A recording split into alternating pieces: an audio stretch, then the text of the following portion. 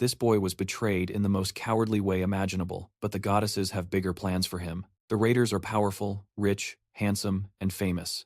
Jairon was poor, and he always dreamed of being as powerful and handsome as them.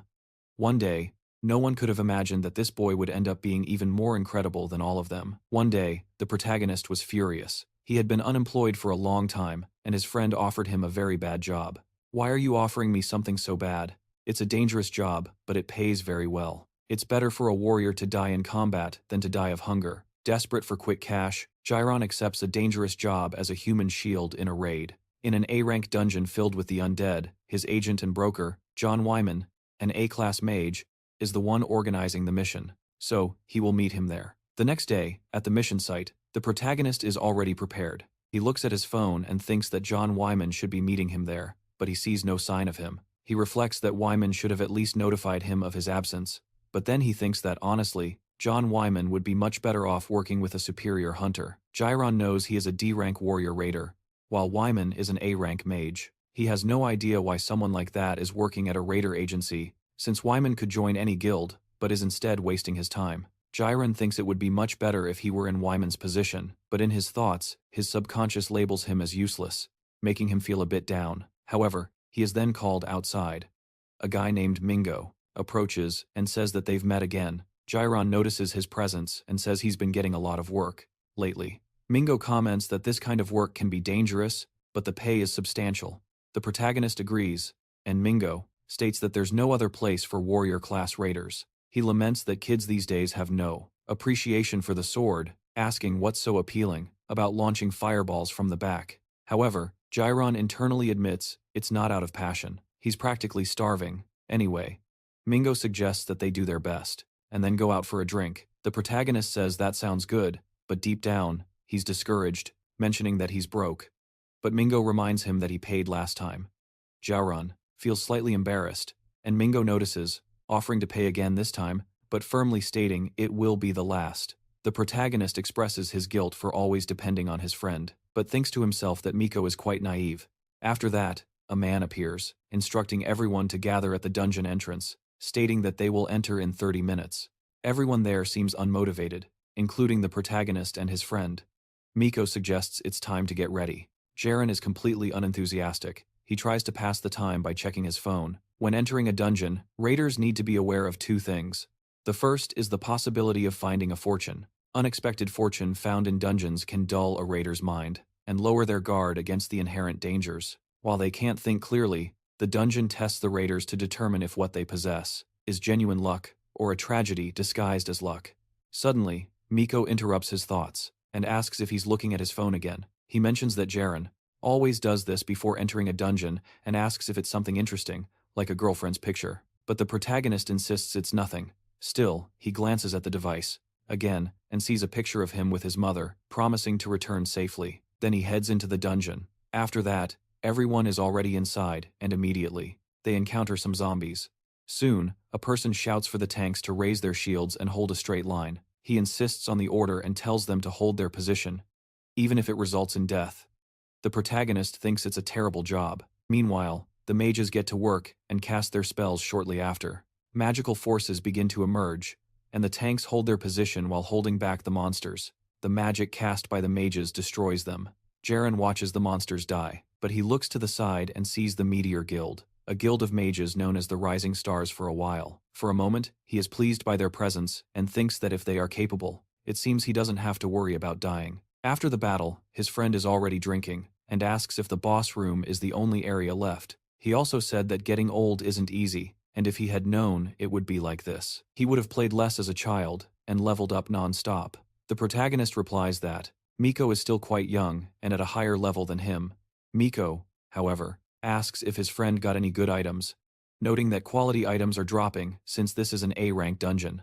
Jairon is hesitant but decides to check now, so he accesses the system, but something strange catches his eye. He sees something he doesn't understand and asks, "What is this?" Soon after, he feels a sharp pain in his head and then wonders what that was. Jairon looks at the screen again. The system alerts him that it has crashed, and the protagonist finds this strange as it has never happened before. The system also alerts that it cannot restart for unknown reasons. This leaves the protagonist even more confused. However, Something emerges and tells him to follow the light. He is startled by the sudden voice. The system issues a new alert. It states that an unknown presence is infiltrating the system. The system tries to initiate repairs in safe mode but fails. Jairon becomes suspicious of the unknown presence, and he wonders what that voice he heard was. He remembers the voice telling him to follow the light. Milo asks what he is talking about. However, the protagonist replies that it is nothing. He just thought he heard someone say to follow the light. But then he looks at his friend and only sees a light surrounding him. The protagonist becomes even more confused, wondering what this light that is calling him is. Milo says that he has been acting strangely and asks if he is feeling unwell. Jairon insists he is fine but wonders if he is the only one seeing this light, concluding that he must investigate. His friend asks where he is going. Jairon said it will only take a second, and that he will be right back. In his mind, he is still uncertain about what is happening. The protagonist enters the cave and follows the mysterious light. He tries to access the status window, but the system is down and still has not come back. Jairon feels really frustrated by this, but he persists in trying to access the information. The system alerts that a function is partially damaged, and it will attempt a reboot in safe mode. Reading this, he becomes even more confused, as he cannot understand the situation. He has been awakened since he was 10 years old, but the system has never failed. In these 17 years, no function has ever been reported as damaged. The voice he heard makes him think it is probably related to the system's collapse, the invasion of an unknown presence, and the system failure. An unknown voice sent him a message to follow the light. This system might be undergoing a significant change. This Aesir system is a reference to the Asgardian gods, like Thor and Odin. It was theorized that the name Aesir represented humanity's last hope. After being pushed to the brink of extinction 20 years before these events, a period referred to as the Year of Calamity, in 2011, in the middle of the vast Pacific Ocean, a giant tree of immeasurable height grew. It suddenly appeared one morning, reaching beyond the heavens in just 9 days. Some people called it a sign of humanity's extinction. Others called it the Tree of Blessings. The true name of this tree is Yggdrasil, the world tree that appears in Norse mythology. And on the 9th day, after the tree had fully matured, the tragedy began. Around the world, a disaster of unprecedented scale, known as monsters, began to appear. Half of humanity perished in the face of these monsters, and half of the remaining humans died from starvation or disease. It was at this moment, when everyone was consumed by despair, that someone appeared, willing to confront the crisis. A man who did not waver in the face of chaos, challenging fearsome and powerful creatures. In that moment, a small hope for humanity was born. The creatures tried to attack the one who defied them. However, the man remained unshakable. He was the first to awaken, and used magic against the monsters. A human wielding the authority of the gods had appeared. The number of awakened individuals increased, and among them were those who hunted the monsters, the raiders. The S-rank system is the most powerful weapon wielded by humanity's strongest heroes. Jairon thinks that if something important were to change the system, it would be difficult to see it in a positive light. He finally reaches the source of the light and stands before what appears to be a gate. Unsure of what it is, Jairon hypothesizes its nature, a gate to hidden treasures, and he rejoices at this possibility. Treasure gates are hidden rooms that rarely appear in dungeons of high rank. They usually contain special items or rare ingredients, and it is said that the items from a single treasure gate are worth at least thousands of dollars. At that moment, the protagonist concludes that if something A rank or higher appears here, he could immediately leave his current life behind. Before entering, he silently prays to all the deities, hoping that there is a piece of equipment of A rank or higher inside. He steps through the gate. Inside, the environment is completely different from where he was. This leaves the protagonist utterly surprised. He never imagined that such a vast space could exist inside a dungeon, and concludes that what was said on television was not an urban legend after all. Jairon looks to the center of the hall and sees an object. Thinking that whatever it is, it must be the object he desires, he decides to inspect it more closely. Next, he reaches his hand toward the object, and just as he is about to grab it, the system alerts that a partial recovery of its functions has been successful, and new equipment has been acquired. Afterward, it asks if he would like to appraise the acquired item. The protagonist is only focused on the fact that things are finally going his way, and the system returned just in time. After that, he checks the item called the LOST EYE of Odin, which, when equipped, allows one to understand runes and use magic to disarm or destroy. The item is unique in the world, and when Jairon goes to check his status, he feels a pain in his real eye. Realizing that the pain is linked to the artifact, he checks the system again, An alert indicates that the universal derivation skill has been activated, allowing him to understand and dismantle any magic formula. The resulting effects include a complete understanding of runes, allowing the use of all types of powerful magic, without the need for incantations and without incurring any penalties. Jairon knows that the highest ranked items sold at auctions are typically S rank. When this artifact appears on the market, it will easily fetch more than $10 million, as items with magical properties essentially sell for whatever price the seller desires. Furthermore, this artifact is mythic rank and remains the only one of its kind in the world.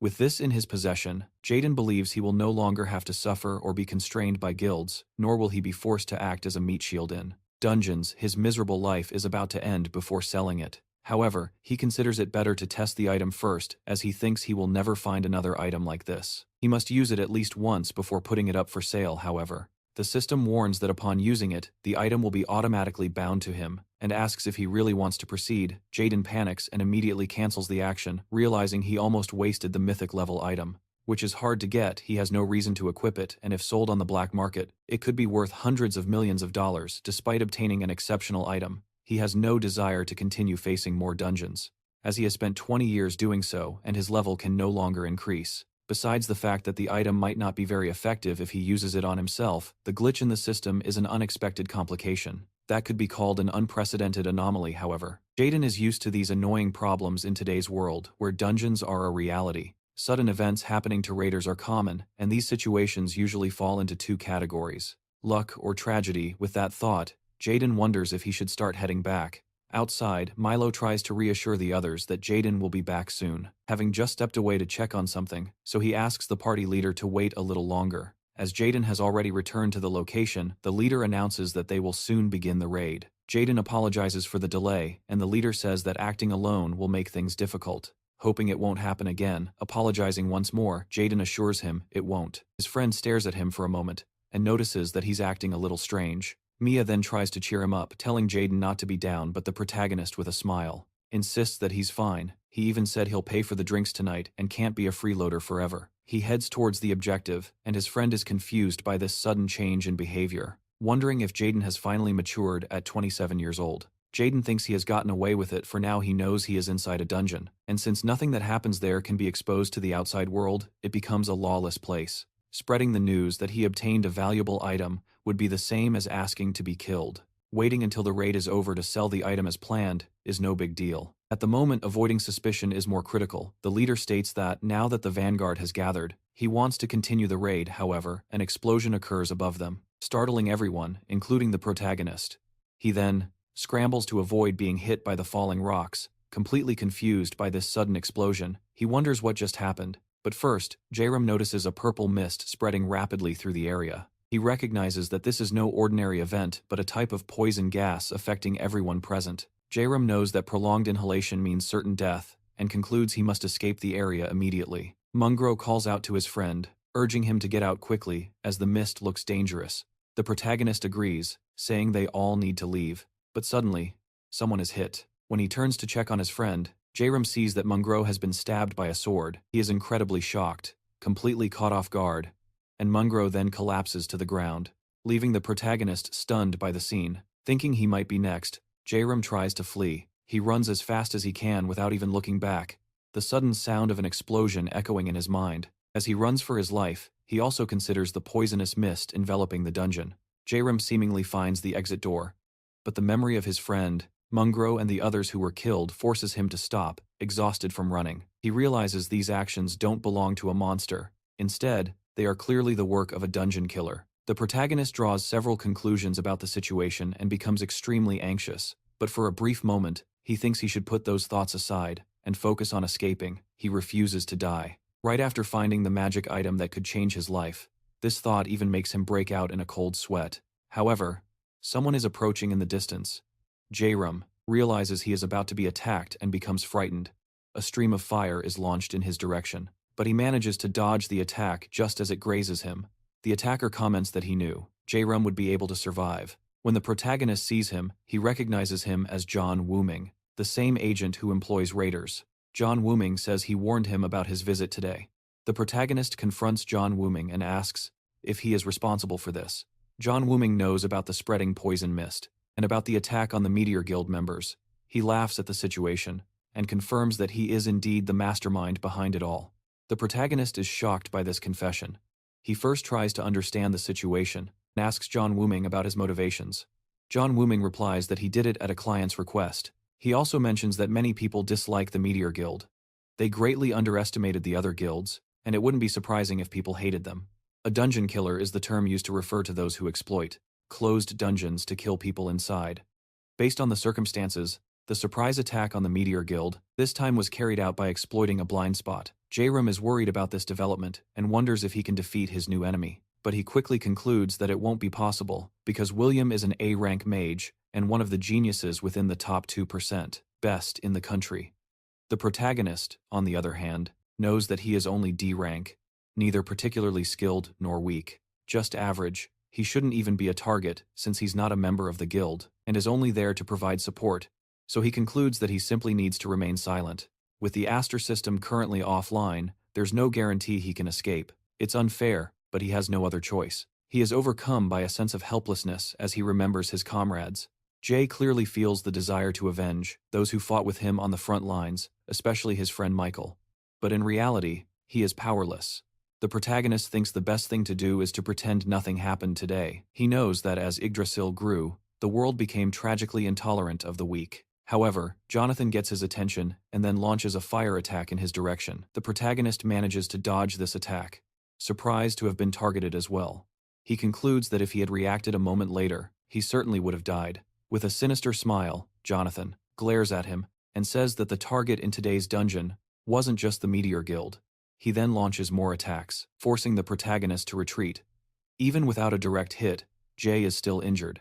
He thinks he needs to get out of there as quickly as possible and wonders why he became a target since he is just a D-rank porter. Jay wonders if he offended someone or if some powerful person wants to see him dead. He reconsiders his thoughts to find a conclusion, but an answer isn't immediately apparent. However, for a brief moment, he remembers someone calling him offensive names and also saying they didn't know how a boy like him was even conceived. This memory leaves Jay a bit shaken, and then he realizes something based on this memory and asks if it was his father who ordered his death. Even Jonathan, who was smiling just moments ago, changes his expression upon hearing this.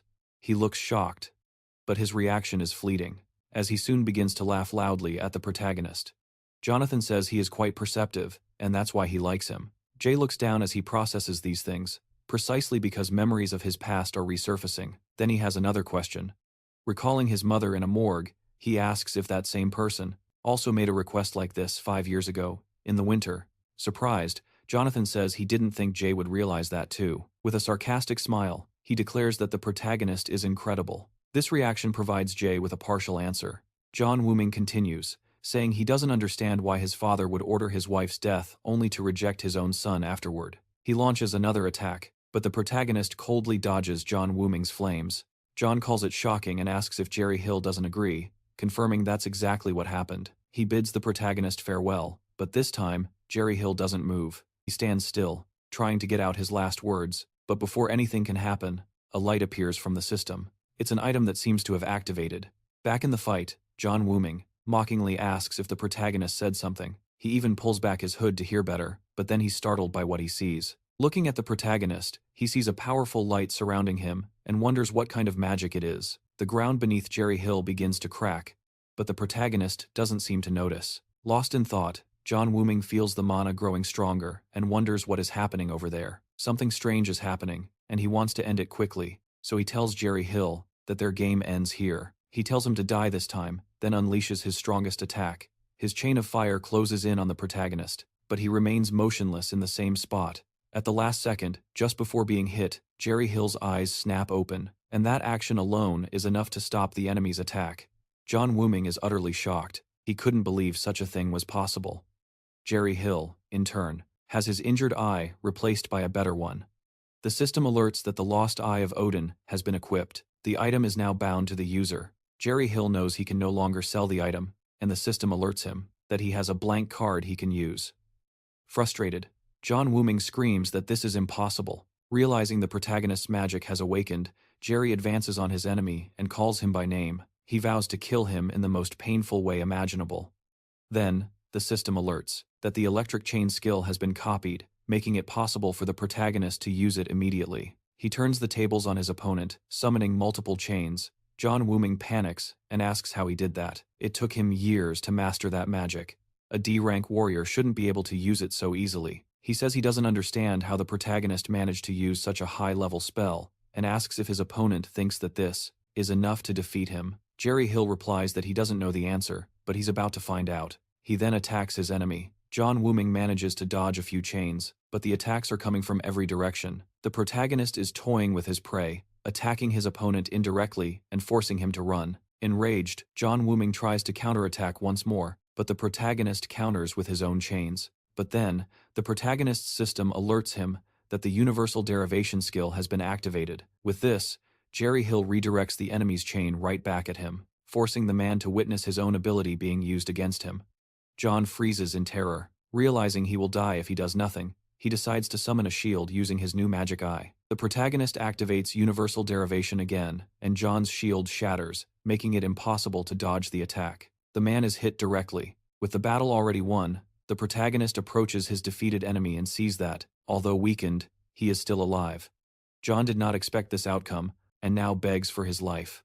However, without saying a word, the protagonist eliminates him with a single blow. After that, he is overcome by a strange feeling, and wonders if it's truly over. Then he lies down on the ground next to the enemy's body, his stamina and magic completely depleted. There's nothing left in him. He just obtained a mythic item and thinks he's going to die next, as if his luck had only just appeared. Death, a terrifying word he had to face several times while working as a raider, but now that he's facing it for real, he realizes the sensation of dying is so cold. Then, the system alerts him that the new operating system has been downloaded and asks if the protagonist would like to initiate it. It states that once the new system starts, time will revert to the period the user most desires. Leo realizes this is about regression and wonders if the system will save him. Another variable has appeared before him. Leo doesn't know if happiness or tragedy awaits him at the end of this journey, but he decides to start the new system. This is the only decision he can make now, as he has no other choice. A new message appears, saying that the new operating system, Nornir, has been initiated. After that, he sees some images he doesn't fully understand, along with a different language. Some girls are talking among themselves, but what they're saying is incomprehensible. However, they seem to be happy about something. One of them even extends her hand to the protagonist. As soon as he takes her hand, the system alerts him that from now on, he is the adversary of the all-powerful Absolute, and the passive skill, observed by the gods, has been acquired. This comes along with the Divine Eye ability, meaning that the gods who oppose the Absolute are watching him. And then, Leo wakes up in a bed. He sits up, still startled, then looks around, not fully understanding what's happening. He realizes the place is familiar. Looking at his hands, he notices there's nothing wrong. But then, his previous power manifests, and the system informs him that the temporal regression to the user's most desired moment was successful. Reading this, the protagonist wonders if he's dreaming, or something like that. He recalls his past and wonders if he has truly returned to the past, but he concludes that no, this must be just a dream. He remembers the last moments with his mother, saying that this is a long dream. But surprisingly, she enters the house, and as soon as the protagonist sees her, he runs to her and hugs her. He concludes that if this is a dream, he never wants to wake up. Moments later, the system alerts him that the date is November 15th, 2020, and the user has successfully returned to the most desired period. The limitations for non-combat activities have been removed, and his body has successfully recovered to 20%. Jairon still questions the reality around him, but he realizes he is in his room in his old house. A new side quest, Rest is a Friend of Success, has been automatically created. The system states that he is a being who miraculously survived death, and as a requirement, it asks him to rest to recover his health to 80%. After reading this, the protagonist thinks he will return to the beginning. First of all, he knows he didn't die in his last fight, and the reason is probably because of the new system that allows him to go back to the past. His mind is already used to the appearance of Hydriel and monsters.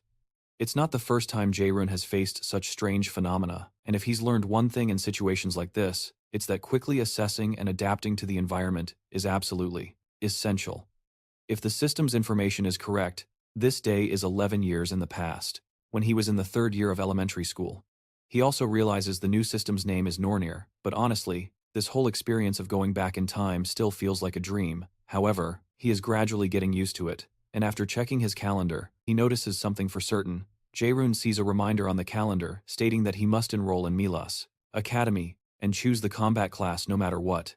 Then he grabs a pen and rewrites the reminder from before, declaring that this is a new and precious opportunity, one where he won't make the same mistake twice. He will be a mage in this life. After that, he sits down to eat, and upon tasting the food, he starts to cry with emotion. His mother sees him like this and doesn't understand this behavior, asking if something has been worrying him lately, because he is usually so quiet, and now he has been crying so much. His mother then tries to talk to him, asking if something is wrong, but Jairon replies that he just had a nightmare. He remembers his past, and feels distressed about it. Soon, he says he needs to tell his mother something. She says she noticed, and thinks he must be scared of enrolling in LOST Academy. His mother isn't surprised, as she knows that being a raider is a very dangerous job, besides being highly competitive, and if he doesn't want to do it, she thinks she should make him give up and go to a normal school. But Jairon just says he wants to change his application to mage. With this answer, his mother feels more at ease. She remembers how her son was fixated on applying as a warrior from day one, and he is so considerate of others. So Jairon wouldn't say something like that just because he was influenced by the moment. His mother is worried, and looking directly into his eyes, she asks if he is acting impulsively, but Jairon says no, explaining that he's been thinking about it for a long time. His mother tells him that it's all right. He is free to do as he pleases, and she only hopes he won't surrender to money, whether in magic or anything else. He will always have his mother's support. Jairon feels emotional, but thinks that now is not the time to cry, because if he wants revenge against his father, an A-rank invader, he will have to become much stronger. Then, the system alerts him that he has completed the rest mission and obtained a blank card as a reward. Jairon wastes no time and begins to train, thinking the situation is in his favor. He still doesn't fully understand what the system is. However, it's worth taking advantage of it for now, since he has knowledge of the future and knows about hidden pieces and ruins that he can monopolize, having a memory good enough to even serve as a map in dungeons. His problem is his skills. Except for those he learned in the last fight, all he has are skills of the warrior class. Jairon thinks it's no surprise, since he had planned to be a warrior from the start. He wonders if there's anything he can do, so he decides to check his status, and he notices that his level has returned to what it was back then, and his attributes have reverted as well. Jairon wonders why only his passive skills are the same. The system says that due to the skill observed by the gods, all his previous passive skills have been maintained, and it states that this skill aids the user's rapid growth with the blessing of the gods. He realizes that this skill affects all attributes and is surprised. More importantly, this represents the attention of the gods, in opposition to ear, and he concludes that he should look at his other skills as well. The system shows the absolute skill, Eye of God. It sees through illusions, revealing absolute reality. Next, it shows Chain Lightning, which attacks the enemy, and has a chance to inflict the paralysis status on any enemy it hits. He's still not sure what exactly Eye of God does, but he thinks Chain Lightning is very good. As for his attributes, he believes strength isn't necessary for mages, but he needs at least some agility to be able to dodge. Magic is obviously necessary, but the most important stat is stamina, because stamina doesn't increase attack power like strength or magic, but it reduces the rate of fatigue from repetitive actions. If he increases it first, he will notice a significant change. As he levels up, he has already taken care of the first priority. Now, the important thing is to choose the skills he will learn. His attack skills are fine, and besides, even if he tries to learn high-level spells, he won't be able to use them since he lacks mana, and perhaps what he needs is a healing spell. Currently, it is the year 2020, and mage classes are considered trash compared to warrior classes. However, hunters with healing abilities are exceptions. They are treated like nobility wherever they go, because even without becoming hunters, they can work in the medical field, so they are well regarded. Jay concludes that if he starts with a healing ability, at least he won't be looked down upon everywhere. But the problem is that finding someone awakened with a healing ability is not that easy. Above all, it was an unavoidable issue. However, later on, he will need to start using the blank cards as efficiently as possible. He doesn't know how many cards the system will provide, but it's unlikely he'll receive an amazing item that disrupts the balance. Jay wonders if there isn't an option like that somewhere. His phone rings, and upon checking, he widens his eyes when he sees the name Kim Yoo-jin. On the caller ID, Kim Yoo-jin is his childhood friend, someone he has been close with for years, and who always shared his dream of attending the news academy to become a hunter. In his previous life, he tragically lost her in his arms, a fate he is determined to change this time. He smiled as he read her text message. Apparently she is calling.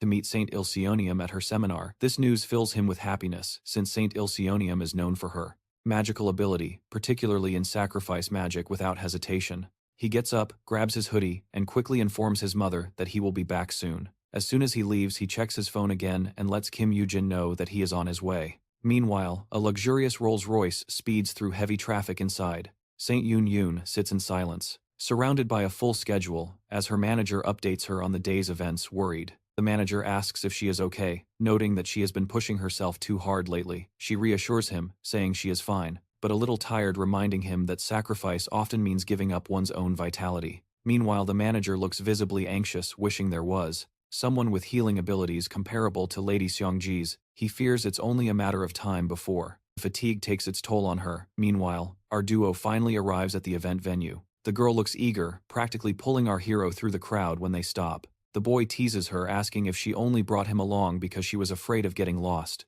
The girl gets annoyed and embarrassed, telling him not to accuse her like that. She then falls silent, which clearly indicates that she really did bring him for that reason. He teases her again, joking about how such a smart girl can have such a terrible sense of direction as she sulks. Our hero silently thanks his friend for the chance to copy Yoon Sung-gun's sacrifice ability. This could completely change the game for him, potentially making him one of the best connections in Korea. As the crowd settles into their seats, our anxious lady and our hero are amazed by her huge following, which is not surprising. She is the master of the Lotto's Guild. She is a top-class healer, renowned throughout the country and the world in this era. Raiders are not yet used as human shields, but she always puts the safety of others first. Finally, she takes the stage, and the crowd goes wild. Our hero waits, eagerly for the perfect moment to copy her abilities. While he waits, he recalls that in just 2 months, the Saintess will become gravely ill during a raid in a dungeon in Itaewon, and it is all thanks to her own healing magic, sacrifice. He thinks he is the only one who could cure her if he could copy her abilities. Meanwhile, Kim Jong is getting excited, which Jae-hyun finds a bit annoying. On stage, the Saintess begins her speech about how the world is a mess because of the Yggdrasil tree and the monsters devouring people's lives. Despite all this, she offers a glimmer of hope and tells everyone to remember the awakeners who can help save humanity, and she urges each and every one, 2 of them, to become a raider as well.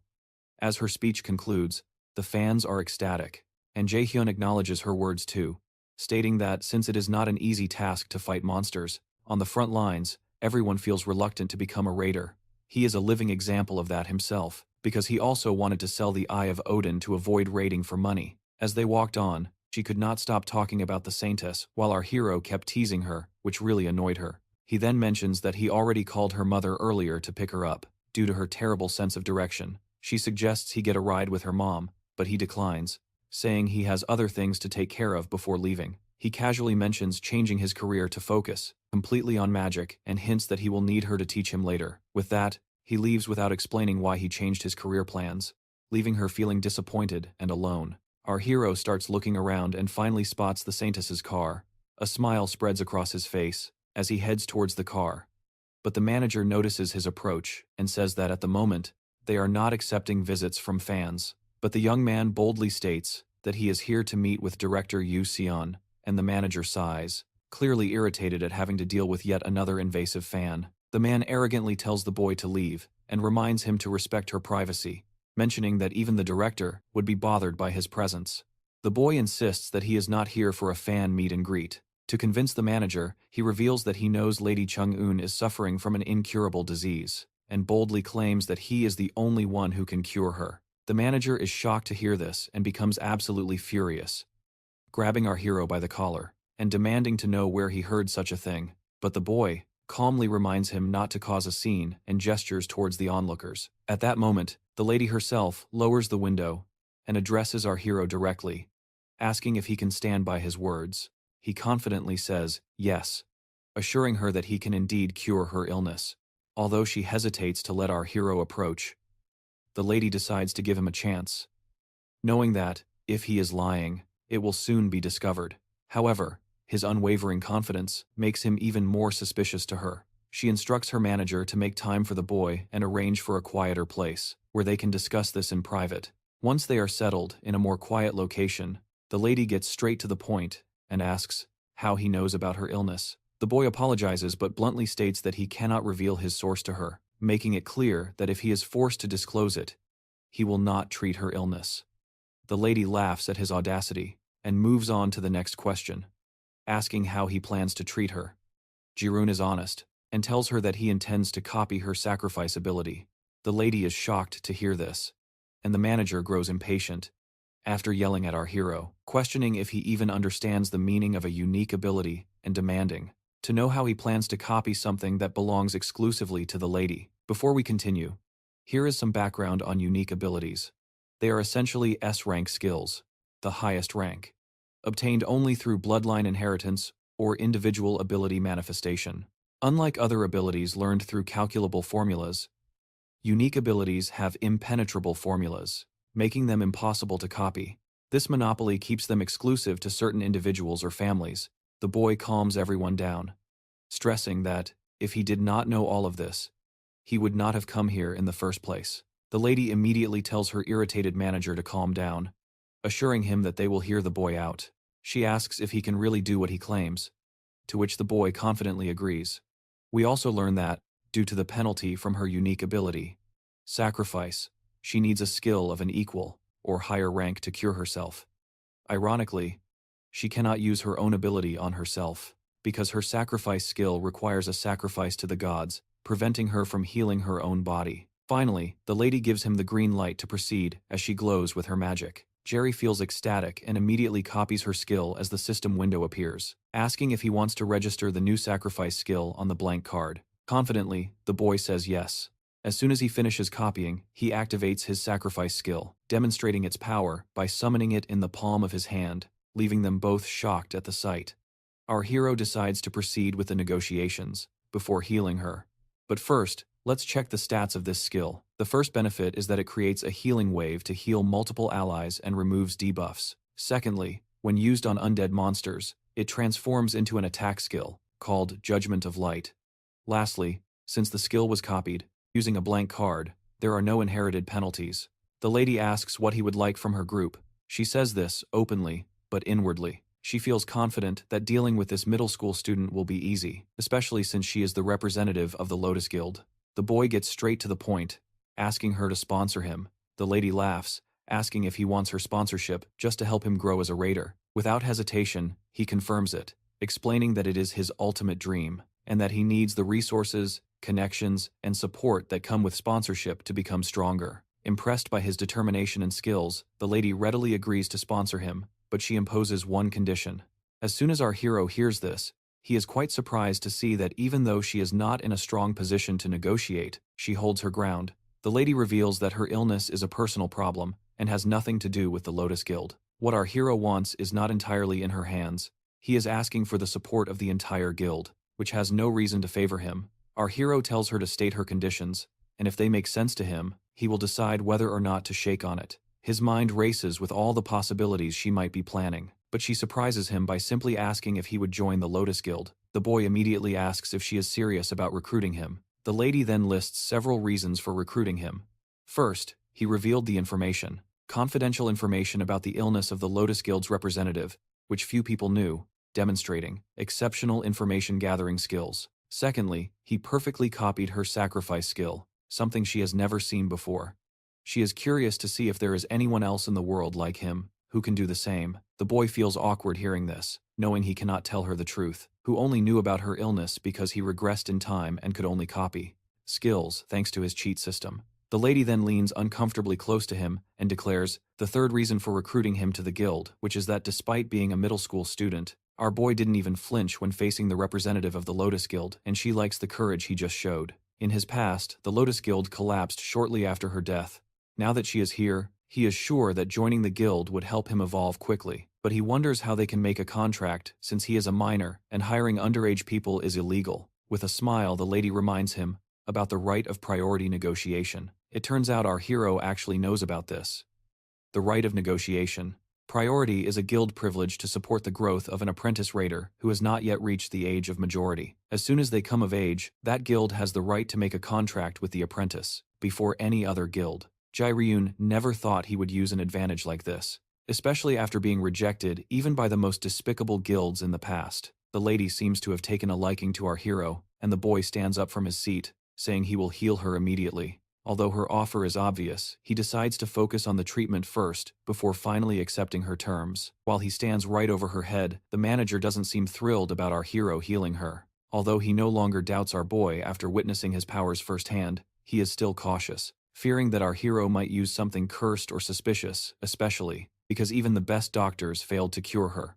Shortly after, the lady feels magically healed. Noticing the changes within her, the manager is completely shocked and amazed. He wastes no time in bowing his head before our hero, apologizing with the utmost respect for having doubted him. Our hero just shrugged it off, saying it was understandable to doubt the words of a child. But the manager kept apologizing, feeling bad for his previous rude behavior. Jairon tells the lady that it's all done and she can move freely now. As soon as she stands up, she goes to the window and uses her magic to light up the entire room. Tears fill her eyes. As she realizes her symptoms have completely disappeared, she expresses her gratitude for this miracle, and asks if he will face any penalty for healing her, but we know that penalties don't apply to his copied skill, my friend. He assures her with a smile that she can repay him when the time comes, and the lady happily agrees. She then takes out her card and tells him to think about the offer. She promises to do her best to make sure it works out. In return, the boy says there's something he wants to ask about the next day. The manager accompanies him to a low-rank dungeon belonging to the Lotus Guild, as you might guess.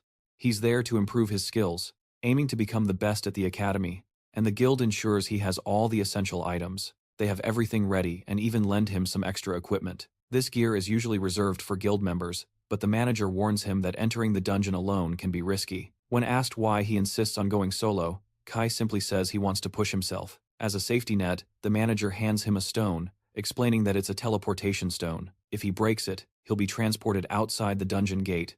It's a small token of gratitude for how he treated the director. The boy happily accepts it. He enters the dungeon, and as soon as he steps inside, he's sure that it's just a low-rank dungeon and nothing to worry about. The manager advises him to get out quickly if danger appears, to which he nods in agreement. Inside, however, he suddenly finds his mouth covered by unexpected hands, and the system indicates that he is now in the field of the dead. In Helheim, the scene shifts to the office of Director Evelyn Vance. There, we see the director deep in thought about our hero. She's worried that even for a low-rank dungeon, a novice clearing it alone is nearly impossible. Regardless of how skilled he is, however, she realizes this boy is no John Doe. He didn't choose this gate by chance, so she smiles, deciding to see what he's aiming for. Suddenly, there's a knock on the door, and after getting the director's permission, a woman enters. The director asks about the matter she requested an update on, and the other woman hands her the files, explaining that it's our hero's profile. As the director flips through the pages, she's shocked to read that he aspires to be a martial artist, which makes no sense to her, considering his magical capabilities. A heavy silence falls over the room. The woman who brought the reports also has no idea how someone could be so talented, but she assures the director that the reports are accurate, unless there were mechanical errors. Taking a peek ourselves, we see that our guy's aptitude for magic is at 97%. Soon after, the director calls her manager and instructs him to call her immediately as soon as our hero leaves the dungeon. She is eager to witness our hero's talents with her own eyes. Meanwhile, our boy finds himself falling into the unknown realm known as the Field of the Dead, landing hard on the ground. As he looks around, he realizes he's in a graveyard and struggles to get up. Coughing heavily, before he can even get his bearings, an undead creature appears. Wasting no time, it aims its arrow at our hero and fires. Reacting too slowly, he ends up with a nasty gash on his face. Another monster appears, ready to take our hero down. He's not sure if the arrow was laced with paralysis, poison, which greatly irritates him. He quickly heals himself using his special sacrifice ability. Suddenly, more zombies emerge, and he finds himself surrounded by dark souls hovering in the air. They immediately begin to attack and fire at him, but this time, Jerry catches an arrow with his bare hands and shatters it, clenching his fist, completely infuriated by their pathetic attempts. Meanwhile, Jennifer Kim stares at the autograph she received from the director, also feeling utterly annoyed with our hero for leaving her all alone. Even though he knows she has a terrible sense of direction, she's getting more and more irritated by his unpredictable actions. He used to avoid crowds, but then he suddenly agreed to go with her. He never used to leave her behind like this, always making sure she wasn't left hanging, but this time, he completely abandoned her down there. And now he's switching to the magic class, even though he always dreamed of martial arts. She just can't understand his sudden change, because she knows he's usually thoughtful and careful, not someone who acts without a good reason. Suddenly, she starts messaging him again, giving him a piece of her mind about leaving her alone that day. Meanwhile, back in the dungeon, Jerry's face turns pale as he panics at the sight of ghosts right in front of him. To make matters worse, they're far more organized than a typical horde of monsters. He decides to rely on an item, a staff forged by a blacksmith from the Lotus Guild. Before we dive deeper, we learn that this dungeon, Helheim, is the realm of the dead, overseen by Loki's daughter, Hel. It is one of the 9 worlds in Norse mythology, created after the 7 realms. Excluding Midgard and Asgard, these worlds include Niflheim, the world of mist and ice; Muspelheim, the world of flames; Jotunheim, the world of the Jotun; Alfheim, the world of the elves; Svartalfheim, the world of the dark elves; and Vanaheim, the world of the Vanir gods; and the coldest and darkest of them all, Niflheim, where Helheim exists. This place is a total nightmare for rookies, but our hero is excited to test his skills. He decides to use the sacrifice ability of the goddess Nora. When he uses it on undead monsters, bam! It transforms into an epic area of effect attack called Judgment of Light. The monster immediately attacks him, but our hero swiftly strikes it down with his wand, sending the monster flying back. He equips himself with Blitzfire and blows the monster to smithereens, earning 70 experience points for defeating the Death Spectre. He keeps up the pace, chaining his lightning-fast moves to dominate the battlefield with his skills. Every monster he takes down brings a wider smile to his face as the experience points pile up. Next, he leaps onto another undead archer and smacks it hard on the head. Boom! His wand snaps in half, but he still manages to take the monster down. His face turns pale as he sees his broken wand. He realizes he wasn't exactly fighting like a mage after all, and his foolishness cost him a weapon. So he gets serious and activates his sacrifice skill. The holy judgment of light descends upon the monsters, burning the undead to ashes, reducing them to nothing but dust. He racks up some valuable experience points along the way. As the mist dissipates, he decides to take a break, healing himself to restore his powers, and feeling a wave of relief. Having made it out alive, he learned a valuable lesson: never to overestimate his own abilities. Even though divine judgment saved him this time, he knows he might not be so lucky again. He decides to leave the place, but soon realizes he has no idea how to get out.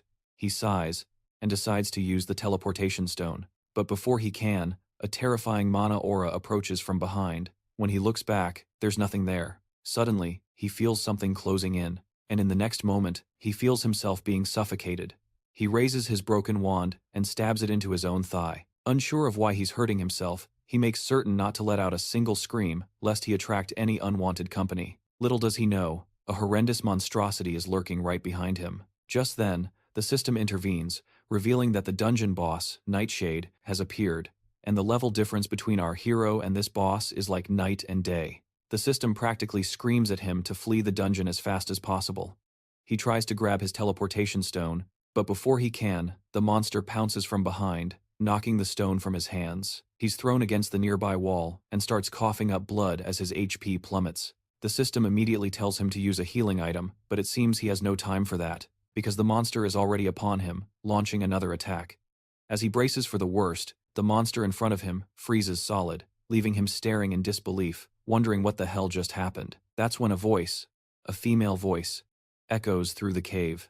The woman looks divine, almost like a goddess. She orders the monster not to harm him, revealing that she herself brought him here as an important guest. This half-demon elf, the angelic being, informs our hero that he is destined to be the adversary. Confused, the boy has no idea who this woman could be, as the lady continues, expressing her belief that he, as the adversary, should defeat this monster effortlessly. However, it seems she was mistaken. Seeing him as just an ordinary boy with moderate mana and skills, she asks why Loki chose someone like him to be the adversary against the mighty gods. Meanwhile, the boy struggles to stay conscious, his life slipping away from blood loss. He knows he can't afford to die here, not when he's been given a second chance to make things right. Seeing the determination in our hero's eyes, the lady acknowledges his resolve, but states that he is still too weak to fulfill his role as the chosen adversary. She begins to choke him, warning that his end is near if he doesn't get stronger quickly. She threatens to end his life with her own hands, but recognizing his importance to them, she decides to give him another chance. She urges him to become much stronger than he is now to easily defeat the monster Nightshade. If he succeeds, she promises him a reward, but emphasizes that he must act quickly. And then, a system appears with the first main quest, the Trials of Hell. His main objective in this mission is to defeat Nightshade within 2 months, and it seems this mysterious lady is none other than the goddess Hel, daughter of Loki. If he completes this mission, goddess Hel will personally give him her gift, but failure means death as the penalty. As those frightening hands begin to drag him into the darkness, he loses sight of everything, and as the scene shifts, we see that blonde goddess from his time regression, and she still seems to be saying something to our hero in that foreign language. Suddenly, he wakes up in the real world. As he gets up, he realizes his injuries are completely healed. Checking his status window, he sees the same quest still hovering before him, confirming that everything he experienced back then was real. And the lady he met was indeed the real goddess who rules Helheim, one of the 9 worlds of mythology. He's still confused about this whole adversary business, and he recalls hearing something familiar right after getting this new Nornir system, leaving him with a mountain of unanswered questions looming over him, like why he regressed, and what the hell this whole adversary thing is. He knows one thing for sure: he needs to level up fast if what that goddess said is anything to go by. The moment he stops getting stronger, he'll be killed by that goddess. But hey, he laughs to himself, at least he has some bold tasks ahead of him. Still, he has a long way to go. He doesn't know how to fight like a mage, and he doesn't even have basic spells to deal with weak enemies. Picking up his phone, he sees a call from the director summoning him. He tells her he will stop by tomorrow, and is ready to sign the contract. The next day, our hero enters the Lotus Flower Guild. The manager leads him inside, and as they walk, he understands why he's being treated so specially. After all, his aptitude as a mage is 97%. Arriving at their destination, our hero is thrilled to see the director, exuding confidence with her long hair and a presence that captures his attention. They exchange warm greetings, and she dives into the benefits that the guild is offering with the contract, and our hero enthusiastically confirms that they are impressive. I mean, who wouldn't be excited? Besides a stipend for living expenses, the guild provides him with an infinite supply of B-rank items at no cost if they break. Furthermore, he will earn a substantial profit based on his contributions in raids. These terms are usually reserved for top-tier raiders of excellence. Before signing the contract, he reveals a condition. The welcoming director encourages him to speak his mind. He explains it has only been a month since he switched from martial arts to magic, which makes him inexperienced. Therefore, he asks to be personally trained by the director herself. The manager is astonished by our hero's audacity in directly confronting the renowned director without hesitation. Meanwhile, the young man asks if she agrees to his condition before signing the priority negotiation contract with the Lotus Guild. She chuckles at his interesting request and agrees to the terms. He thanks her, and she playfully reminds him that she already has her eye on his potential and can't wait to see him in action. She presses him to show his talent first if he is comfortable. Of course, our hero had already anticipated this. After all, it is the main reason the Lotus Guild is interested in him. He immediately asks what he should do to demonstrate his power. The lady simply snaps her fingers, and a blue energy begins to manifest behind her, forming a mana cube, and she tells him to withstand it. The young man is completely bewildered by the sight of the mana cube. The lady quickly reminds him that a talented person should be able to handle at least this much if he is going to sign the priority negotiation contract with her. You see, a mana cube is a test that B-rank mages and above use to measure their mana sensitivity, but there is no way someone like our hero would not be overwhelmed by it, since only 7% of mages, gifted mages, can withstand it. The boy asks the lady if she is trying to scare him. She reassures him, saying that even if he fails, it will not affect the priority negotiation, and they will still form the inescapable contract. Our hero faces the situation, and the director signals her manager to prepare, who expresses concern over her decision, since even the current mana raiders struggle with the cube. The lady reaffirms that our hero is no ordinary guy, so it is worth a try. The manager reluctantly nods his head and activates the cube. As soon as the mana cube is activated, the boy hesitates before the overwhelming energy. The lady behind him encourages him to enter, and he finally musters the courage to do so. As he enters the mana cube, the manager remains visibly anxious, seeing him as just a youth, while the lady reassures him, confidently expressing her intuition that he will not fail. Inside, our hero feels as if he is adrift in a vast ocean made of mana. Surprisingly, he can breathe normally, relieving his earlier worries about getting sick, due to prolonged exposure to the dense mana, which could even lead to death during the test. He searches for an exit, remembering that the only escape from the mana cube is to find the single door connected to the outside world. Among countless whirlpools, he gathers his determination, seeking an exit from within the mana cube. Suddenly, he senses something unusual, a discreet, hidden crystal. It pulsates with immense magical power, as if it contained the entire essence of the great mana ocean. Meanwhile, the manager remains anxious while the lady continues to laugh. Anxiously, the manager asks how long it normally takes. The lady mentions that the fastest escape from the cube is 40 minutes, a record. Upon hearing this, the manager bluntly states that it will either end in our hero's death or he will set a new world record. The lady agrees, though she confidently expects the latter outcome. Her eyes widen as she sees the crystal beginning to crack. The manager is shocked. He grabs his phone and realizes that only 10 minutes have passed since our hero entered, while the spectators anxiously await to see what is happening inside. Our hero feels the crystal's immense power and smiles, thinking that breaking it might be his ticket out. With determination, he swims towards the stone, grips it tightly in his fist, and shatters it with a swift motion. As cracks begin to spread around him, a system notification reveals that he has acquired a passive skill called Mana Operation Crystal. Suddenly, the mana cube crumbles, leaving both spectators in a mixture of terror and awe. This kind of test normally takes 1 hour for an S-rank player, but our guy cleared it in just 26 minutes, breaking the record held by Camila from the European Union, a genius mage mentioned in the Guinness World Records for her 36-minute time. The manager immediately comes forward, shaking our hero's hand enthusiastically and showering him with praise. The lady also joins in, but her curiosity is piqued about how he managed to break the cube so quickly. The boy explains that he found a crystal inside the cube and broke it. The lady is shocked to hear this, because a mana cube crystal contains all the magical power within the cube, and it is incredibly rare for anyone, especially an ordinary awakened person, to find or break it. The fact that our hero not only found it, but also destroyed it suggests that his mana capacity exceeds that of the entire cube. She explodes in a moment of happiness and immediately promises to help him become the greatest mage in the world. The scene shifts back to Kimberly, who was visibly upset that Jeremy was still late.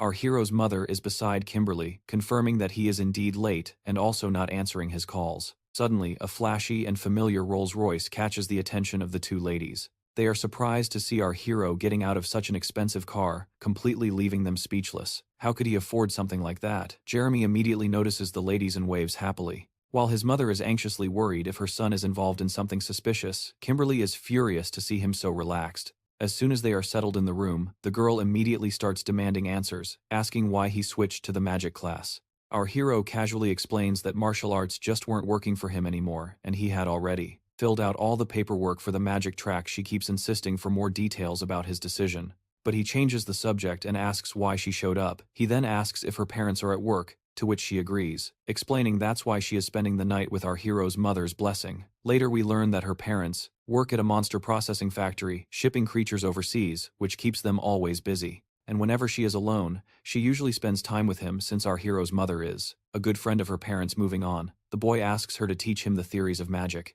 Now that he is in the magic class, the girl wants to know what she will get in return. Reluctantly, the boy asks what she wants. The girl admits that at the moment she has nothing specific in mind. After thinking for a bit, she decides that he must grant her one wish. The boy agrees, but adds a condition: her wish must be made within 1 year, or it expires. The girl agrees, a little annoyed, while the boy bets to himself that she will probably forget about it within 1 year. Provocatively, the boy asks what kind of wish she might have in mind, but the girl, now visibly irritated, tells him to shut up. The young woman gets so angry that while holding that pillow, I thought he was holding on a little too tight.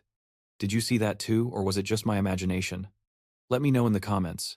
As they continue to play, their mother calls them for dinner, but they ignore her. Lost in their playful pillow fight and watching their chemistry, it wouldn't surprise me if the girl was just teasing, telling him to marry her as her wish. Meanwhile, in the forest, vicious crows float in the air, and a man dressed in black easily defeats the monsters with his sword. We finally meet our hero's father, Damian Cross, who receives praise from the armed man for clearing the dungeon with ease. The man invites Damian Cross to join their guild, but our hero's father refuses, preferring to remain solo.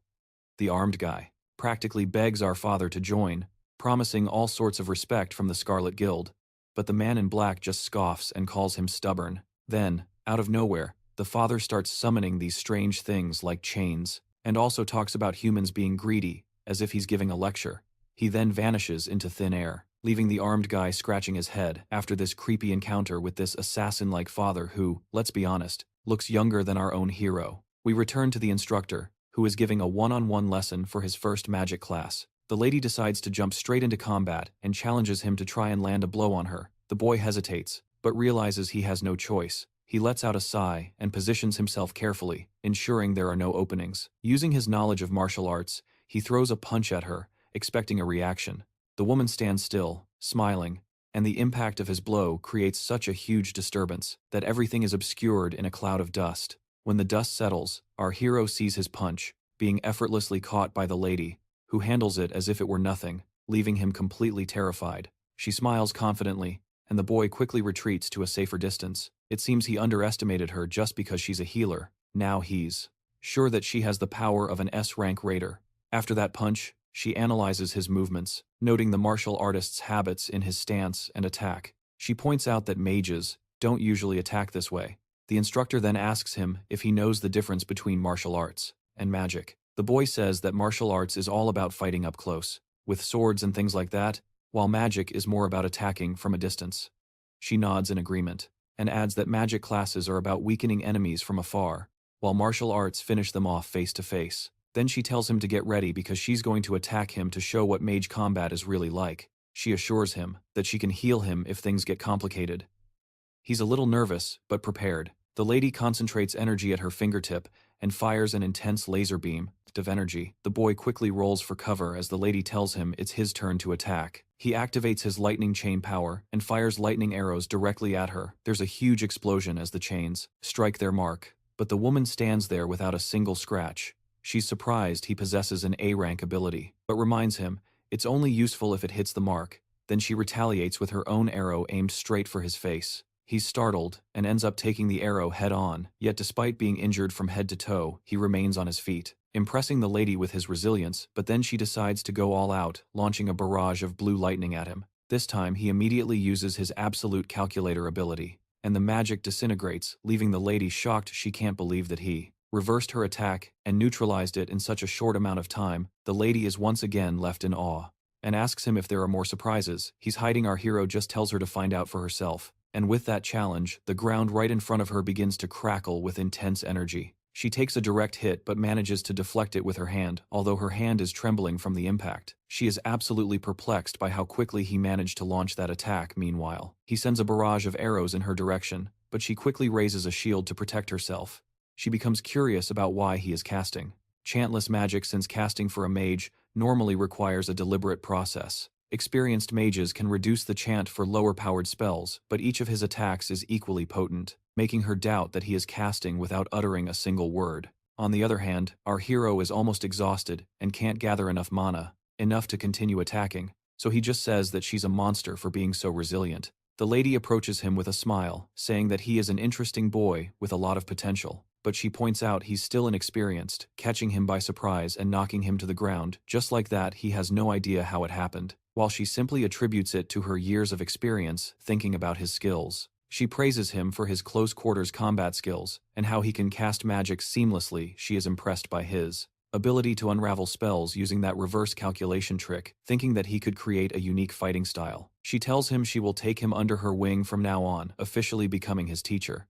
Apparently, he is the first lucky one to receive this kind of treatment. VIP treatment of becoming her student. The next scene shows our hero sitting melancholically. Lost in thought, his friend snaps him out of his daydream with a mischievous air, and there she is, letting her know he's listening. It seems she's been eating ice cream ever since she arrived, which our hero bought for her as a tuition fee. He asks if she isn't full yet, to which she replies that she could eat all day while focusing on her studies, as she continues to teach him magic.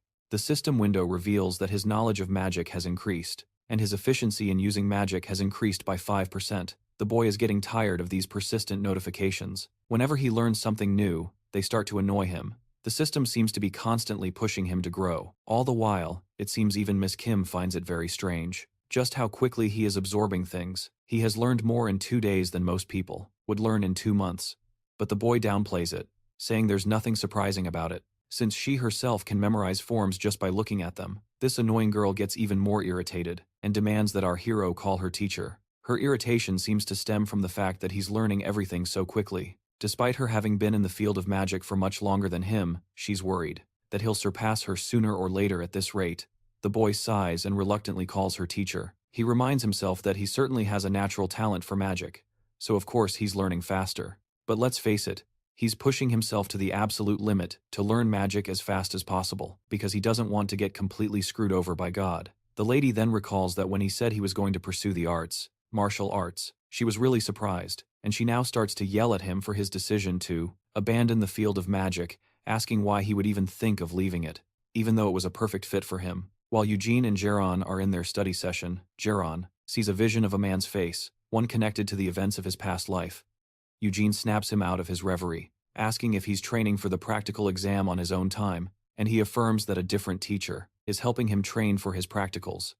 He wonders what that vision he just saw was, and is uncertain if it was just his imagination. However, he also remembers that Hell gave him 2 months to defeat the Night Shadow, so he pushes those thoughts aside, because now is not the time to be distracted. Our boy considers other beneficial things, like the hope that the pill he's working on will become a great help to raiders around the world, and might help him overcome this hurdle in his abilities. Meanwhile, at the Lotto's Guild Training Center, Mr. Park, the manager, is supervising some of the raiders in training and correcting some of the mistakes they're making when he spots the guildmaster, Sienna. He makes a comment to her about how the trainees aren't bad for rookies, and how their average rank has almost gone up from last year. But he is surprised to notice that she wasn't listening when she suddenly realizes he was talking to her. Serena apologizes and the manager teases her, saying she's thinking about Jairon, and she confirms his suspicions. Suddenly the manager mentions that he remembers several other raiders tried to learn the thing she wants to teach Jairon, and they all failed. However, Serena reminds the manager that he also saw Jae-hyun's peculiar talent. It would be an understatement to call Jae-hyun a veteran, because he didn't make a single unnecessary move at this moment. Guildmaster Serena is sure that if another S-rank mage appears in the future, it will be Jae-hyun currently. She is still the only mage in the country who became an S-rank, even so as a healer. Her effectiveness in battle is a bit low. However, if Jairon suddenly appeared like a comet, it would shake the entire world of magic later. The main character works on a mana enhancement pill. As the name suggests, it's a pill that permanently increases mana of the awakened one who takes it, and it is an item coveted by all mages while he works. The mixture fails for the umpteenth time, and our boy angrily throws the spoon away at this rate. He has already used 3 sets of the ingredients, and it seems he will spend all his money if this continues. In November of 2020, nobody knows how to make the mana enhancement pill yet, as the pill won't be invented for another 5 years. Before he returned to the past, the pill's recipe was shared by an alchemist, a world-class alchemist. Upon publishing the recipe, the alchemist expressed his hope that the pill will be of great help to numerous raiders around the world. It seems to our boy that continuing like this won't work, but he has another idea that might have a better chance of working, and that is to find Jason, since he is the one who will invent the pill. 5 years from now, even if he ends up unable to make the pill, creating a connection with that guy won't be a loss. Since Jason is currently a student in his first year at Mills Academy, he has to go to Mills Academy to find him. While he is out, Oh-jung comes to see Jae-ryum, and she opens the door to find a vase that seems to be possessed by some demonic power and a disgusting sink immediately. She gets worried that something bad has happened, and wonders if she should call the police while observing the disaster throughout the house. Wielding a frying pan as a weapon, she looks around the horror scene in the past right when Yggdrasil appeared and monsters started to pour out. There were some people who established themselves more quickly. One of them was a man named Lydia Sim, also known as the Swiftblade. When the first awakened one disappeared, without a trace, Lydia Sim emerged as if to take up his mantle. Like Lydia, the first S-class invader in Korea, and Sang, the person our boy is going to meet now, is Lydia's youngest son. And yes, when Jae-hyun arrives at the transportation building, the attendant asks where he would like to go, and he requests to take a portal to a place called Daegu. Currently, Daegu is abandoned due to the monster outbreak, and it is a city where monsters have spawned from all sides, and you had to worry about your life from the moment you entered. Shortly after, our boy approaches Mills Academy in Daegu, and has to walk a bit further to reach the main entrance. When he enters, he wonders where he could find Jae-sung. Although Jae-sung was in the combat department, he was not very talented. The probability of Jae-sung, who dislikes fighting, using the combat facilities at Mills, is very low. So, Jae-sung decides to check the classrooms first. As he moves forward, he notices a crowd and approaches to see what they are looking at. As he forces his way through, he is hit by Jae-sung, who is thrown back by an attack from someone who is beating him up. Our boy helps Jae-sung to his feet, and the young man apologizes for hitting him. However, Jae-hyun does not respond to the apology, but just fixes his eyes on Jae-sung's opponent, who asks who he is and if he has any business with Jae-sung, whom he calls a stutterer. Before he can speak, the bully puts a hand on our boy's back and asks if he is the stutterer's brother, since they do not look alike at all. but Jae-hyun does not bother to give any answer to this idiot. However, the bully clarifies that they are having an important discussion, and advises him to wait outside if he does not want to end up in a bad situation. Before the guy can finish his statement, our boy slaps his hand away.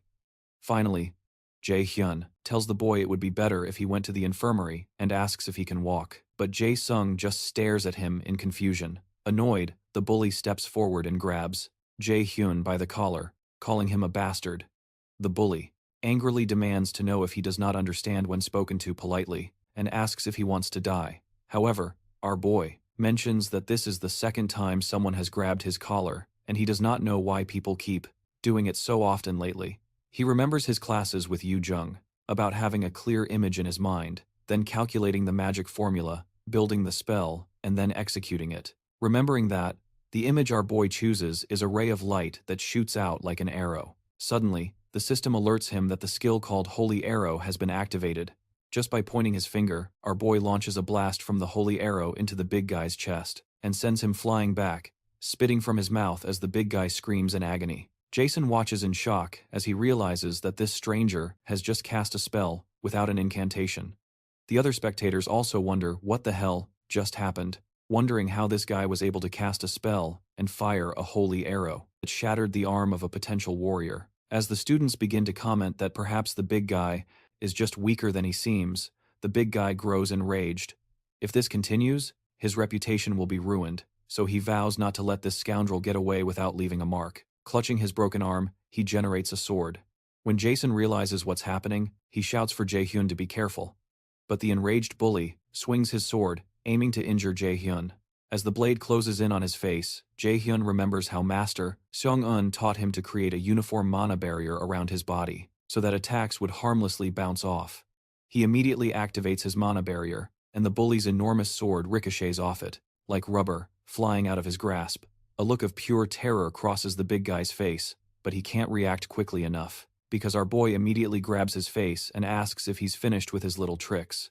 As the bully tries to call him a crazy bastard, Jae-hyun doesn't let the words fully leave his mouth, before firing a holy arrow right into his face, sending him flying backward and shattering his nose. A massive thud echoes as the bully hits the ground, and Jason watches in amazement, wondering just who this stranger is. When Jae-hyun finally meets his gaze, the child screams in fear, but Jae-hyun just walks past him, heading toward the unconscious bully, who is still shrouded in smoke. Jae-hyun crouches down beside him, surprised at how hard he actually hit the guy. A moment later, our boy takes out a potion. He regrets having to use the potion he bought for something like this, but there's no other choice, so he pours it over the injured bully. Instantly, the bully's face is completely healed, and our boy is impressed by its effectiveness. After that, he turns to Jason, who is still quite shaken, and suggests they head to the infirmary. While on their way there, Jae-hyun stops once they reach a spot where no one can overhear their conversation. Confused, Jason stares at him, suspecting that Jae-hyun sought him out because he knows who he is. Eventually, he works up the courage to ask Jae-hyun if his father sent him. Puzzled, Jae-hyun replies that his father didn't send him, and asks how he would even know who his father is. But it's clear Jason doesn't believe him. Eventually, Jason asks him why he sought him out. So our boy informs him that he has a favor to ask, that he would like him to make a certain pill. Jae-sung is shocked, and claims he doesn't know how to make such things. Confused, Jae-hyun tells him that he is good at alchemy, and when he brings up the potion he used on the bully, he asks Jae-sung if he wasn't the one who sold the potion on the black market. Shocked, the boy wonders how on earth he found out, because there's no way he could have found his information on the black market. Jae-hyun knows what he's thinking, and to be honest, he's not wrong, because the black market is a transaction system that hides the user's identity completely. The sale of items, product prices, the recipient, and everything else happens through the Easter system, so it can only be secure. Fortunately, the black market usually works with the Nornir system, which Jae-hyun possesses, which allowed him to buy this potion and made things much easier. Once again, Jae-hyun asks Jae-sung if he made the potion, and Jae-sung completely denies it. But our boy immediately tells him that he's not very good at lying. Eventually, Jae-hyun tells him that he completely understands why he would want to hide it, but explains that he doesn't have much time. Jae-sung remembers how he listed the potions on the black market, and wonders if it was a mistake to register his potions on the black market. He hadn't thought things would turn out like this, because he only did it to try and earn some money. He knows he'll die if his father finds out, So, to avoid that, he bows to Jae-hyun and begs him to keep it a secret from other people. Eventually, Jae-hyun explains that he didn't tell him this to blackmail him, but he just needs an excellent alchemist who can help him make the elixir he desires. After thinking for a bit, Jae-sung asks Jae-hyun who he is, so our boy explains that he's a prospective student of Mila Academy and calls him senior. Eventually, they sit down, and Jae-sung, still tense, asks him to talk about the pill he wants to make. Our boy informs him that he wants to make a mana enhancement, a pill that permanently increases a raider's mana. Shocked, Jae-sung stands up and asks him if permanently increasing someone's mana is even possible. Jae-hyun tells him yes. Immediately, the boy's mind starts working, and he wonders what kind of ingredients would be needed to create such an effect.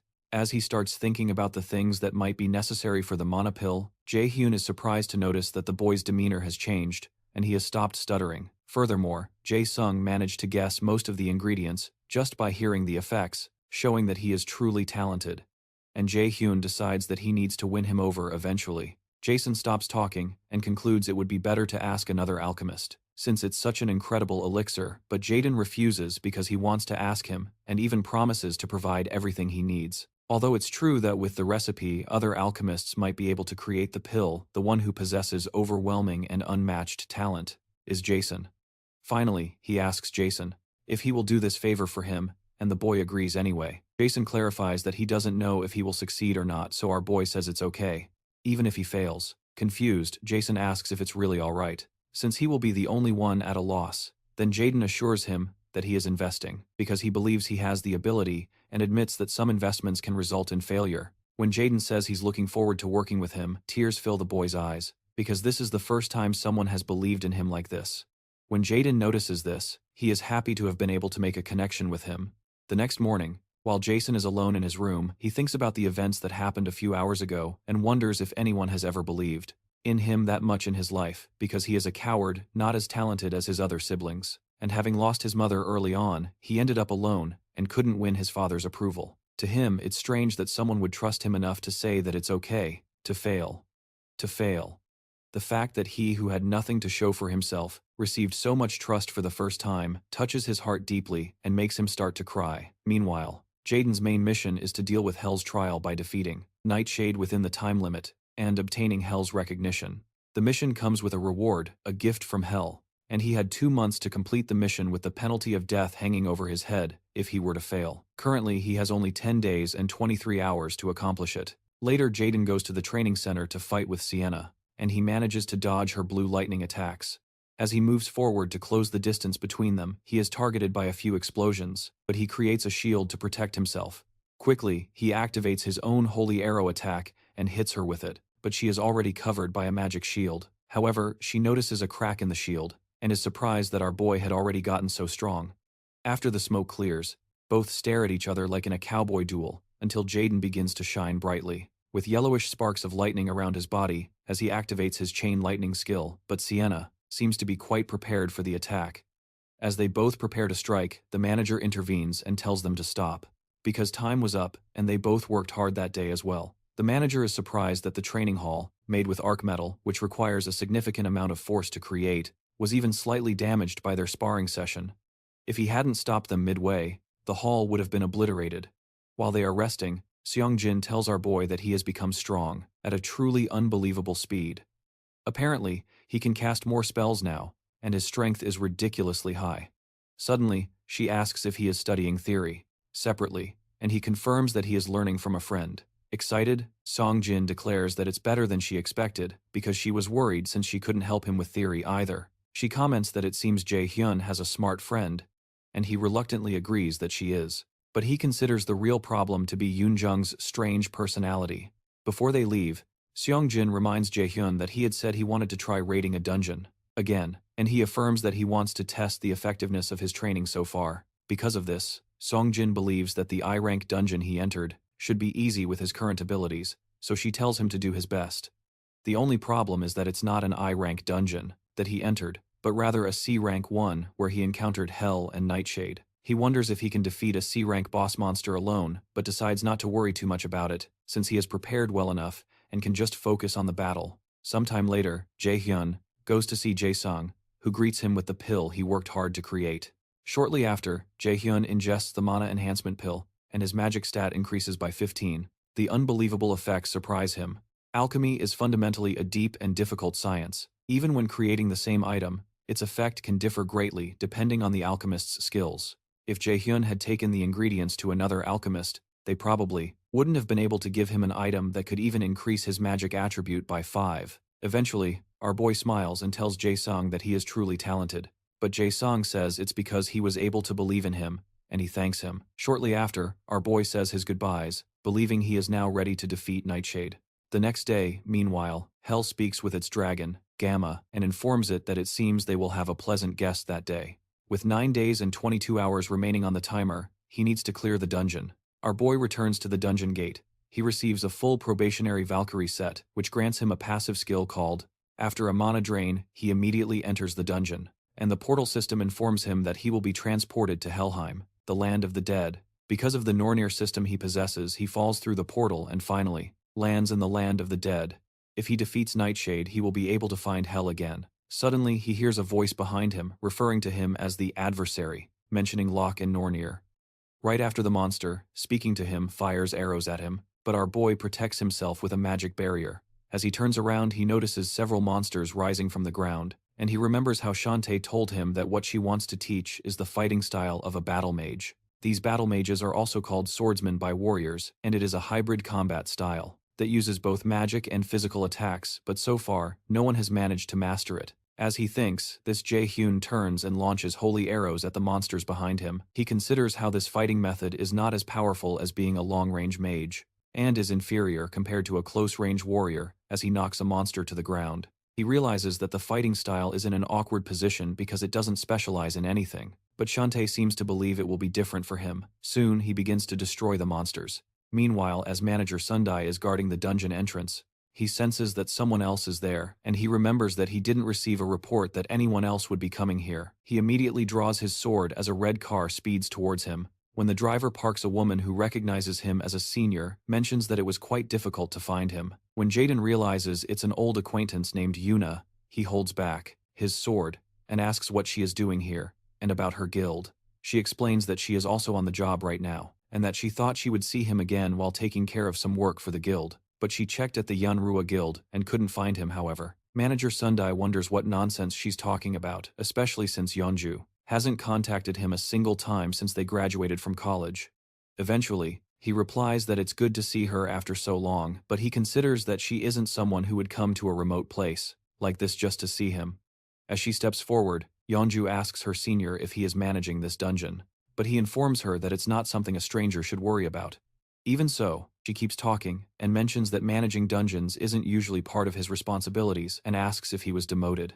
When he doesn't answer, she mentions that she was curious to know if the rumor about Guild Master Sung being sick is true. Manager Sung Jae's face turns serious, and he informs her that it is obviously just a rumor. When he asks where she heard such a thing, she comments that there are many attentive ears and that her healer's guild has plenty of them. Intrigued, Manager Sung Jae wonders if she is implying there are spies in their guild. He then thanks her for the warning and informs her that he will deal with it. Growing impatient, she asks if that is all, because she probably has to go back and start the cleanup now. Then she also asks him if he knows a boy named Minjun. The question alarms Manager Sung Jae. Ji-eun mentions that this boy has been frequently visiting the Yunhua Guild and meeting with the guild master, Yu Chun-young, so she wants to ask if he knows the reason for it. Confused, Manager Sung Jae informs her that he doesn't think this is something an outsider should be concerned about. Eventually, Ji-eun sighs and turns away. As she leaves, she tells him that she didn't expect him to say anything because she knows how unyielding he is, but the reason she came all this way was to at least pretend to do something worthy of her salary at the union. Eventually, she gets into her car and drives off. Meanwhile, in the dungeon, our boy piles up a mound of monster corpses and sits on top of them. Soon after, the dungeon boss, Nightshade, appears. Our boy tells the monster it has been a while. Nightshade's body glows a bright, terrifying red. The monster immediately lunges forward, causing our boy to leap into the air as he aims his holy arrows at the monster. While airborne, he fires the arrows into the monster's eyes and mouth, staggering it for a moment before he lands back on the ground. The monster seems unharmed and pulls its hand away from its face, revealing its glowing, terrifying red eyes. It launches several blasts of energy toward our boy, who spots them and quickly calculates where to step to avoid the incoming attack. He successfully dodges the assault, and as he gets right in front of the monster, it unleashes another destructive energy barrage, which our boy still manages to dodge. Our boy asks if it is nervous now that things are not going its way. Min-jun activates his lightning chain and directs the chains toward Nightshade, which manages to bat away the chain's anchor. However, our boy redirects the anchor and wraps the monster's torso with the chain. Due to the monster's violent reaction, our boy decides it is still not enough to subdue it. So he fires several holy arrows and aims directly for its eyes. The resulting attack is quite painful and causes blood to stream from the monster's face. Even so, Nightshade refuses to go down easily and continues to struggle until it breaks free from the lightning chains. Soon after, the system warns Jairon that the boss monster has entered a frenzied state. Its strength and dexterity have increased 1.5 times. This is not good news for Jairon, and as if that weren't enough, he is informed that something called the stigma of death has been placed on him, and he will receive a sudden death penalty if the stigma is not removed within 10 minutes. The condition for removal is to defeat Nightshade, and our boy wonders what this sudden death penalty even is, since he has never heard of it before. Curiously, the system also informs him that his absolute calculation skill, also known as universal derivation, has been activated. Still confused, Jairon suspects hell has something to do with this, so he calls out to her and asks how she can just interfere like this. Instead of an answer, the system displays the 10-minute countdown, and he has already lost 30 seconds with the stigma still on him. Our boy runs toward the rampaging monster, but is shocked when Nightshade starts to flee from him. Jairon quickly fires a holy arrow at the monster's face, and blows a hole in it before it can get too far away. The counter continues to tick down, to 8 minutes and 32 seconds. And a smile develops on Nightshade's face.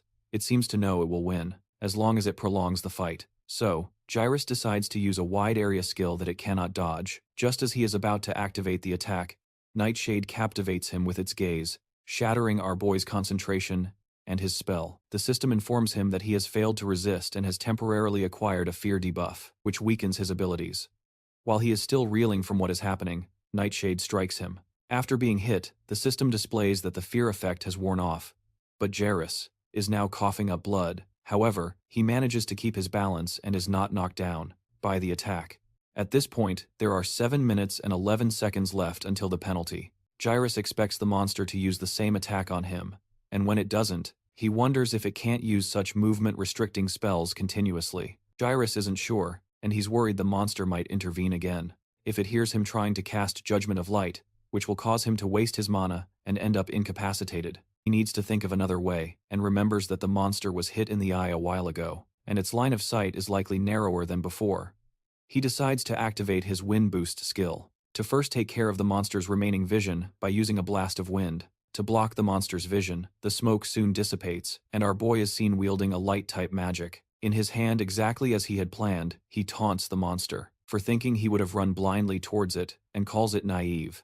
While activating his flash bomb skill, the flash bomb is soon triggered, releasing a brilliant explosion of light that covers the entire field and unleashes several streams of lightning towards the Nightshade. Amidst the explosion, our boy is relieved to have finally caught the damn monster. As the monster is consumed by the explosion, it screams in pain. Suddenly, our boy notices some of the undead monsters he faced before behind him. He activates his sacrifice skill, and the system declares that sacrifice has changed to an attack skill, allowing him to use his Judgment of Light ability. With only 3 minutes and 46 seconds on the clock, our boy begins to rain down bursts of light from the sky onto the field in the rush. The timer drops to a few seconds until only 10 seconds remain as we count down. At 6 seconds, our boy fixes his gaze on the crumbling body of the Nightshade and pats himself on the back for succeeding when the timer hits 3 seconds.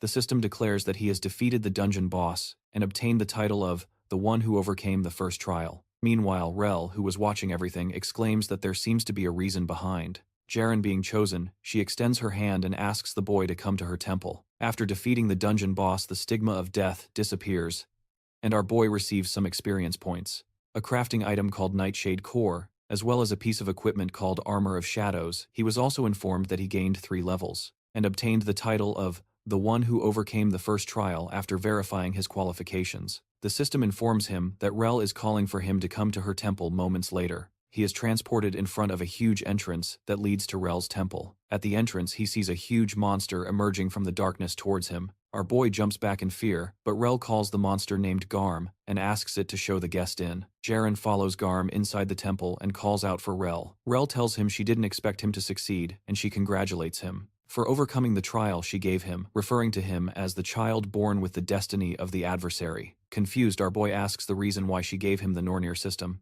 and made him go through a trial like this. But Rel just smiles as she watches, then states that he has to grow as the adversary. Still confused, Jairon asks why he was specifically chosen to be the adversary. Then she adds that it's because he was born with that destiny from the very beginning. Apparently, he is destined to be the adversary of the great Aesir, and to become the one who will slay the great god, Odin. She explains that this is what Loki and the rest expect from him when Jairon says he doesn't understand. Hel informs him that there is no need to understand because they had no hope of it happening from the very beginning. As Jairon gets angry at her meaningless answers, she places a finger on his lips and says he must feel wronged because he probably can't comprehend why he would have to be controlled by the gods. As she moves closer to him as if to kiss him, she reminds him that this doesn't only concern the gods who are against the Aesir, and as she speaks, she pushes him into a portal behind him and informs him that the world is coming to an end, and Odin wishes to have everything under his control. To stop this, the strength of the prophesied adversary is needed. As our boy falls through the portal, he protests that she shouldn't let him go because he still has more questions to ask. But she just tells him to stay strong because she eagerly awaits the day they will meet again. After Jairon is transported, Hel turns to someone nearby and asks how long he intends to keep watching, since she doesn't remember inviting him there. And soon after, Jairon falls to the ground in the real world and gets angry for not being able to get any real answers while he sulks. The system informs him that he has received a gift from Hel, which is a passive skill called Hel's Blessing. It renders all abnormal afflictions on him invalid. Meanwhile, the old man who is spying on Hel asks her to forgive his discourtesy because he simply couldn't resist when he heard that Hel was meeting with the boy. He asks Hel how she feels after meeting the boy, personally, and she replies that she doesn't know because it's too early to decide, especially since the adversary has only taken his first step. She admits that the adversary's growth was greater than she expected, and he won despite the stigma she placed on him, and ended up face to face with her, which is a fortunate miscalculation on her part. The old man is relieved that the boy is doing a good job. Eventually, Hel asks what he wants, because she knows he has more to say to her, referring to him as Mimir, a figure from Norse mythology.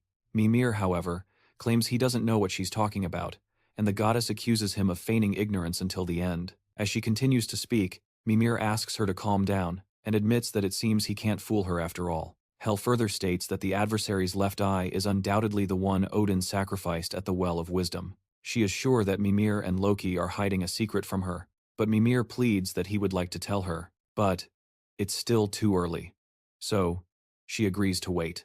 However, she states that she can't just stand by, and when Mimir asks what ideas she has, she explains that the adversary is still too immature, because according to the prophecy, there are countless difficulties waiting for him, and he needs a guide. Sometime later, about 7 days before his admission to the Milas Academy, Jason goes to a shop to pick up some items with a lady.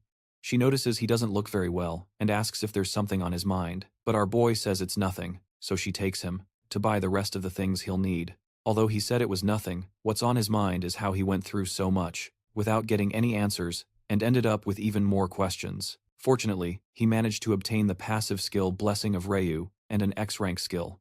Our boy also has other X-rank skills. One is called Blessed by the Gods, which helps with the user's rapid growth. Another is the Absolute Eye of God, which penetrates through false illusions and sees absolute reality. The X-rank is a classification that Jason had never heard of. In the S.A. system, X-rank is short for extraordinary, and it seems to be an ability that exists outside the norms of the S.A. system. When considering that, the reason the gods gave him these skills is for him to kill the great god Odin, he becomes overwhelmed once again. He is soon snapped out of his deep thoughts when he realizes that the lady he came with is paying 300 million, one for a simple mana blade that is just a disposable item. When she pulls out a long list on her phone of the things they still need to buy, Jason gets worried. Hours earlier, this lady named Park Hannah had approached our boy and told him that she was from the Yanuar Guild.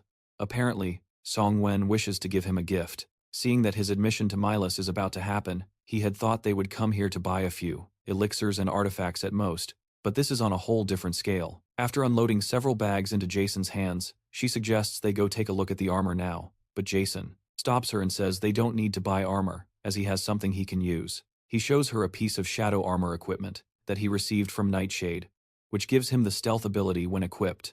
As it's a B-class piece of protective gear, he's sure there's nothing they can buy that's better than it, especially since it also provides stealth. When Hannah notices his armor has stealth abilities, she asks if he also needs an artifact that grants the stealth ability, since it's an item that all raiders would want, even though it's hard to get in a place like this. But Jason says no. He adds that it would be hard to get one unless you were lucky enough to find one in a dungeon, especially since there aren't many people who have learned stealth. Hannah agrees, because the only raider in the country who possesses the skill, he's her brother. She steps away right after saying this, and Jaden asks what she means. Then she informs him that manager Jay Park is her brother. This information shocks Jaden, and as she walks away, he can't believe it because Hannah and Jay Park act nothing alike. Suddenly, his eyes begin to glow intensely, and the Nornir system informs him that an unknown entity is resonating with him.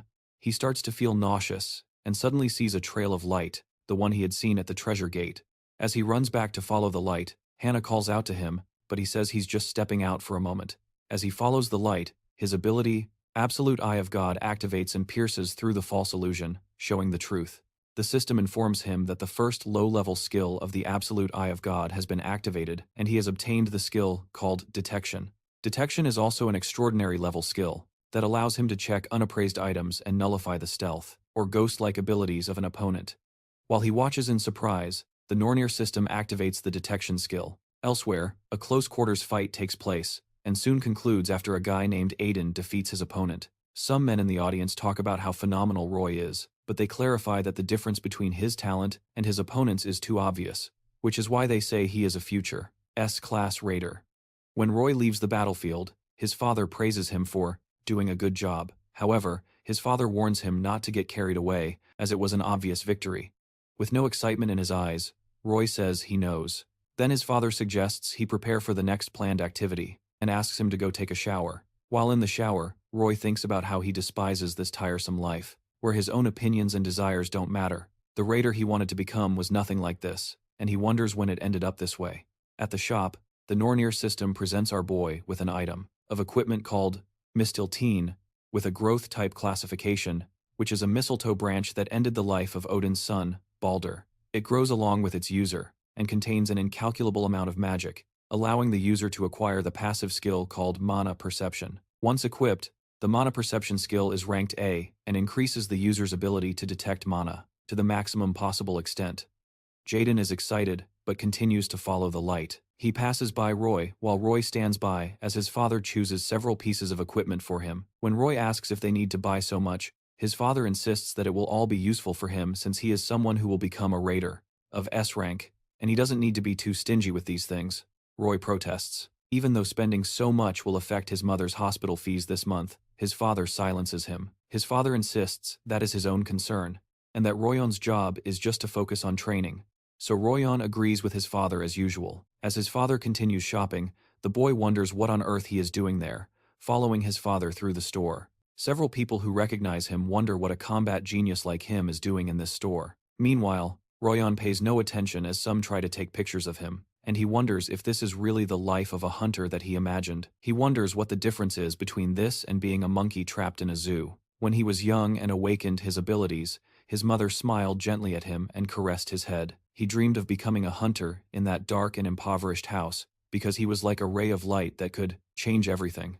However, that light did not last long against his father's desire to use it. At this point, he is just a robot. He is just a tool that continuously does what his father says. He wonders if he can take it. 3 years at Mills Academy, when he feels so pathetic. As they are walking, a message is broadcast over the speakers, informing all visitors that a dungeon break has occurred in the vicinity of the department store, and monsters have appeared. They are informed that the hunters sent by the agency are on their way, and they are asked to calmly follow the staff. By the way, dungeon breaks occur when a dungeon is not cleared within the time limit, causing monsters to overflow from it.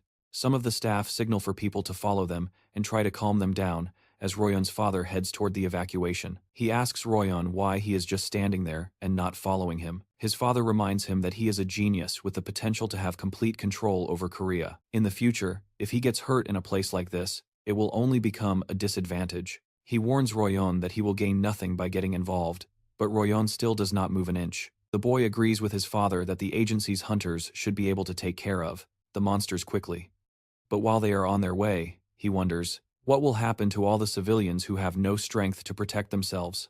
This is his chance, and he runs in the opposite direction as his father orders him to come back. For Royon, this is his chance to prove that he can succeed as a hunter. He tells himself that he needs to be sure, to know if his current self is anything like the person he wanted to show his mother when he was younger. As he runs, he has to stop when he encounters a group of horrendous-looking goblins, who seem both confused and scared. Yet for a moment, thrilled to see them. He just stands there as sweat starts to run down his face, and his body won't move. Nothing like he had imagined. His only movement is the trembling of his pupils as the monsters rush towards him. He realizes he can't move a single finger or take a single step. He tries to force his body to move. And as a goblin gets close enough to slash him with its sword, he wonders why he isn't moving. He knew this would be dangerous and had dreamed of becoming a raider for so long. These are just low-level monsters. He wonders why he's so afraid of them, but before the monster can reach him, Jason smashes it to the ground. Roy watches in surprise, stumbling backward as this stranger asks if he is in Roy. A while ago, our boy had bought an item from the store with 50,000 won of his own money. When Hannah called out to him in a panic, she asked what was wrong, and why he had suddenly rushed to the unappraised items corner, but she only saw a rock in his hand, the one he had just bought. Jason wonders if what he purchased just looks like a rock to other people, but he doesn't explain it to her, saying it's nothing. And while he's talking, an announcement blares over the speakers about the dungeon break that has occurred near the department store. Before Hannah can respond, our boy dashes off again and shatters the department store window. Leaping out, he looks down and sees the horde of goblins right below him. As he lands on the ground, he unleashes several holy arrows at the monsters, taking down a number of them instantly. While the others watch in confusion, Jason realizes there are more of them than he thought. It might be difficult to handle them without any casualties.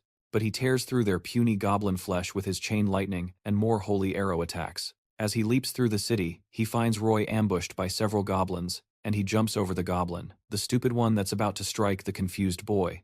Jason asks the boy if he is, and Roy. Our boy never expected to find the unfortunate genius, and Roy, in a place like this. And Roy, who is still shaken, asks who he is, but our boy doesn't answer, and just informs him that he's going to need his help. While Jason is still talking, Roy notices a goblin behind him and warns him, but Jason doesn't even flinch and says he already knows. Without turning around, our boy activates his chain lightning, and tears through the goblin's upper body like a hot knife through butter. Roy's eyes widen in shock. But Jason just explains to him that they can't let the monsters reach the residential area. As our boy asks if he's just going to keep sitting on the ground, he quickly scrambles to his feet to grab a weapon. It's strange, but the moment Roy heard those words, the fear that was suffocating him vanished. This is what a raider is, and what he has to do now is save people. They walk a little further and find another group of goblins. Jason asks Royong if he knows how to use a skill called Taunt, a skill that provokes enemies in the surrounding area. So, he asks the boy to keep the monster's attention on him and to taunt as much as possible. Jason asks him if he can do it, and Royong nods in approval as he summons his sword. Royong realizes he can no longer hesitate, and has to do everything he can. He activates his active skill known as Provoking Roar, and thrusts his sword into the ground, releasing a large amount of energy that causes all the monsters within a 50-meter radius to look at him. The Roar skill, Provoking Roar, catches the attention of all the goblins, and Jason realizes that Provoking Roar is a higher-level skill than Taunt, and he is surprised that this boy can use it continuously. Jason remembers his past life, and that before regressing Royong only became a B-class raider. There is no mention if it's because of the weak mentality he showed some time ago, or for some other reason. Contrary to his current fame, Royong had a rapid downfall, and that's why he was called the unlucky genius. However, Jason believes that a weak temperament can be corrected. When Jason activates his lightning chain, he is sure that Royong is a valuable card he can use well. During the fight, he proposes to Royong that they finish this quickly, and the boy agrees excitedly. While Jason's chains tear through the goblin's flesh, Royong slashes. Soon after, the ground is covered with goblin corpses, and when one of the raiders arrives, he wonders what the hell happened here. The boys watch him blankly, and the man introduces himself as Park Jian-hun. from the writer agency, asking the boys if these goblins were taken care of by the two of them. Looking at Jason, Royoung said yes, and the raider Jeon Hun recognizes his facial features as belonging to the famous Han Royoung. Jeon Hun had heard many people call him a genius, but he should only be at the age of entering high school. The other guy next to Royoung seems to be a similar age, but he still can't believe they took care of so many monsters by themselves.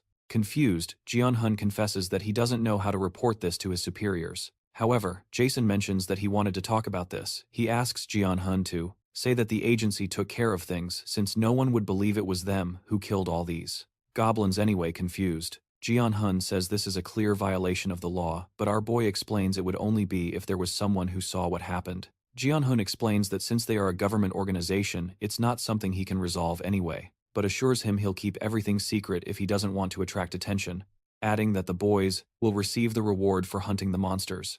However, Jaden states that it's fine, and proposes giving the entire reward to Ryan and keeping his own presence here a secret. Since he was sponsored by Yonghua, he's not short on money anyway, and it's better not to draw too much attention with the mill's enrollment coming up. Besides, he considers this a way of putting Ryan in his debt, which would be far more beneficial. After a brief pause, Ryan asks if that's all. But just as Jaden is about to leave, Ryan asks what he meant by what he said, since he was the one who did everything. Our boy stops and explains to him that he has his own circumstances. The truth is, he doesn't plan on attracting his father's interest so close to the mill's enrollment. He didn't pay attention to this before regressing, since his combat aptitude was so low, but he intends to pay attention now. His father still doesn't know that he has changed his focus to magic, and he doesn't know what problems might occur if he finds out about his actions. At this moment, he decides he needs to keep a low profile, because revenge must be as silent and hidden as possible.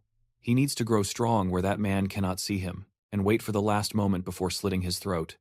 Meanwhile, as Ryan wonders what he should do, he couldn't have done it alone, so it's not right to take this person's credit just like that. But with this money, he could ease his mother's illness, even if only for a little while. He wanted to be a raider who didn't have to be ashamed in front of others, but if, because of this, he lost a chance, and his mother passed away, he doesn't know if he could bear it. Jaden observes and realizes that Ryan's problem with accepting this doesn't seem to be his pride, and he wonders if there's another reason. To help him choose, Jaden asks him to think carefully, because his actions were clearly worth that much. He reminds him that if he hadn't stepped in, someone would have lost their life. So Ryan agrees that he's right, especially since his dream would become meaningless if he hesitated like this and his mother died in the end. He assures Jaden that one day he will repay this debt as he prepares to leave. Ryan asks him for his name and contact number. Jaden notices that he's speaking to him using formal language, so he reminds him that there's no need, as they are the same age. But he is informed that they are both potential cadets at Mills Academy, so they should be seeing each other more often. On the day of enrollment at Mills Academy, Jaden and Yoojung are seen in the crowd. Meanwhile, some other students spot Ryan, whom they refer to as the Genius Warrior, and speculate that he's in a completely different league than them. They notice a beautiful woman behind him, and it turns out her name is Ina Seo.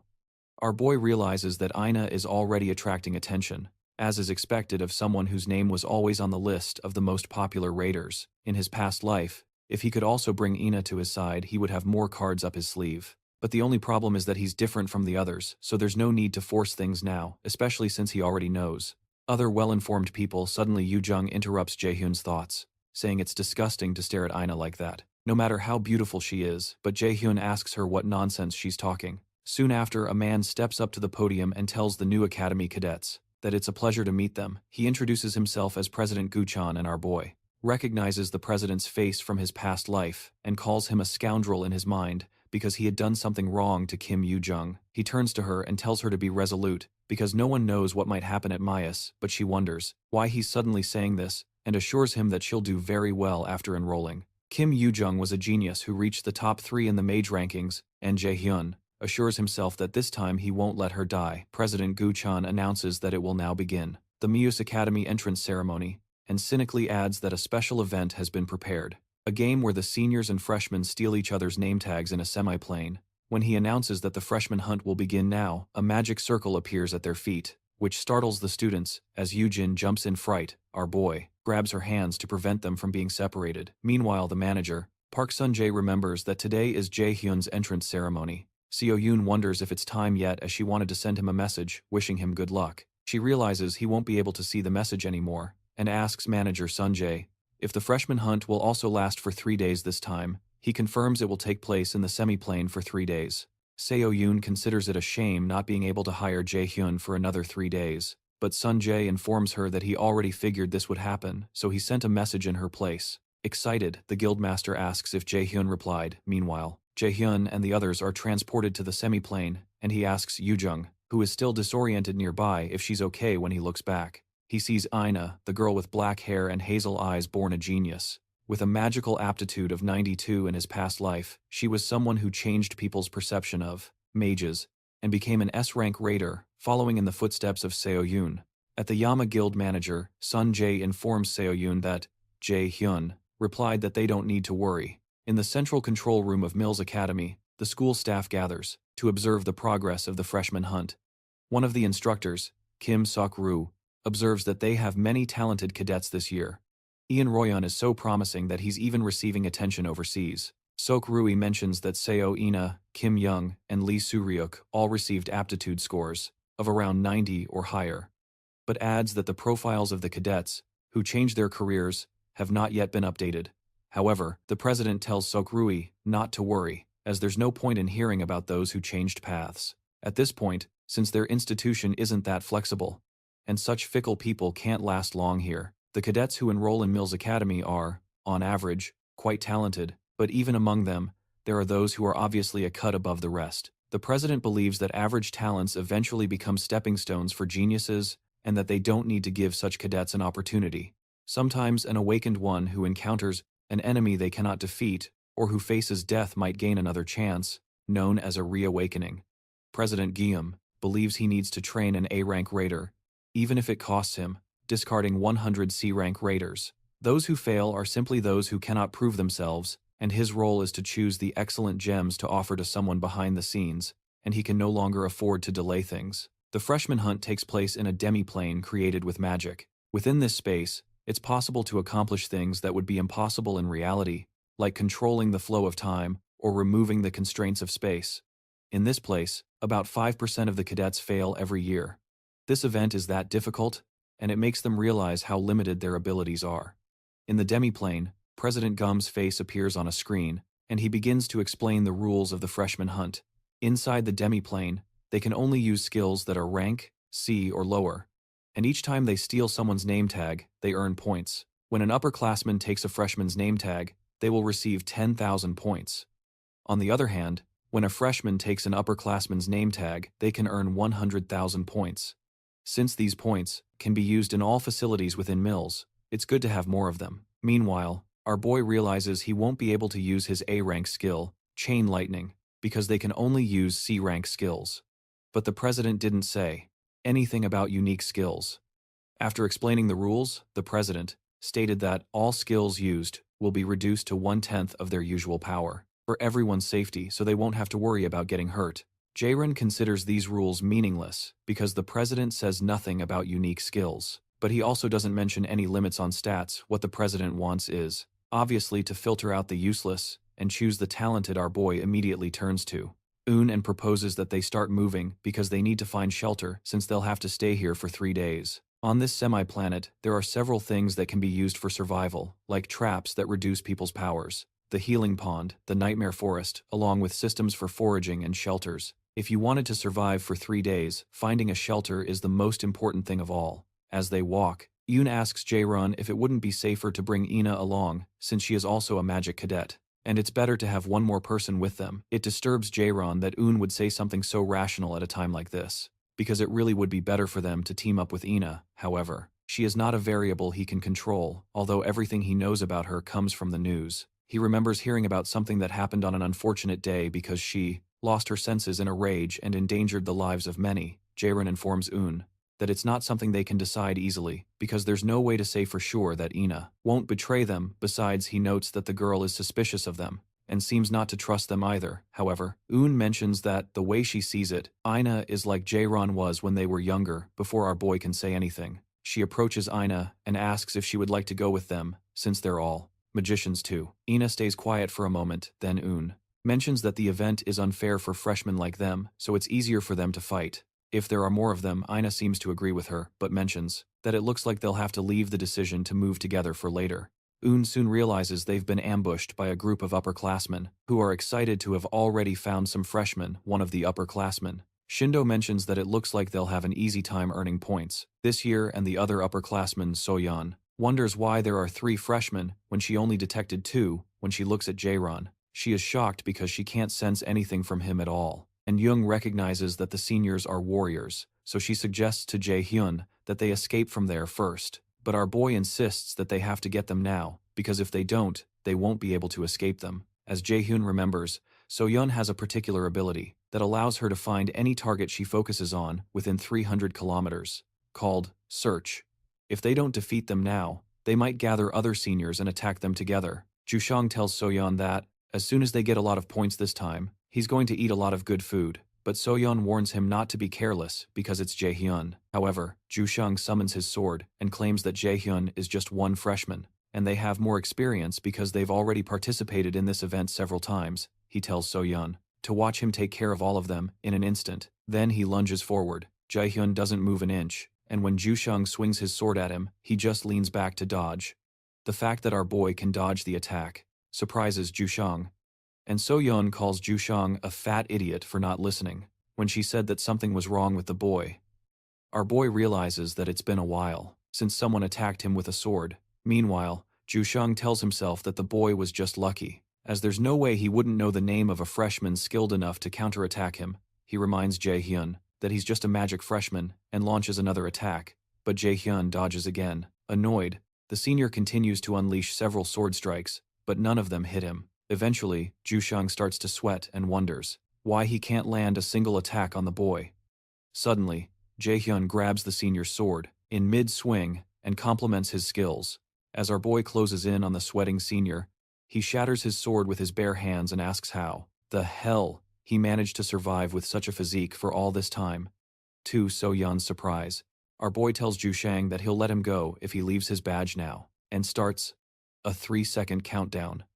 As his sword was shattered before his very eyes, Jushang begins to tremble. He can't believe that a common magic freshman is capable of overpowering him with such an aura. When Jushang doesn't respond, Jae-hyun tells him not to say he wasn't given a chance because he was the one who didn't take it. In one swift motion, Jae-hyun lands a surprising punch on Jushang's chin and knocks him backward towards So-yeon.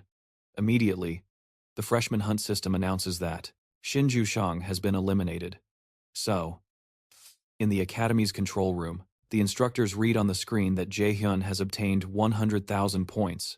One of the instructors, named John Gesso, is shocked that it's not Han Ho-young, but an unknown person named Jairon. She asks another instructor named Park Radium if there is a problem somewhere, but Radium, who is equally surprised, explains that there is nothing wrong with the results. Radium asks another instructor named King Ion if there is any problem on her side either, but there isn't. Meanwhile, a smile appears on the president's face, and he seems drawn to Jae-rum. Inside the demiplane, Choi-yu wants to know what the hell Jae-rum is, but our boy informs Yu-jung to get ready so they can take care of the other senior as well, and he asks her to accept the party invitation he will send soon. As Yu-jung gets equipped, she wonders if Jae-rum was always this strong. In-ah also equips herself, and curses that stupid One-Blood who made things much more complicated. Even without the monster boy who defeated One-Blood, a 3-on-1 is too dangerous. She decides she needs to eliminate at least one of them and escape from here. After grabbing one of her daggers, she charges towards Yu-jung, who gets scared. Jae-rum considers that One-Blood didn't make a bad decision. He knows she plans to create confusion with a quick attack and then open a breach to escape. It's a good plan, but that would only work if Yu-jung was just an ordinary person. To Choi-yu's surprise, Yu-jung activates her link to attack Choi-yu, forcing the senior to throw her daggers at her. Before the daggers can reach her, Yu-jung creates a barrier around herself. Jae-rum, who is watching from nearby, considers that it's still too difficult for Yu-jung to face a senior alone, and as he is about to help, In-ah activates something called the Sacred Light of Alfheim. In-ah uses the Sacred Light to form a radiant sword that catches our boy's attention. He knows this is In-ah's unique skill, and it's called the Falchion of Alfheim. In-ah rains several holy swords down on the unsuspecting senior, impaling her and making her spit blood from her mouth as she falls to the ground. Choi-yu realizes that all 3 students were monsters and not just one of them. Shortly after, the system announces that the player Choi-yu has been eliminated. Based on the contribution level, player Yu Jung gets 50,000 points, while Ina also receives 50,000. After taking down the senior, Ina turns to the others and asks if she got in the way by any chance. Excitedly, Yu Jung tells her no because they managed to win because of her. Eventually, Ina asks if the offer she made before still stands, and our boy realizes he might need to update the information he has on Ina.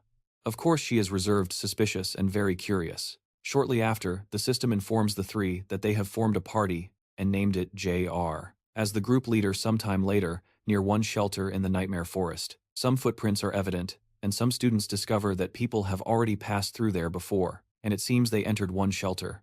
The seniors are looking for the freshmen they failed to eliminate, Kwon Seo-yul and Shin Jung-seng, so they decide to stop searching and just keep an eye on this area. The freshman hunt game lasts 3 days, and they believe that those brats can't stay hidden in the shelter for all 3 days. As they advance to find the 3 freshmen, Yu Jung appears nearby, and one of the seniors named Kim Sung-hum is pierced in the chest by a light, and the system announces his elimination. Another senior notices Yu Jung fleeing and signals the rest, so they run after her. However, Yu Jung is running with a smile on her face, and when she realizes there are about 5 of them, she is relieved that things are going well. She soon turns to them and says they look like dogs chasing a bone. Then she asks if they aren't ashamed of moving in such a large group, and the angry seniors tell her to stop right there. However, Yu Jung continues to flee while considering their simplicity. A short time ago, Derivation had told them that although the shelters might be a safe place, they can't stay there all the time because they need to find food and get points. The girls are surprised, but our boy simply tells them that they need to hunt some seniors. In the present, Yu Jung continues running until she finds some mushrooms, which are actually a Class 1 organism that can reduce someone's abilities. She is happy to have found this, and to have managed to lure the seniors as planned, but she worries that her stamina is slowly reaching its limits using the skill Wind Boost. She launches herself far from them and leaves things in Dae-ryun's hands. When the seniors enter the area, they are informed that they have entered the habitat of the paralyzing spore mushroom. Some time ago, Dae-ryun visited Jisun to find a way to deal with the spore of the mushroom during the freshman hunt, and Jisun informed him that the sap of the ash tree would likely be the best solution, since it is common in the Nightmare Forest, but it is only useful as a cure and cannot prevent the effect if you are already under the effects of the spore mushroom. Paralyzing, so this would be of good use. In the present, the seniors stop when they realize where they are. As they watch Yu Jung flee, the system informs them that they have entered the habitat of the paralyzing spore mushroom. One of them signals to the leader, D-Hulk, that this is quite dangerous, so he suggests they retreat. But D-Hulk looks furiously at Yu Jung, who is still fleeing. He asks the others if they are really saying they should give up when they've come so far. But the others consider that everything will be ruined if they make one wrong move, so they suggest calling off the chase. However, Dario insists that Kim Sung-hoon was defeated by that freshman. Referring to Yu Jung, he says they shouldn't be spouting such nonsense. The cautious one among them reminds Dario again that it doesn't matter if the opponent is a freshman, because it would be useless if they also ended up paralyzed, since the paralyzing spore mushroom can affect beings within a radius of approximately 50 meters. Dario assures the others that the brat will also get paralyzed. He orders one of them, named Park Sung-hyuk, to stay here and maintain a safe distance from the debuff area, to keep an eye on them while the rest move in to grab the girl. He believes that all their petty tricks will be useless, even though he knows they are likely using one of their members as bait, trying to lure them into a trap to attack them. He believes they are severely underestimating him. He can't believe that mere freshmen would dare try to deceive him. After they run ahead for a while, they catch up to the brat, Yu Jung, and Dario tells her that an annoying little girl like her really made them work for it. He asks her where she's going to run to now, but instead of cowering in fear, she greets them and informs them that they're the ones who are lost. Yu Jung asks which of them cursed at her, and tells that person to raise their hand, and as the men rush towards her with their weapons, Dario is amused that she's acting arrogant until the very end. As the men almost reach her, she smiles and touches one of the mushrooms with her weapon, causing it to explode. The system notifies them that a spore mushroom has exploded, and all organisms within a 50-meter radius have been paralyzed for 2 hours. In a flashback, Yu Jung protests to Ji Hyung that he said they were going to look for something important, but where they're searching, there's nothing but trees. He asks her to wait a little while because they're in the right place. As he collects some ash tree sap, he points out that they must have realized that this event is more advantageous for warriors, and Yu Jung agrees that being able to use C rank and lower skills is a huge restriction for mages, who are heavily reliant on their abilities. For warriors, who already have excellent physiques, the restriction in the demiplane is useless. Yu-jung laments that while it's still fine for Ina, who has a unique ability, all of her own useful attack skills are sealed. And the best she can manage are buff spells and basic skills. When she asks what she should do, Ji-hyung explains that they need to devise a plan using those very basic skills in the most efficient way possible. He then asks if she knows how to use the skill called change. Yu-jung proudly tells him she can, reminding him that she was the one who taught him magic theory, that swap is a spell that swaps someone's location with that of a designated party member. So she asks him what his plan is for it once he finishes collecting the sap from the ash tree. He tells the girls they can do something very fun with swap, using the sap. In the present, Jae-hyun tells Ina that they need to get ready, and she agrees. On the field where Yu-jung is, Daryuk calls her crazy, because she actually popped one of the spores, but Yu-jung activates her swap ability, and passes the baton to someone else. As she disappears, she announces that it's no longer her turn, and Jae-hyun appears where she vanished, ramming his leg into Daryuk's face and declaring that now it's his turn. Our boy breaks the senior's nose and kicks him to the ground, then lands gracefully. Daryuk falls to the ground, still paralyzed, and starts cursing. Still unable to move, he angrily asks Jae-hyun if he thinks everything is going according to plan, calling him an idiot for entering the paralyzing spore mushroom habitat. He informs Jae-hyun that he figured he would pull a stunt like this, so he left one of his teammates waiting outside, promising him that they're finished as soon as the spores dissipate. Before he can finish his declaration, Jae-hyun informs him that the guy he left behind won't be coming. A confused Daryuk says he's talking nonsense, but a scream soon erupts from the spot where they left Sungyuk, and the system announces that player Park Sungyuk has been eliminated. Sungyuk is lying on the ground with Ina's holy sword plunged into his body, and the system awards 100,000 points to Jae-hyun, Yu-jung, and Ina. Daryuk lies on the ground confused, and Jae-hyun reminds him that he told him his friend wouldn't be coming. Extremely irritated, Daryuk exclaims that they are still in the same boat for the next 2 hours, and that he will personally deal with him once the paralysis wears off. While he's still talking, our boy takes a step forward and asks what he means by they are in the same situation. This sight shocks Daryuk, and he wonders how the boy is even moving. He protests that it's impossible, and Jae-hyun agrees with him. However, Jae-hyun tells him to take it up with the gods. The truth is, our boy is unaffected by the paralysis debuff, because the blessing of the underworld completely negates any abnormal status effects on him. Now, sweat begins to pour down Daryuk's face, and he warns Jae-hyun to stay away, but his teammates can only watch. The horrific scene of their teammate being eliminated. The system soon announces that player Odin has been eliminated, and players Jae-hyun, Yu-jung, and Ina have earned 100,000 points. With that settled, our boy smiles at the 3 remaining people, and as they beg him to stop, he eliminates all 3 of them, and the team obtains another 300,000 points. Instructor Yeseo can't believe her own eyes, and the freshman ranking is soon updated with Jae-hyun at the top. Yoona Kim and In-ha are in second place, with Aaron Royeon also tied for second. 2 people named Lee Seo-ryuk and Cha Ju-won are in fifth, and someone named Young Roshan is in seventh. Yoona drinks the sap from the ash tree and nearly throws up.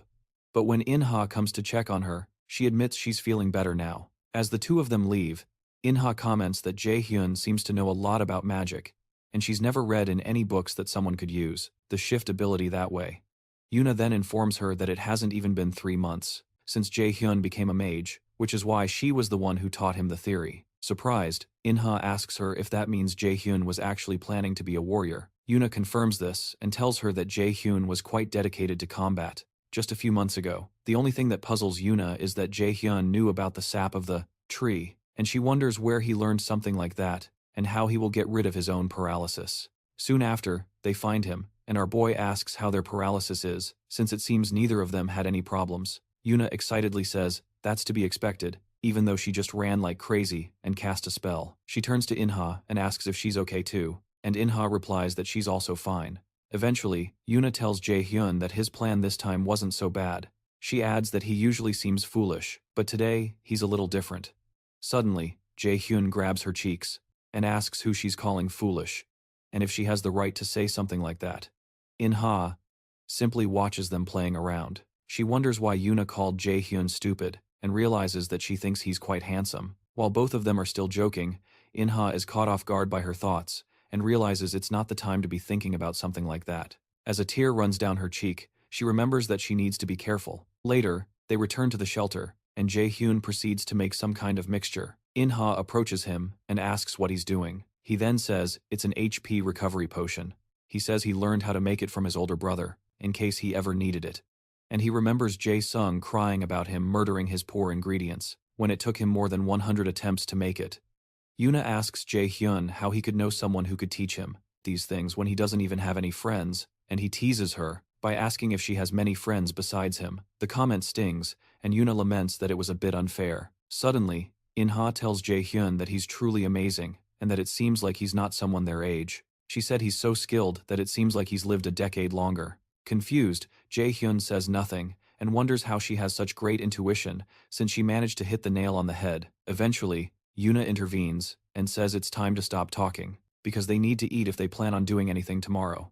She tells our boy to just wait, and see because she's going to make something, but he tells her not to worry since they can just eat some of the fruits they gathered. Irritated, Yoo-jung asks why he said that, and questions if he doesn't trust her. So our boy asks her to tell him the color of the cookie she made during home economics class back in elementary school, if she wants him to trust her. After thinking for a moment, Yoo-jung recalls it seemed to be purple. So In-ha asks if she added blueberry jam. However, Jairon clarifies that's not the case. The truth is, Yoo-jung can't cook, and he remembers how they had to call the teacher because he fainted after eating the cookie. To clarify things, he states that he can't cook either. Then In-ha mentions that she knows a little bit about cooking, and asks if she can cook for them. Surprised, Jairon asks if she can really cook, so she says she used to cook every day when she lived with her grandmother. As she ties her hair back to begin cooking, our boy recalls that there was never much information about In-ha's family life, as she just mentioned that she used to live with her grandmother. Our boy wonders if this means there are some special circumstances surrounding her parents. After a short while, In-ha finishes cooking and serves it to the others. When Yoo-jung tastes it, she hugs In-ha and declares the food is delicious. Jairon also continues to eat, and agrees that the food is delicious. He's surprised they can eat something this good in a place like this. Their compliments warm In-ha's heart, and a smile forms on her face because it's been a while since she has felt this way. Meanwhile, in the Midas Academy control room, Instructor Gui mentions that the much-anticipated cadet, and Royan is in 4th place. It's more surprising that the 1st and 2nd place holders are mages, which is truly incredible. And the instructor, Yesu, still wonders if there's a possibility of a system error, because there seems to be no other way to explain this. On the other hand, the chairman of AIM appears to be beaming with excitement. Until now, scores like these were only achieved by warriors, and he can't comprehend this new situation. A team with only 3 mages is leading the event after defeating a group of seniors right at the very beginning. Excited, the chairman asks instructor Kim Yoon to rewind to the part with the paralyzing spore, and he watches as Jairon kicks Si-woo in the face the moment he appears. He is delighted by the fact that the boy could possess such judgment in a situation like that. Furthermore, he has the ability to overpower warriors. To call him just a mage, or even a freshman, is simply unbelievable. Suddenly, Instructor Radium calls the chairman and explains that he's brought the profile for Jae-hyun, the one he requested, but he isn't sure if it's the correct file. Looking confused, the president asks what he means by that, and as the radio begins to stutter, the president tells him to calm down and speak. Finally, the instructor shows the profile, which displays that our boy's aptitude score is 97%, and that he belongs to the warrior class.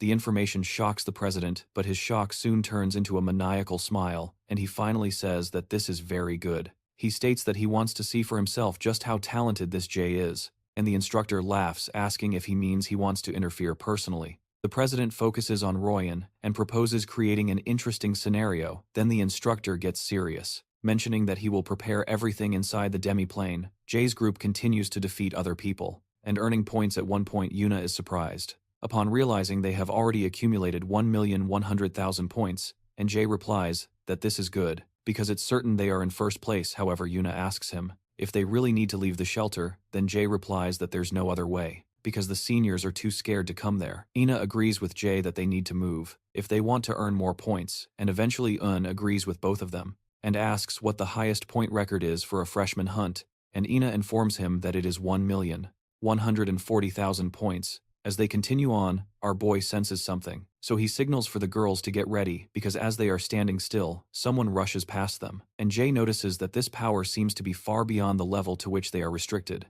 The system announces that the connection to the demi-plane is stable and that the restriction on the player has been broken. Jay tells the newcomer that he didn't think they would meet, again like this, and it turns out that the person released from his restriction is Royan. When he asks Royan what he's doing, he doesn't answer and just keeps staring at the ground. Then Jay wonders if he can't hear his voice. Ina warns Jay to be careful, because she thinks this guy isn't right in the head and it's as if he's being controlled by something. Then our boy suddenly remembers that this is the president's doing before he regressed. Something similar happened during the Mills Festival. That day, which should have left the young cadets with happy memories, instead left horrible red stains that could not be forgotten. The cause of the event was Jairon's unique ability, called indoctrination, after all of his evil deeds became known. Shortly before being arrested, Jairon created a horrible event to divert the world's attention from himself, so that he could hide on that tragic day. Many cadets lost their lives, and Gujaram escaped. For Jairon, it was also the day that Yoon Kim, who lost his life in the present timeline,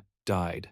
Royan activates his sword, and Jairon realizes that he needs to bring Royan back to his senses first. Suddenly a screen appears from the Nornir system, and a subquest to save the mind-controlled cadet is given. His job is to break the mind control spell on the cadet and save him. The difficulty is ranked C, and the reward is a blank card with a time limit of 2 hours, given for this mission. Jairon is surprised by the side quest, but he is even more surprised by the mention of a blank card as a reward.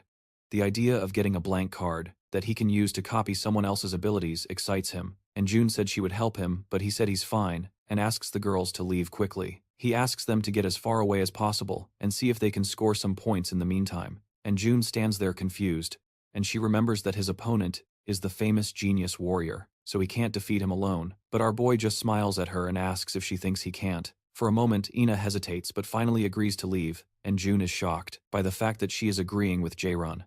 Frustrated, June decides to play along and suggests they earn points as he said, but asks him not to get hurt before leaving. She runs into the forest, dragging Ina, who is still staring at Jairon, and asks him to defeat Royan or steal his name tag, and then meet up with them. After the girls leave, our boy mutters to himself that it won't take long. A few hours ago, after Royan had just taken down one of the seniors, he wondered if his last elimination totaled 600,100 points. He is happy to have managed to survive for 2 days, and knows he just has to hold out for one more day. As he is in 4th place, he wonders how 1st place is still out of his reach even after he has worked so hard, and realizes this is what's expected of Mills Academy. The fact that Jairon took 1st place as a magician, in a situation where his abilities are restricted and still led his teammates to the top of the rankings, also impresses him. However, he decides that he can't lose either, and that he still needs to work hard because there is still time. While he is thinking, the president of AIM appears to him on the screen, and informs him that he would like his personal help with something. The president uses his indoctrination ability on him, and says he has a small favor to ask. After Royan's eyes glow from the indoctrination, the system, the alert that someone has infiltrated his mind. As the power overwhelms him, he wonders what he is doing. Where is he? Shortly after, the system informs him that his mind has been corrupted. After this happens, he immediately realizes that he has to eliminate Jairon. In the present, Royan uses an A-rank skill called Martial Ascension. He charges towards Jairon again and tries to cut him down, but our boy manages to dodge the attack. Jairon doesn't think Royan was this skilled just a few days ago, but he continues to evade every single one of his attacks. It seems to him that Royan has become unrecognizably skilled, as Royan tries to smash his shield into him again. Jairon leaps back and avoids the impact. He knows he will lose if this fight is decided by their physical abilities alone. To create some distance between them, our boy launches himself backward with a gust of wind after activating his wind boost skill. The impact of the wind is so strong that Royan blocks his face with his shield, but this gives Jairon enough time to get behind him before he lowers the shield. Our boy tries to use a bit of lightning magic on him, but before he can land the hit, Royan spins around and moves back in one agile motion. This reaction surprises Jairon, because Royan managed to move his body before his eyes could even track his opponent's movements. Jairon realizes that his opponent has an innate battle sense, and that breaking the indoctrination won't be as easy as he thought. It would be easy with his absolute calculation skill.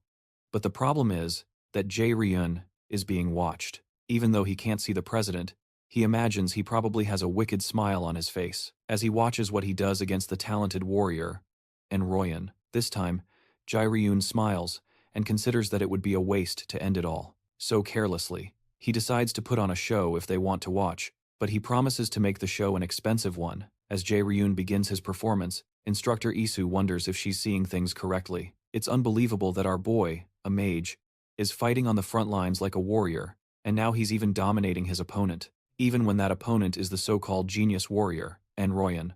On the field, Jairon appears to be using his chain lightning skill. Isu finds all of this unbelievable. She wonders how it's possible for this boy to be doing this, since a mage can't defeat a warrior. That's something that has always been engraved in her mind as she followed the path of a mage. Meanwhile, the president watches with great interest as Jairon wounds Royan, and he begins to beg in the demi-plane. Royan crouches beside his sword, and Jairon tells him he wasn't planning on going this far, but he promises that he's strong and will recover quickly. Eventually, Jairon looks over at the instructors, because he knows they are watching, so he activates his flash bomb ability and the impact blinds all the cameras and prevents the instructors from seeing the field inside the control room. Instructor Soki turns to Dion and demands to know what happened to their screen, but the president realizes something is wrong, so he grabs the remote from her hand, desperately trying to bring the video back. Instructor Dion mentions that it seems Jairon used a spell to block their view, but Jane recognizes that he used a flash bomb, and wonders aloud if this is how Jairon wants to do things immediately. He summons Instructor Soki, and asks him to take Jairon to his office after the event ends. Worried, Soki asks the president if everything is alright, for him to decide so quickly, but the tense president places his hand on the instructor's shoulder, and asks why he thinks Cadet Jairon, who was already in a winning situation, would decide to block their view while stuttering. Soki replies that it would be because Jairon knows how to increase his value in the semi-plane. Royan remains crouched on the ground, while the blinding light from the flash bomb blocks everything.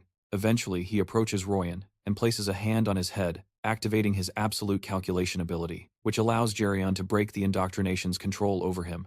Suddenly, Royan's eyes become clearer, and he recognizes Jairon still smiling. Our boy asks him if he's feeling better, and Royan tries to get up and says he's feeling better, but soon collapses to the ground due to the violent pain coursing through his body. Our boy apologizes for the pain and reminds him that he attacked him out of nowhere, but Royan doesn't seem to remember attacking him. He asked why the hell he would do that, so Jairon informs him that he was under a mind control spell. Confused, Royan asks what he means by mind control, but when he thinks about it, he remembers seeing a face he can't clearly recall, and hearing a voice he also can't remember. However, it doesn't make sense to Royan, because spells like that to control someone for a short period of time are usually above rank A, but they said they could only use rank C skills and below. Jairon informs him that he doesn't know, as there might have been a small glitch in the semi-plane, or perhaps someone interfered. Royan is silent for a while, and considers that there's no way a cadet could cast a mind control spell of that caliber. Even if there was a glitch in the semi-plane, eventually he asks Jairon if he knows who might have intervened, if that's the case, or why they would do something like that. But Jairon tells him he doesn't know. However, he adds that if whoever did this can do something like that, they are probably someone most wouldn't dare to challenge. Jairon doesn't say it directly to him, but he knows that as they go through more experiences at Miles, Royan will also discover for himself what kind of person Guillaume is. Suddenly, the Nornir system announces that Jairon has completed the side quest of saving the cadet under mind control, and he received a blank card as a reward. Eventually, Royan tries to get up. He realizes his body is a wreck, but Jairon doesn't have a single injury, so he wonders if this is his current limit. When he finally stands up, Royan says he has nothing to say for himself, and apologizes for what happened. But Jairon jokes, telling him not to be gross, and says he's leaving, since Royan can move. Before leaving, Jairon wishes them both success in the remaining time, and as he turns around, Royan stops him and offers his badge, confused. Jairon asks what he's doing, and reminds him that he'll be eliminated if he doesn't have his badge. Even so, Royan claims it doesn't matter, and informs him that he managed to earn a lot of points, even if not as many as Jairon managed to earn. However, since he lost, he believes the badge belongs to Jairon. After he throws the badge to Jairon, he says that he lost this time, but it will be different next time, and promises to win his badge back at the Mills Festival. After Royan disappears, the demiplane system announces that he has been eliminated and awards 10,000 points to Jairon's team. For a moment, our boy just stands there, looking at the badge, which he recognizes is only worth 10,000 points. However, to him, the badge is worth much more than that, because Royan was born with the talent for combat that he coveted so much in the past, and now he acknowledges him. He has been through a lot since he regressed, but this sense of accomplishment is on another level. With a smile on his face, he believes this is the beginning. For the first time, he feels he's starting to move forward, leaving behind the past where he was too weak, and moving on. Sometime later, the 72-hour event finally comes to an end, and the system calculates the points everyone earned. Jairon earns the highest number of points ever recorded, which is an impressive 1,530,000 points, and is soon transported back to the real world. When the students reappear in the real world, our boy thinks that 1,530,000 points isn't so bad. But Yudong immediately criticizes him for not being happier. Since it's still the highest score ever recorded in the event, she turns to Iana for support. But Iana laments about how they could have gotten 1.6 million points if they had just stayed for one more hour. At this point, Yudong realizes that his teammates are truly insane. She tries to cheer them up, saying they should be able to live quite luxuriously for a while, with so many points, and Jian agrees. He calculates that if they multiply the points by 10, it would be somewhat similar to the value of real currency.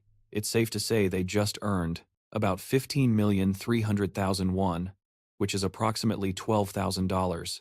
And Leo is almost left speechless.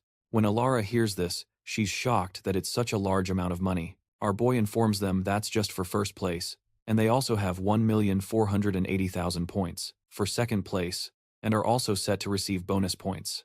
The mention of bonus points makes June grab Leo, and he tries to shake her off, explaining that the bonus is about 1 million points, or something like that.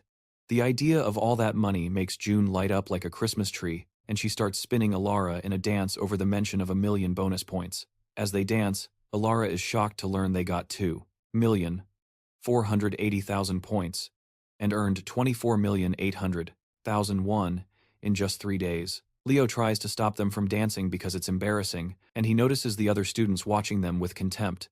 However, the girls continue to celebrate until Instructor Kang enters the room to greet everyone. He introduces himself and tells the top 3 winners that he has something to discuss with them. For a bit of privacy, he asks them to go somewhere else. Then Leo asks if it's related to the number of points they got during the hunt, and when he nods, Leo hurriedly follows. The ladies don't follow him, so they ask where they're going. At first, however, Leo already knows, and he tells them they're going to the president's office. And Instructor Kang confirms his prediction, informing them that they've been summoned by the president. As soon as he enters the office, our boy sits down and crosses his legs. He asks where the president is and remarks that the one who called them isn't even present, which irritates Instructor Kang, but he has no choice but to control himself. The women who followed him wonder why Leo is suddenly acting this way, and they're left speechless until Instructor Kang tells them to sit down as well. As they sit, the president enters and apologizes for being late.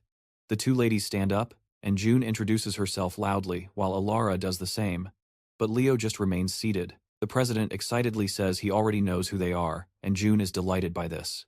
Leo tells the president that he's late, and he almost fell asleep waiting for him. The comment surprises the ladies, and even Instructor Kang gets tense, wondering if this kid has lost his mind.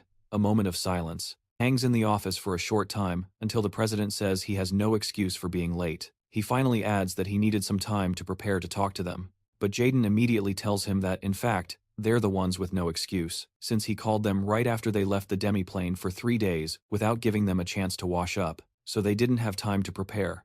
The president's face twitches again, but this time he just laughs. Jairon realizes he's faking it and concludes it's because he's interested in the people in front of him. Finally, the president informs them that he has brought some very good news. He congratulates them for being the elite of the elite who secured the top 3 places in the freshman hunt, especially Jairon, who took first place. When he says this, Jairon replies that it's all thanks to his teammates, and that he couldn't have done it alone.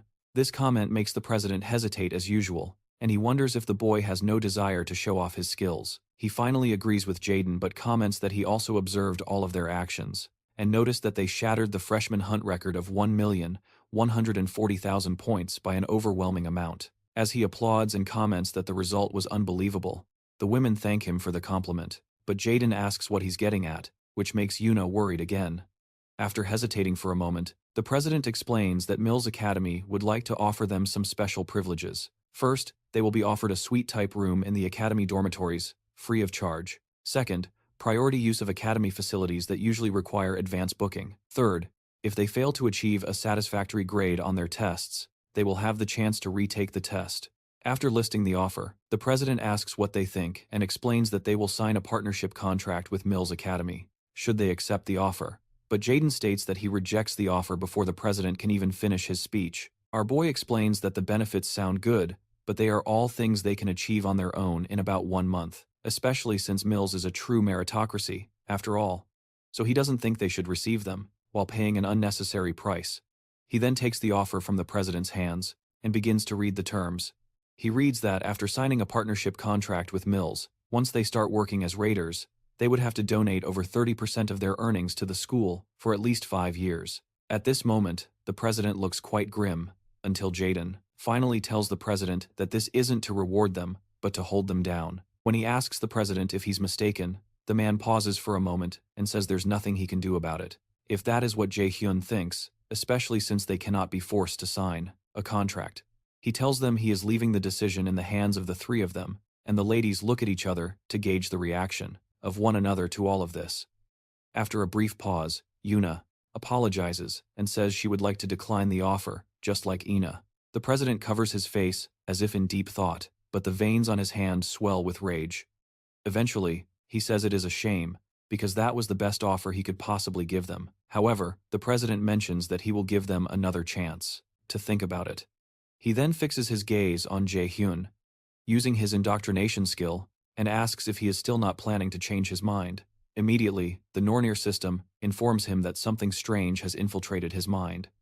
Jae-hyun was already expecting this, but is soon informed by the system that he resisted the negative effect completely, thanks to his passive skill, Blessing of Hell. As this is happening, our boy holds out his blank card toward him and uses its power, because he only provoked the president so that he would use his ability. For a moment, the president just sits there, perplexed at not getting a reaction. Eventually, our boy tells him that they are leaving now, and the Nornir system informs him that he has acquired the skill called indoctrination. With this skill, which is of a unique rank, he can manipulate anyone weaker than him to do his bidding, if both parties agree to a master-servant relationship. The skill then transforms into subordination. Jae-hyun stands up and suggests that the ladies should leave, especially since everyone is tired from spending 4 days in the demiplane. After Jae-hyun leaves the office, Yuna wishes the men a good day, and Ina, who is still confused, tells them they will be leaving first. When the students finally exit, President Jae-in asks Instructor So to leave. Once alone, he wonders how a mere freshman could possibly resist his unique skill, and he finds it all very interesting. Outside, Jae-hyun asks the women if they are really okay with refusing Jae-in's offer, and Yuna confesses that she was a little tempted at first, but she then decided that Jae-hyun was right, because it was obvious that Jae-in would have convinced them to agree, only to take advantage of them since they are so young.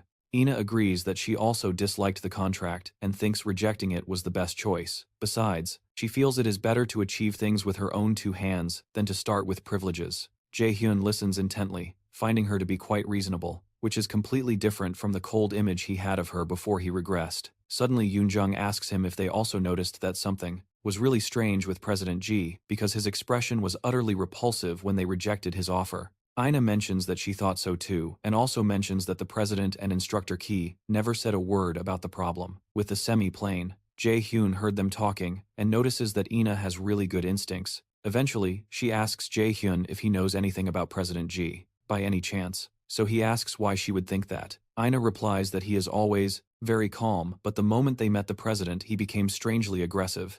Yoon-jung agrees with her and pesters Jae-hyun to tell them if he knows anything about the president to answer their questions. He says he isn't sure either, so it's hard to say anything, but he informs them not to trust anyone at the academy, whether it's the president or the instructors. Suddenly, Ina gets closer to him and asks if they can't trust him either, and while Jae-hyun hesitates, Yoon-jung positions herself behind Ina with a strange look in her eyes, and tells her not to trust Jae-hyun either. She points out Jae's fierce glare, and recounts how he left her stranded in the middle of the street, instead of taking her home, and Jae-hyun asks why she is suddenly bringing up something that happened a long time ago. Annoyed, Yoon-jung pulls his hair and calls him an idiot, remembering how hard it was for her back then. Finally, our boy manages to get Yoon-jung off him, and he suggests they go inside to rest since the sun has set. When it's time to part ways, Ina doesn't seem to want to leave, so she asks if they are going to separate. For a moment an awkward silence falls, and Yoon-jung just looks at the two of them. Suddenly she hugs them and asks why it feels like a teen romance here, so she asks them to make room for her too. However, Jae-hyun pulls her away and points to the girls' dormitory, then asks her to go rest. She finally agrees to rest and Ina follows but reminds Jae-hyun to rest well before she leaves. Our boy soon heads to the boys' dormitory. When he reaches the door, he realizes it's been a long time since he was last here. He remembers the musty smell of mold coming from the corners of the floor, which the lack of funds left unmaintained. It creaks with every step and he eventually goes to his bed.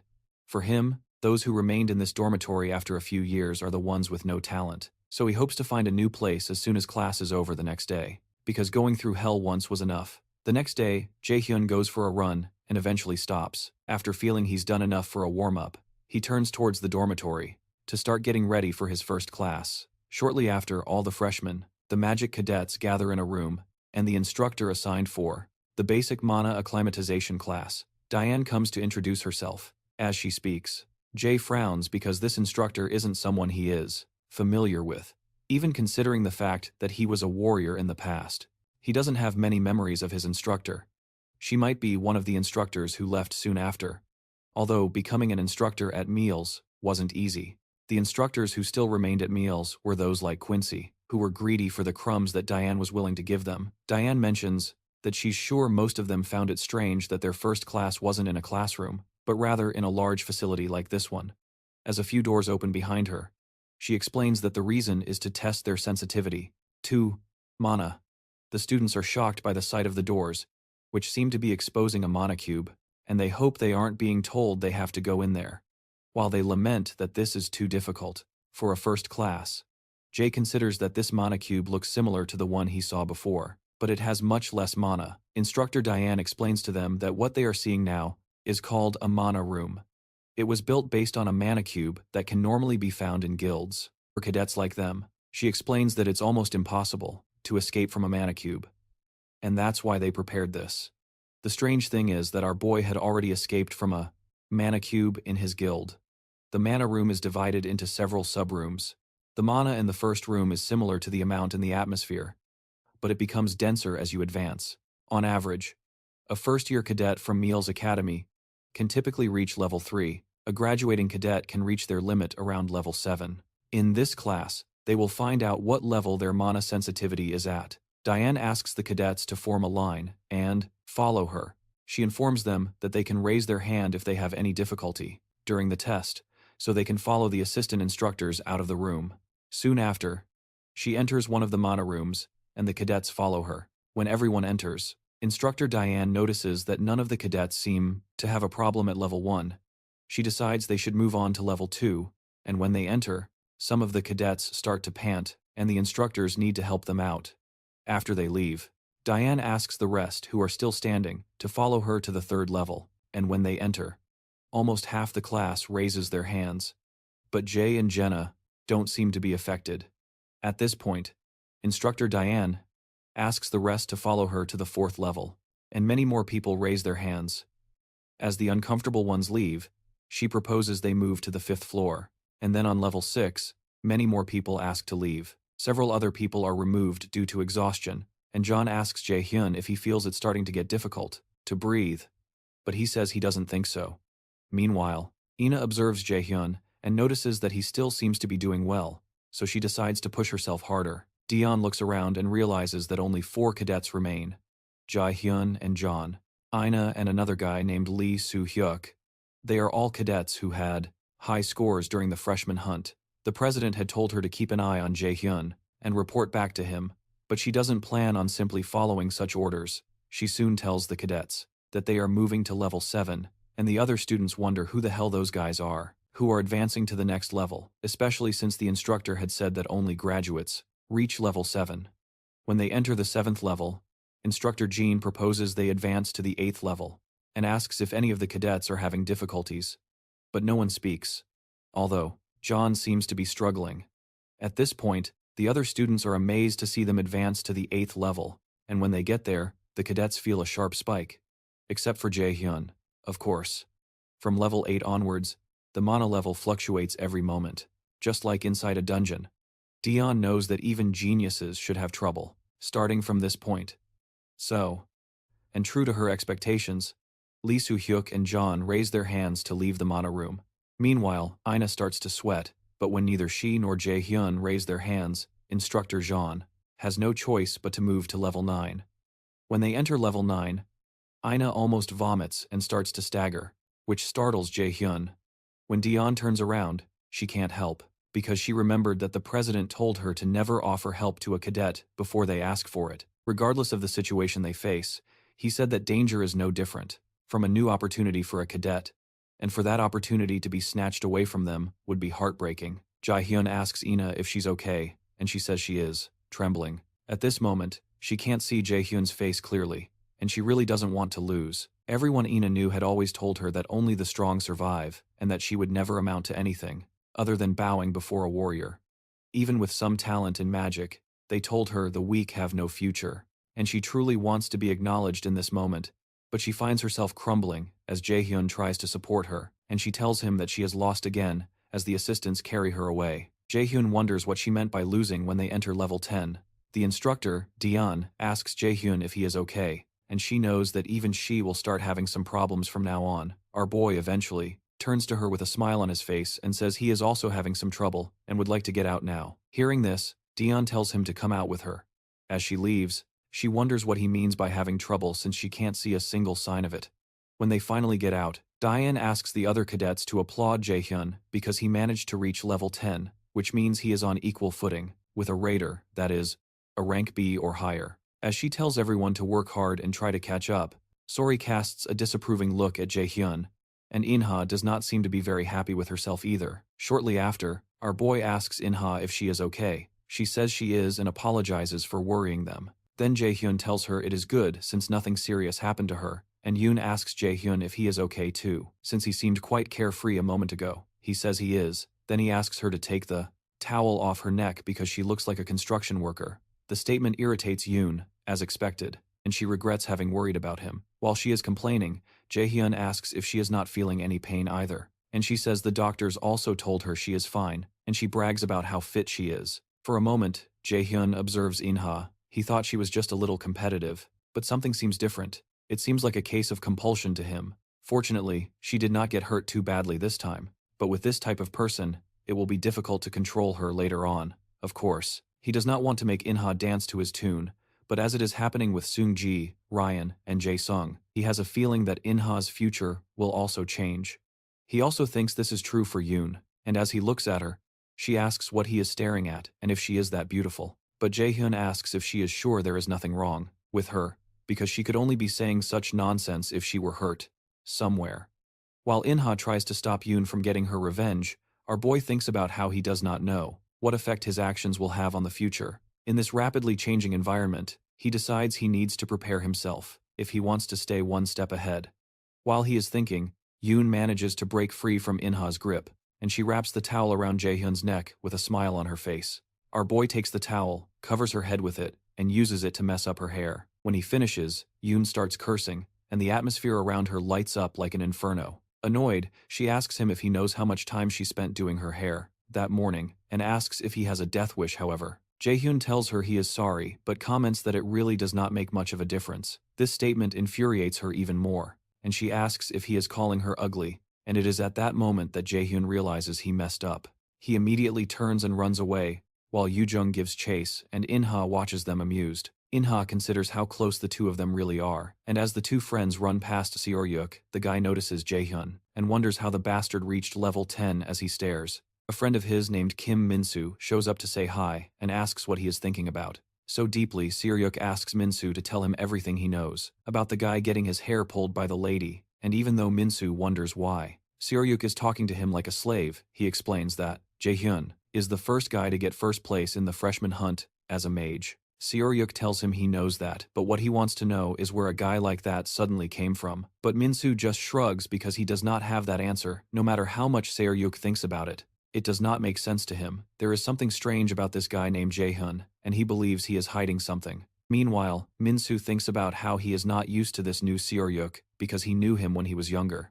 Eventually, he tells Seoryuk that Jae-hyun has already proven his worth 2 times. So there is no need to keep looking for something mysterious, since it is most likely impossible to cheat at Malaz. However, Seoryuk states that there is no way someone can be stronger than him, unless they are cheating. This statement surprises Min-soo, and he considers that Seoryuk would not win against Inha, or Yoo-jung either, but he does not say it out loud eventually. He advises Seoryuk not to become irrational, because he will not win against Jaehyun even if he dies and comes back to life. But the guy does not listen to him. Sometime later, Jaehyun is on a video call with his charming teacher Seon-eun, and he asks if she called because she wanted to know what happened in the freshman hunt. Seon-eun agrees that she did, because it is more interesting to hear it directly from him. Excited, he informs her that he took first place. And this makes Seon-eun proud. She notices that his apartment seems to be too good for a freshman to have and suspects he earned a lot of points finally. She congratulates him on taking the best first step at Millai's academy. Known for being hard to survive, she tells him she is proud of him, and our boy mentions that he is relieved, because he was worried she would scold him if he came in second place. This makes her laugh, and she asks if any cadets caught his attention during the freshman hunt, much to his surprise. Jerry asks if she plans on recruiting them or something, so she says they are considering it and that they plan to reward him for the information he shares. Jerry explains that telling her isn't difficult, but to think he'll receive a reward for something like this. He asks her if she isn't being overly generous, but she insists that she is doing this because she knows he won't cooperate if she were to offer 10 times the value in the future. Eventually, he mentions Ina Yoojung and Royan, saying that those three are the ones who could be recruited by Joanna Yoon.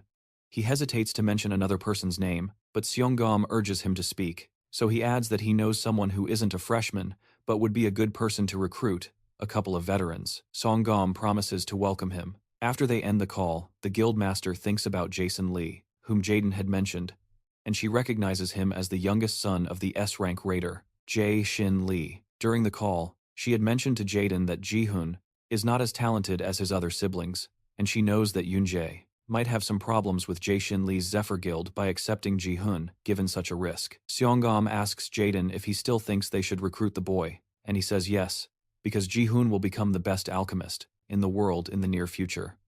After they end the call, Manager Sung informs her that the guildmaster, Lady Bianca Beck, has arrived. Seonggam asks him to escort her in, and then Lady Beck enters with Youngju behind her. As they enter, Seonggam comments that they've arrived right on time. Then Del Rio responds that time is also a very valuable asset for a merchant. Lady Del Rio extends her hand to the guildmaster, Seonggam, and says it's been a while.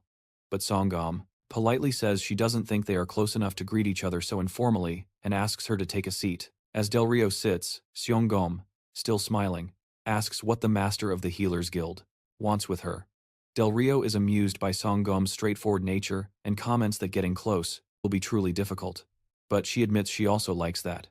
Eventually, Del Rio mentions that there seems to be someone that Ian has raised very well, so she asks how much she should pay for him. Seonggam says it's a shame that Joanna's guild doesn't think of its members as commodities that can be bought, so she suggests Del Rio look elsewhere. However, Del Rio asks her if the child would agree with that, so Seonggam says that there are some things that cannot be bought with money, but remarks that she probably wouldn't know that. Eventually, Del Rio responds that she didn't think Seonggam would accept her offer anyway, and that it doesn't matter, because she only came as a playful act of courtesy. Zayn informs her that her concern is rather unpleasant, but Jira finds it a pity and decides to leave since it's getting late, and Zayn doesn't seem to want to talk to her either. As she gets up to leave, Zayn retorts that he's glad she realized that he doesn't want to talk to her, and Jira replies, jokingly, that a sharp eye is also a merchant's virtue. The next day, after an endurance test at the academy, the cadets await the system to analyze the results. Roy finishes in first place with 101 points, while Jay comes in second with 99 points. The result makes our boy grumble, but he already expected that he wouldn't be able to compare to a combat genius like Roy. However, he doesn't consider second place a bad result. For him, there is no need to rush, but he also keeps in mind that he hasn't reached his goal yet. When Jay turns to the ladies, he notices their disturbed looks, and June eventually asks him what the hell he is, and she asks how a magic invoker can place second and compete with Roy in an endurance test when she demands to know how that's possible. Our boy informs her that it's not strange since he started out as a warrior, but this explanation still doesn't satisfy June. When she tries to protest again, Jay tells her that there's no need to focus so much on just magic, and that she also needs to focus on her health. This comment makes June get serious again, and she threatens to one day show him that he's not as important as he thinks he is. But Ina quickly tells her not to start another fight. Meanwhile, Instructor Sok watches them from nearby and realizes that Jay is a dangerous guy. Exactly as the chairman said, the boy's muscular endurance is not something a magician should possess, and this makes Sok wonder what the hell he is planning. Shortly after, the students hear the bell signaling that the next class is about to begin, so Sok tells the students that the second endurance test is called the AR evasion test. Jay remembers this test from the time before he regressed, and he knows it was the test that examined numerous cadets on their talent and made them reach their limit. Sok explains that they will be gathered in a room with high-quality state-of-the-art facilities, called the AR test room. The augmented reality combat measurement system in front of them will help test each cadet's ability through virtual battles with opponents created in augmented reality. Jay listens attentively and realizes that Sok isn't planning on taking it easy on them. Normally what they would do is eliminate the monsters materialized by drones, while analyzing their attack patterns, but this time they will concentrate only on evaluating their evasion skills because it is an endurance test, however. If they defeat monsters, they will receive higher scores. Instructor Key hands the cadets some objects that look like headphones, and when Yuna asks Jerome, explains to her that they are receivers that can analyze and record the combat simulation. After noticing that Jerome is correct, Instructor Key adds that this receiver is used to implement augmented reality.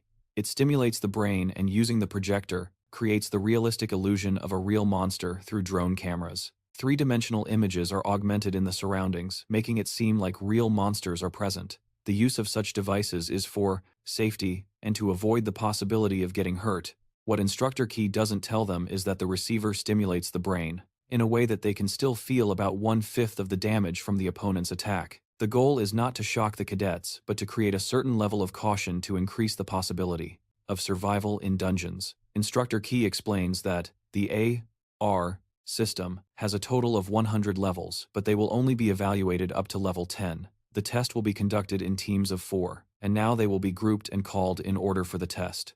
Before it begins, the teams are formed, and Team 3 contains 2 warriors and 2 mages, including Jerome and Sirius. Jerome considers it to be quite balanced. While he is thinking, Sirius calls out to him and asks if he is Jerome. Our boy replies that he is, so Sirius tells him he heard that he placed first in the freshman hunt, but there is something he cannot understand.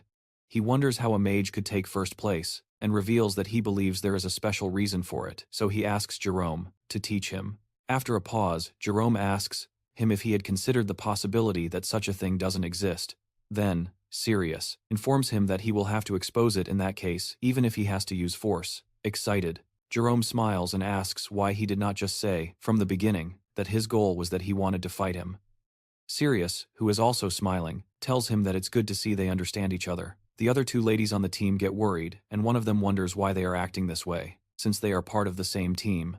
The shorter lady wonders if they will be okay, so she tries to separate them. But Instructor Key soon calls the team to the field. As they enter the field, the system starts a 5-second countdown and informs them they will be facing a skeleton warrior. The skeleton warrior soon manifests, and Suryak decides he needs to retreat. He plans to first create some distance, but before he can move, Jairon charges forward at high speed. To the surprise of the rest of the team, the women try to warn him that it's dangerous. Suryak asks what the hell he's doing, and wonders what Jairon thinks a mage can do on the front lines. As Jairon moves forward, he wonders why there are still such taunts against him, but he decides it will be better to show a bit of his skill here. After creating a bit of mana in his hands, our boy shatters the skeleton's head with a single blow. The others watch in utter surprise, even Suryak is stunned, and everyone else in the crowd looks on in awe. Soon after, a few more skeleton warriors appear, but Jairon is undeterred. He continues to attack another nearby skeleton warrior with his knee, and as it falls to the ground, he activates a special skill called Mana Weapon. Mana Weapon is a special skill that an ordinary mage cannot use because it is a skill that allows a mage to deal physical damage. It's useless for mages since they don't fight in close combat, but our boy is a different breed. Suryak watches in confusion and calls Jairon a psychopath, while the other ladies are still in disbelief. And the system announces that they have completed level 1 of the AR evasion test and have been awarded additional points. With Jairon receiving 100% of the contribution, level 2 of the test begins. And they encounter a monster called a Draugr. The sight of the monster intrigues Jairon, and he informs the monster that it's been a while since they've met. After a series of fights and destroyed terrain, the system announces they have completed level 10 of the augmented reality evasion test. As the system congratulates them for breaking the record for the fastest time to complete the test, Suryak considers this completely unbelievable. Meanwhile, Jairon thinks his performance wasn't too bad, and that his body has been feeling lighter since he started using the combat technique that Asina and Songyun taught him. Suddenly, Suryak approaches him and asks what kind of dirty trick he just used, but Jairon explains that there's nothing more than what he just saw. However, Suryak protests that it was bad enough, that he left the safety of the defense line, but then he completely annihilated the enemy by himself, which makes his performance unbelievable. He insists that doing something like that is impossible without cheating, but Jairon repeats that he has nothing to say, because he has nothing to hide. When Suryak holds his ground, our boy tells him not to make him repeat himself, and he steps closer, offering to let Suryak confirm his strength right now if he's really that curious. The move startles Suryak, and he calls Jairon a bastard. But before anything else can happen, the busy instructor asks the two if there's a problem, and his interference keeps the tension from escalating. Suzuki smirks, wishing there were no instructors present, as Jason eventually turns to leave. Suzuki tells him not to think he's won, but Jason retorts that he doesn't think he's lost either. Suzuki proposes they fight during the Mills Academy festival, but Jason refuses because he has already made plans with someone else. Sometime later, Roy remembers how Jairon refused to fight Suzuki during the Mills Academy festival. It was because he had plans to fight him instead. He recalls Jairon telling him that he would win his name tag back at the Mills festival. So, he decides to go and train so he won't disappoint Jairon. Sometime later, Suriel and some of the assistant instructors are on the move. One of the assistant instructors asks another if he saw the results of this year's stamina test, and the other guy says he monitored it himself. He adds that this year's cadets are very good, as they begin to talk about a magic cadet named Jairon, who broke the record. Something that shouldn't have been possible. Suriel considers that the boy isn't just talented, because those practiced movements that he showed while fighting on the front lines, despite being just a mage, are truly unique. When they enter the president's office, President Min praises them for their good work and suggests they talk about the results of this year's stamina test. Suriel explains that there were a total of 3 cadets who achieved the maximum score, and these cadets are An Royan, Cha Un-won, and Min Jae-rim. Even among these 3, Jae-rim's scores were exceptional. The president thanks instructor, Suriel, for the information and praises him for his hard work. On a screen, President Min reviews footage of Jairon, and a smile forms on his face. He tells Suriel he expects him to continue, to keep him informed about Jairon's actions and grades, and to inform him immediately if he starts to act strangely, to which Suriel agrees. The president tells them to continue their good work and asks him to have the instructors prepare for the next event. A while later, Jairon returns to the evasion test and completes level 27 of the test. The 27th level seems to be his limit, and this is a difficulty that a group of 6 C-rank raiders would normally struggle to overcome. This means that he is equivalent to that same level of strength. As it turns out, the next event for the freshmen is the dungeon practical, and Jairon decides to start preparing. He remembers the dungeon practical incident, which was one of the most shameful and tragic incidents in Mills Academy's history, where several cadets lost their lives. He and his teammates were involved in that incident, and in the end he was the only survivor of his team. Even when he had to listen to people telling him that he should have been the one who died, he couldn't bring himself to leave Nexus Academy, because he didn't want to disappoint the people who believed in him. Shortly after, our boy goes to the store to make a purchase. When he's done, he wonders if he'll be able to live differently. In his past life, he couldn't protect anyone, and led a pathetic existence, and was as disposable as a single-use item. However, he doesn't plan on living the same life again. Living a life of regret once was enough. One day, before the dungeon practicum was set to begin, the students go to class as usual and soon finish their activities for the day. When class ends, Yuna and Mia approach Jay. Yuna asks him what they should do tomorrow since it's their first dungeon practicum. She admits that she couldn't sleep well last night, so Jay informs her that everyone feels the same way when they enter a dungeon for the first time. His comment surprises Yuna, and she asks playfully if this isn't his first time, and if he's been in a dungeon just for a stroll or something. He replies that he doesn't know about dungeons, but he has encountered monsters a few times, and there's one in front of him right now. This makes Yuna lose her patience once again. She starts cursing and punching him with her fists. Mia watches them closely, and their nonsense makes her smile. Eventually, Jay offers the girls something. He tells them he has something for them since they're so worried. Yuna asks what it is, and our boy says he bought a potion, along with his own, and he tells them to use it whenever they need it. Yuna agrees to forgive him this time because of his kind gesture, and Mia promises to make good use of it. Our boy considers that he survived the last dungeon practicum due to sheer luck, but he'll make sure that this time he does it with skill. On the day of the dungeon practicum, Jay spends some time warming up in the early hours of the morning. Warming up is important before entering a dungeon. No matter how large a mage's mana capacity is, if they suddenly use too many high-level spells, they will experience a mana rebound. If mana rebounds while casting a spell, it can injure the user's body. A mage who uses many high-level spells is prone to mana rebound, and Jay knows this. He recognizes that Lightning Chain and Sacrifice are high-level skills. Furthermore, he isn't sure how dangerous things will get during the dungeon practicum today, and he doesn't know if he will die, or if his teammates will. Moreover, if he keeps his mana gathered in his lower abdomen, as he just did, he can use it to quickly strengthen his spells, or his body, when he needs to. Suddenly, he remembers the time before he regressed, when the system told him that time would be regressed to the period the user most desires, while he is immersed in thought. The Nornir system activates a main quest. Apparently, he has managed to return to the time he wished for. From now on, he has to face several crossroads that left him with regrets. He must decide whether to make the same choices or change them. The decision he makes could kill or save others, and whatever he chooses to do is in his hands. The mission's difficulty is unknown, and so are the rewards, but they seem to depend on whether he chooses route A or B. The worst part is that he only has 12 minutes to decide, and the penalty for failure is also unknown. Jairon figures something is up again, and the Nornir system is obviously trying to help him get stronger, since the gods need him for their plans. However, he doesn't understand what they mean by him choosing his route, and he wonders what on earth they are planning. Shortly after, the freshmen gather in the Muse Academy's mock underground dungeon.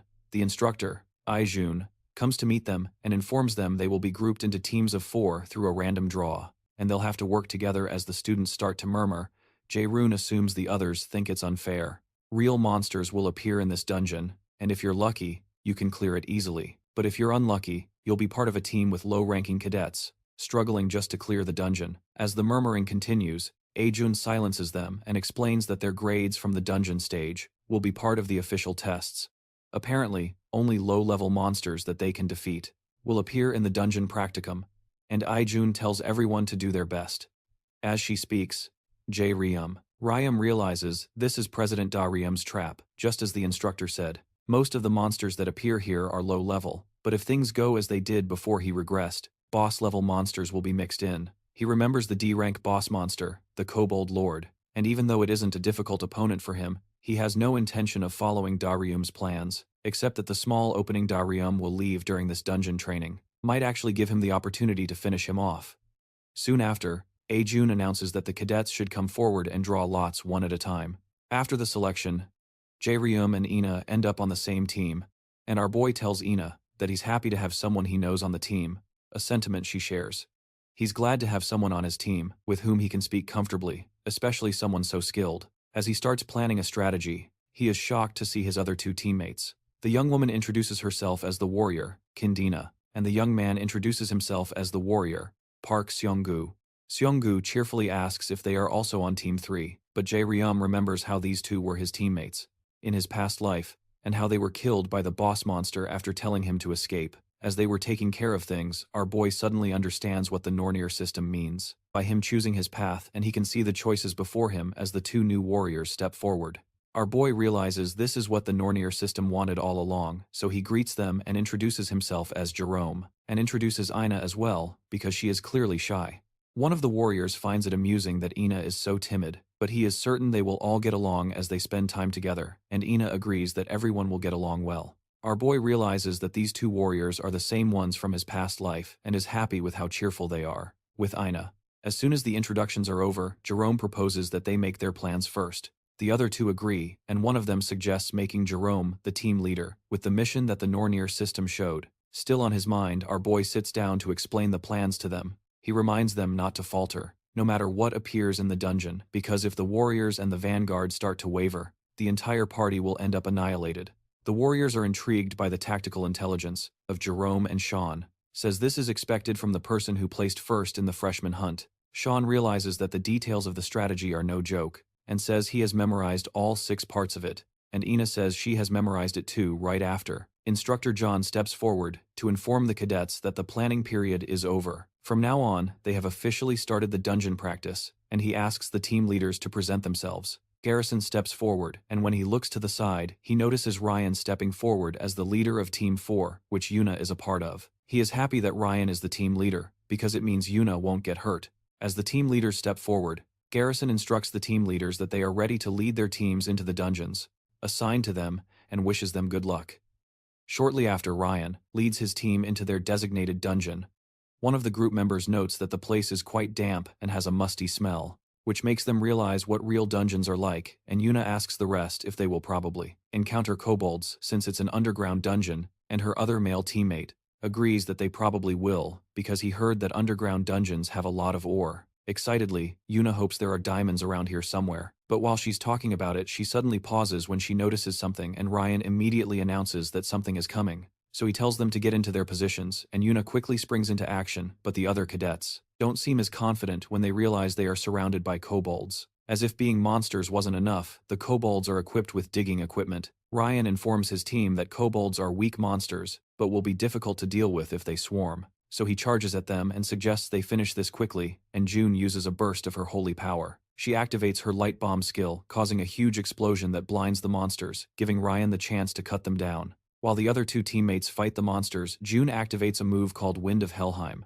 and a skill called Airburst. She launches several blasts of air toward the kobolds' chests, and knocks them to the ground after they defeat the monster. Ryan asks if everyone is okay, and the girls reply that they are. When they turn to the other guy, Seth, they notice he seems to be choking, so they rush to help him, and June wonders what's happening as she's never heard of kobolds using poison. When June looks up, she realizes the boy isn't suffocating from poison, but from an overwhelming wave of mana. Hitting him in front of them is a huge kobold boss, and the students freeze.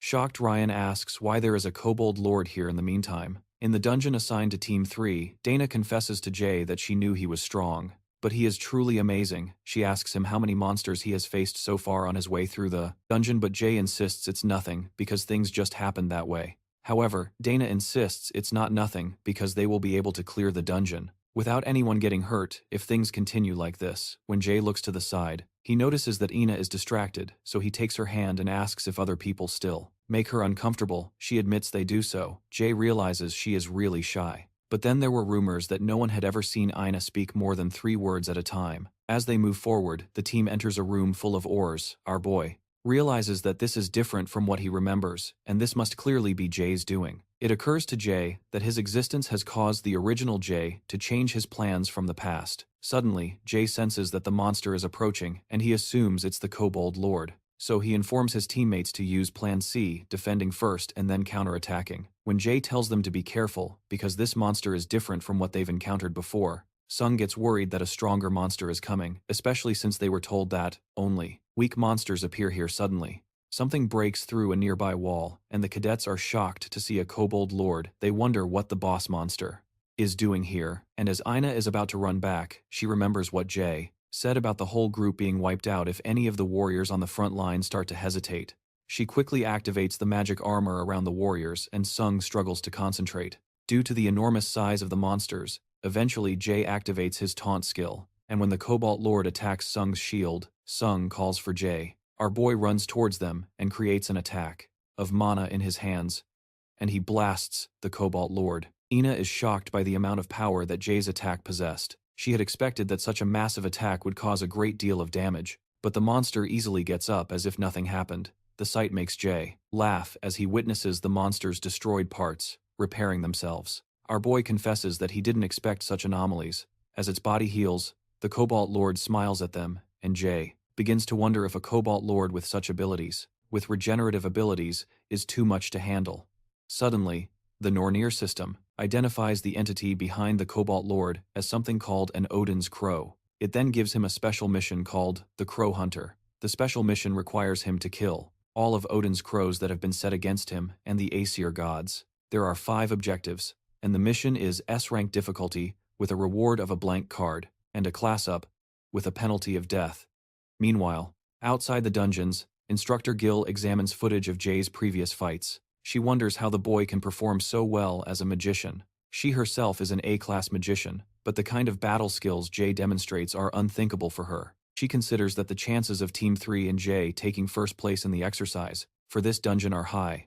And when one of the doors opens, she is surprised to see Cadet Sero being helped by Royan, while Yoonjung tells her there is a huge problem. Still in shock, Gil asks what happened, and they inform her that a Kobold Lord has appeared in the dungeon. She's surprised they encountered a Kobold Lord, since there's no way it could have gotten in, and Gil begins to wonder what is happening inside the dungeons.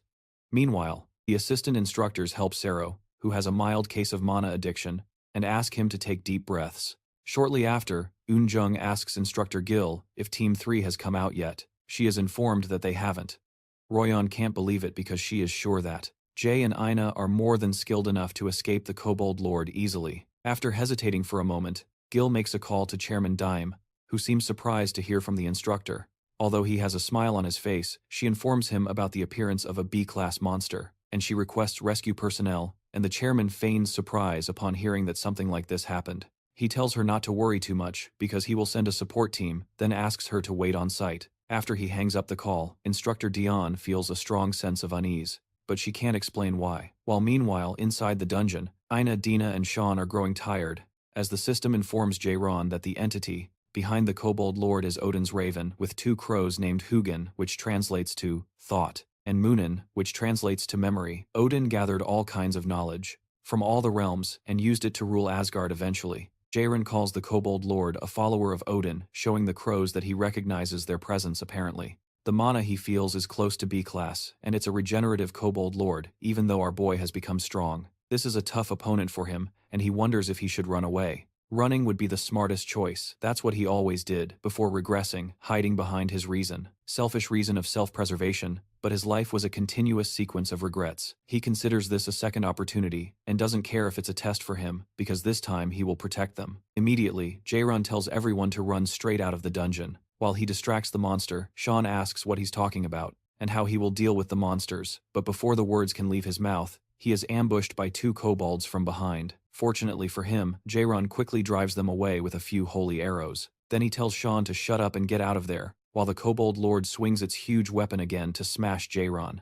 To the ground, our boy tries to explain to the others that he can't fight, and protect them at the same time as the monster is about to crush our boy to the ground.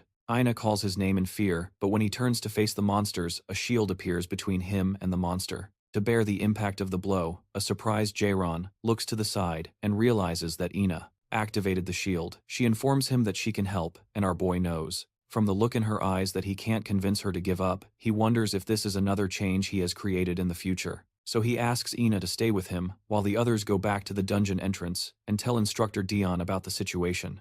When Sean tries to protest, Jairon begs him to leave, so Dina agrees and promises to tell the instructor as soon as they can. As the two of them leave, Jairon and Ina are left alone to face the monsters. Jairon tells Ina that he will cover her from behind, so she summons her radiant holy sword and drives his sword through the flesh of the smaller group of kobolds. Jairus takes this as his cue and charges forward to meet the Kobold Lord, who is charging right at him.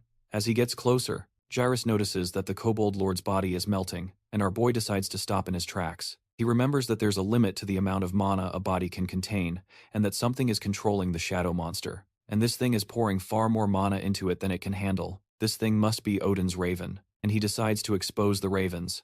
Our boy equips his mistletoe weapon. Upon equipping it, his field of vision expands, and the active skill called mana perception is activated. Because of this, he can more clearly recognize the energy flow of all beings that use mana. Using his mana perception skill, our boy sees the trail of mana leading away from the giant monster to a raven below. Jairus is thrilled to have found it, and as the monster lunges to attack him again, Jairus activates his lightning chains, vowing to make sure it's dead for good. Meanwhile, at the meeting of the Aesir gods, one of Odin's ravens flies to Asgard to see Odin.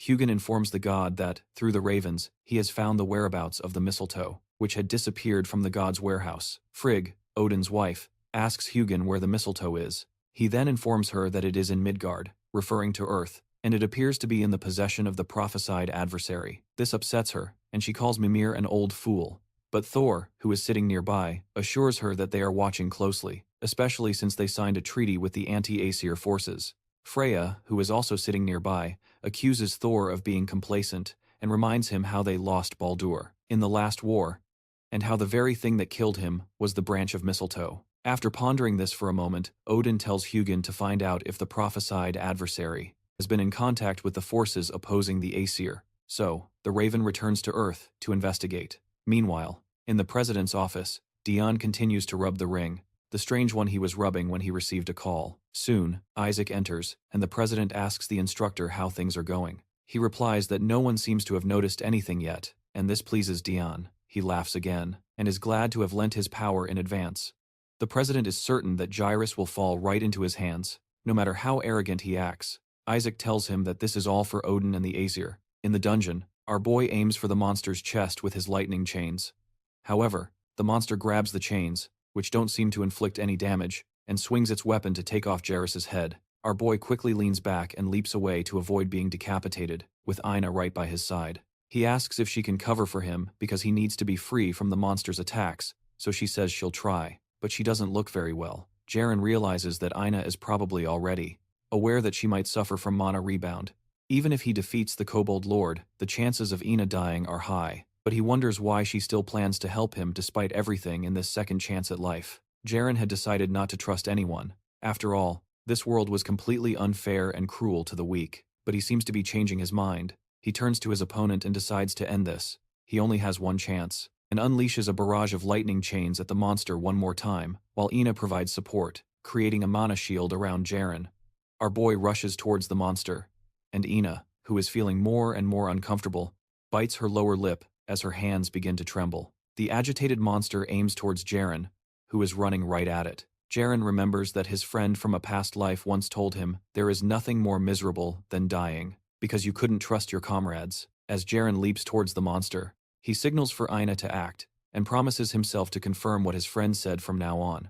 Jairon jumps onto one of the chains and uses it to propel himself forward, and Ina is shocked that he can use it as a movement skill. She wonders just how skilled he is at mana control for that to be possible. Meanwhile, the monster waits patiently as Jairon advances towards it on his chain. But instead of colliding with the monster, our boy leaps high above it in a split second. The monster twists its hand and tries to crush Jairon in midair without turning, as it would take much longer to turn around. But it is clearly doing this under the crow's control, and Ina grows worried that Jairon might be knocked out of the air. But our boy evades the attack and smirks, using his mana perception. He tracks the mana threads to the location of Odin's crow and strikes with the full force of his sword. The blow is so powerful that it shatters his sword, but it still works because the Kobold Lord reacts by letting out a scream. Suddenly, the system announces that the mana thread connecting the Kobold Lord and Odin's crow has been severed. As Jairon lands on the ground, the Kobold Lord collapses behind him, and our boy moves forward to see the face of the being behind all this trouble. As he takes a step forward, Jairon finds Hugin, fallen after being hit by his strike. He asks the crow what Odin's objective is and steps on its head when it does not answer. Eventually, Jairon notices a necklace with an emblem of 3 triangles, similar to the shape on President Jay's ring. He steps on the crow again and asks what the connection is between Gudrun and Odin, but the creature does not respond. Jairon realizes the crow has no will of its own and it's useless to keep it any longer. He finally lifts his leg, allowing the bird to fly back to Asgard to report to its master. Suddenly, Ina enters the area looking for Jairon, but Jairon warns her that it's not over yet because she needs to be careful of the mana rebound. Before the words even leave his mouth, she suddenly freezes, and the Nornir system informs Jairon that corrupted mana has accumulated in her body. Jairon clutches his chest in pain, and Ina does the same, but the Nornir system soon purges the mana from Jairon due to his mana's purity. Soon after, he finally stabilizes, and the system notifies him that his mana capacity has permanently increased by 5%. Jairon is pleased that it worked, and is informed that he has successfully hunted the first of his prey for the special mission, called Crow Hunter. He is rewarded with 5 attribute points, a blank card, and a level up. When he fully recovers, Jairon realizes that things could have ended much worse than they did, but when he turns to Ina, he sees nothing good, and the Nornir system informs him that his teammate's life is in grave danger. Our boy rushes towards Ina, and is told that she will die if she doesn't recover immediately. Sometime later, Ina wakes up in a pool of sweat and with a headache. She notices Jairon by her side, and asks him what happened. He appears to be sleeping but wakes up when he hears her call his name. He is surprised that she's awake, and asks how she's feeling. When she checks her status, she is shocked to realize that her health and mana have fully recovered. She is confused about what happened because she remembers experiencing a mana rebound. Eventually, she tells Jairon that she is fine, and asks how he is. He replies that he's okay, and mentions that he fell asleep. When she looks to the side, she notices the Kobold Lord is dead, so she asks Jairon why he didn't leave. He said he was waiting for her to wake up, because he has something to tell her. She wonders what it is, so she asks him, and after a pause, Jairon tells her they need to get their story straight, and Ina suddenly turns red, because the Korean expression for getting our story straight is directly. Translatable as I want to touch my lips to yours. Outside the dungeon, Yujin demands from Song and Gina why only two of them made it out, and the instructor tries to hold her back from doing anything stupid. She tells Yoon that she understands she's worried about her friends. Meanwhile, Harry wonders what he should do to help Jairon and Ina get back.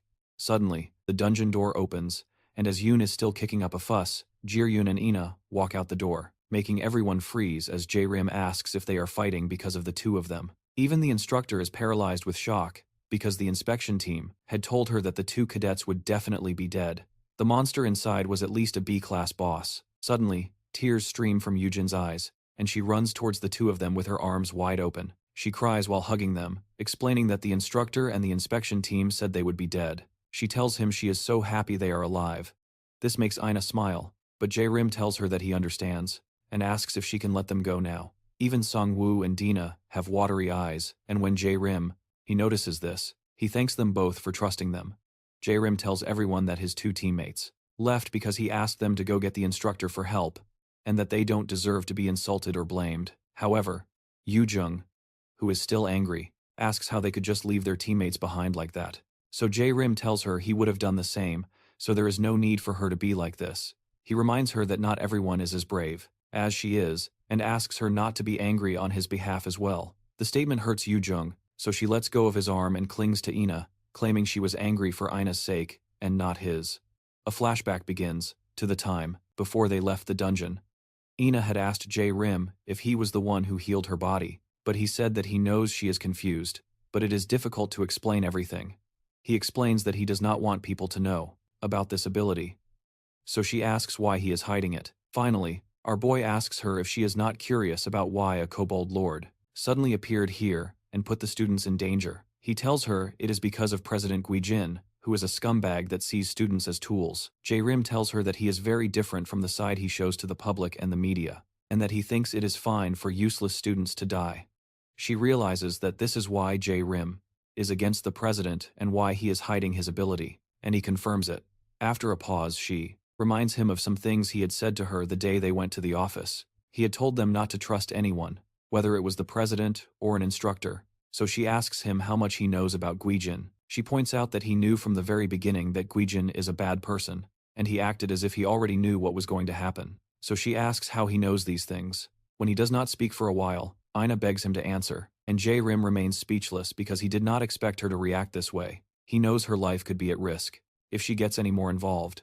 So he considers using his indoctrination ability on her, but he changes his mind, because she has a high magic aptitude value, and since her mentality is strong, it might not work, and that's not a good solution in the first place, and a terrible way to eventually make allies. He apologizes, but tells her he can't reveal more than he already has, so she asks him why he can't. Jairim finally explains that it will be very dangerous for her too, if he tells her any more than that, and he asks her to just let it go for now. The instructor lowers her head and apologizes to Jairim for failing to rescue them from the dungeon, telling him she's glad he's alright. However, he tells her it's fine, especially since she wasn't the one who put them in the dungeon. When Jairim heads back to rest, Ina runs after him and asks again if he really can't tell her the things he knows, especially because no one knows if something like this will happen again. But he apologizes for not being able to tell her and expresses his hope that she'll keep the promise she made. After Jairim walks away, the Nor9 system informs him that he has completed the main quest, which is the first turning point, and the rewards depend on the chosen route. It says he took route B, which is different from the choice he made in the past. Because of this, he receives something called the Golden Apple of Idun. Sometime later, Chairman Jane says that Seokjin has disappointed him. Seokjin apologizes to the chairman, but the chairman insists that he'll tolerate it this one time, but expresses that he hates having a useless subordinate, a sinister expression on his face. Jane turns to the trembling instructor and asks if he understands what he means. Seokjin promises not to disappoint him again, and Jane says he'd better not. The chairman tells Seokjin to ensure that Jairim is brought under control during the next event, before his patience runs out. The next morning, our boy takes a quick shower, and seeing his clothes, he remembers how Ina suffered from mana rebound. Before his regression, Kim Yoo-jung died, and Han Ho-ryeon never even reached half of his potential. That's why he believes he must intervene for the future's sake. However, he thinks he doesn't need to intervene on Ina's behalf, because she'll do just fine without his intervention. He decides he must be careful when interacting with her, since he's unsure how it will affect the future. Eventually, he sits on the couch and turns on the TV, looking for something worth watching. While watching the news, he reasons that he needs to figure out the relationship between Ujian and Zesuro as soon as possible, since what occurred in this dungeon is definitely just the beginning. There will be more dangerous situations in the future, and he knows he needs to become stronger to handle whatever comes his way. As he watches the news, he notices a host asking another man about other types of dungeons that exist beyond the ones they are used to. The expert invited onto the show explains that there are themed dungeons, and you must approach them differently than you would a normal dungeon, where you just kill the boss to clear it. When asked about another feature of a themed dungeon, the man explains that the biggest difference is that you cannot leave the dungeon before clearing it. And our boy remembers these themed dungeons from his past life, and he gets an idea. The expert further explains that raiders who want to invade dungeons need to become a character from the theme and fulfill certain requirements. It can be considered a kind of role-playing game, and what raiders want in these types of dungeons are rare item rewards. Apparently there is a hidden piece that the raiders also call God's Arrangement, and this item is the reason why raiders are desperate to clear such dungeons. Despite the difficulty after hearing this, Jerry smiles and realizes that this is his opportunity to get what he needs most. While that's happening, Ina is having a cup of tea with Yuna and apologizes for making her worry. Yuna says it's okay because she's happy as long as they are both. Well, she admits that Jay's personality is kind of bad, and she was worried that Jay might have been rude to Ina, so she explains that Jay is always like that. Ina pauses for a moment, and Yuna gets angry, asking if Jay was really mean to her. Surprised, Ina clarifies that he was not, but it's just that Jay seems to trust Yuna a lot. She argues that she would be happy if Jay could also trust her, and depend on her a little more. Finally, she mentions that he could trust her if she were a little stronger, and when she pauses again, Yuna starts to worry about her. So she eventually stands up and proposes that they forget the idea of the raid and go eat something delicious. As Yuna extends her hands, she explains that there's a place she was waiting to go to. While Ina stammers, Yuna grabs her hand and declares they're going to make her feel better. At first, Ina is surprised that Yuna is dragging her along, but a smile soon appears on her face. Meanwhile, our boy examines the legendary grade, consumable item called the Golden Apple of Idun. It's an apple grown and harvested by Idun, who is responsible for the eternal youth and immortality of the gods. Upon consumption, it immediately slows down aging by 50% and increases natural healing ability by 50%. It also permanently increases magical aptitude and cannot be sold or given to another user. Jay realizes that features like anti-aging and enhanced natural healing are super rare and must cost at least 1 million. However, the problem is he can't give this one away either. He decides to focus on calculating all the loot he can get, and remembers that a ranked-themed dungeon will soon open in a theme park in C. That's where he can get the speed-enhancing shoes, called Thialfi's Thunder Steps, which Thor's servant, Thialfi, used to wear. The shoes greatly increase a person's dexterity stat. So many martial artists really wanted them. Eventually, Jairon takes a bite of the apple with great anticipation, and everything lights up. But he soon realizes that the apple tastes just like any other apple. The Nornir system informs him that Idun's golden apple is beginning to take effect, and his resistance attribute has permanently increased by 20 points, and his mana attribute has increased by 20 points, with his aging rate and natural healing ability increasing by 50% each. On top of all that, his aptitude for magic will permanently increase significantly. Jairon is happy that the apple's effects are not ordinary, and his movements begin to feel lighter. He picks up his phone and makes a call to someone. Shortly after, our boy heads to the theme park in C, and finds that the place looks a bit cheap after seeing it again after his regression. When he approaches the counter, the attendant asks what kind of ticket he would like, but Jairon drops a card from the Lotus Guild. He introduces himself as a raider from the Lotus Guild. He informs the woman that a themed dungeon will be opening in the park soon. Meanwhile, Instructor Jiun goes to Jairon's dorm to see him, and is told that he isn't around. The attendant informs her that Jairon said he had something to do today, and asks if anything is wrong. Jiun then clarifies that there's no problem. Jiun wonders how Jairon can already recover from such an incident, especially being a newly enrolled student. He's not only skilled, but also very quick to recover from trauma, so Jiun realizes he has a lot of courage. Before leaving, she asks the attendant to tell Jairon to come see her. When he gets back, Jiun leaves the dorm and connects a communication device to speak secretly with the team manager named Song Dae-sok. Dae-sok quickly responds and asks how her investigation went. She then informs him that she found out that Jairon was behind it.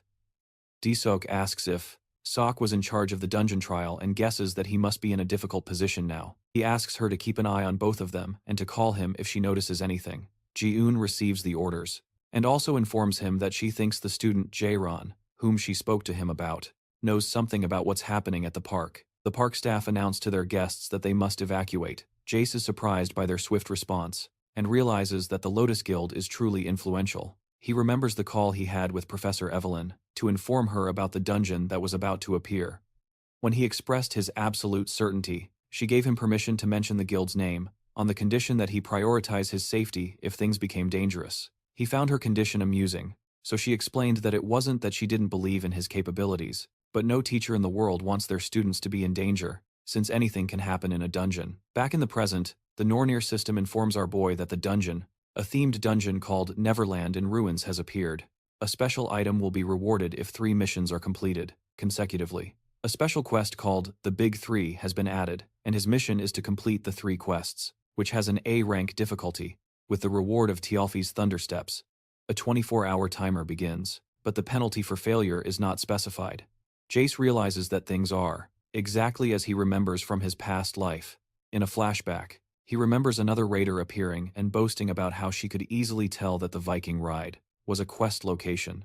In the flashback, she claims that she was so smart she could easily find some of the park's attractions, like the haunted house and the parade. Her name is Sierra, a 16-year-old themed dungeon explorer. She openly declares that her cognition accelerator skill is incredible. To her, there's nothing she can't do if she just puts her mind to it. She gushes about how excited she is to learn that it's a themed dungeon, but she isn't disappointed.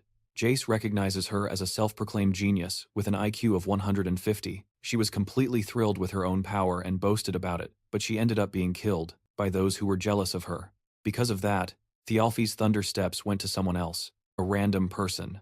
This time, Jace thinks it will be better for him to claim the Thundersteps for himself. Soon after, the Nornir system asks if he would like to start the Viking quest, the first of the big 3 quests, and he agrees. He is quickly transported to the Viking dungeon, and the system informs him that the end of this story is being changed. Jace is transported away, and moments later, Sierra appears near the spot where he vanished. Our boy is now completely synchronized with the dungeon's character, and is informed that he is playing the role of Thialfi, a warrior who survived the Viking invasion.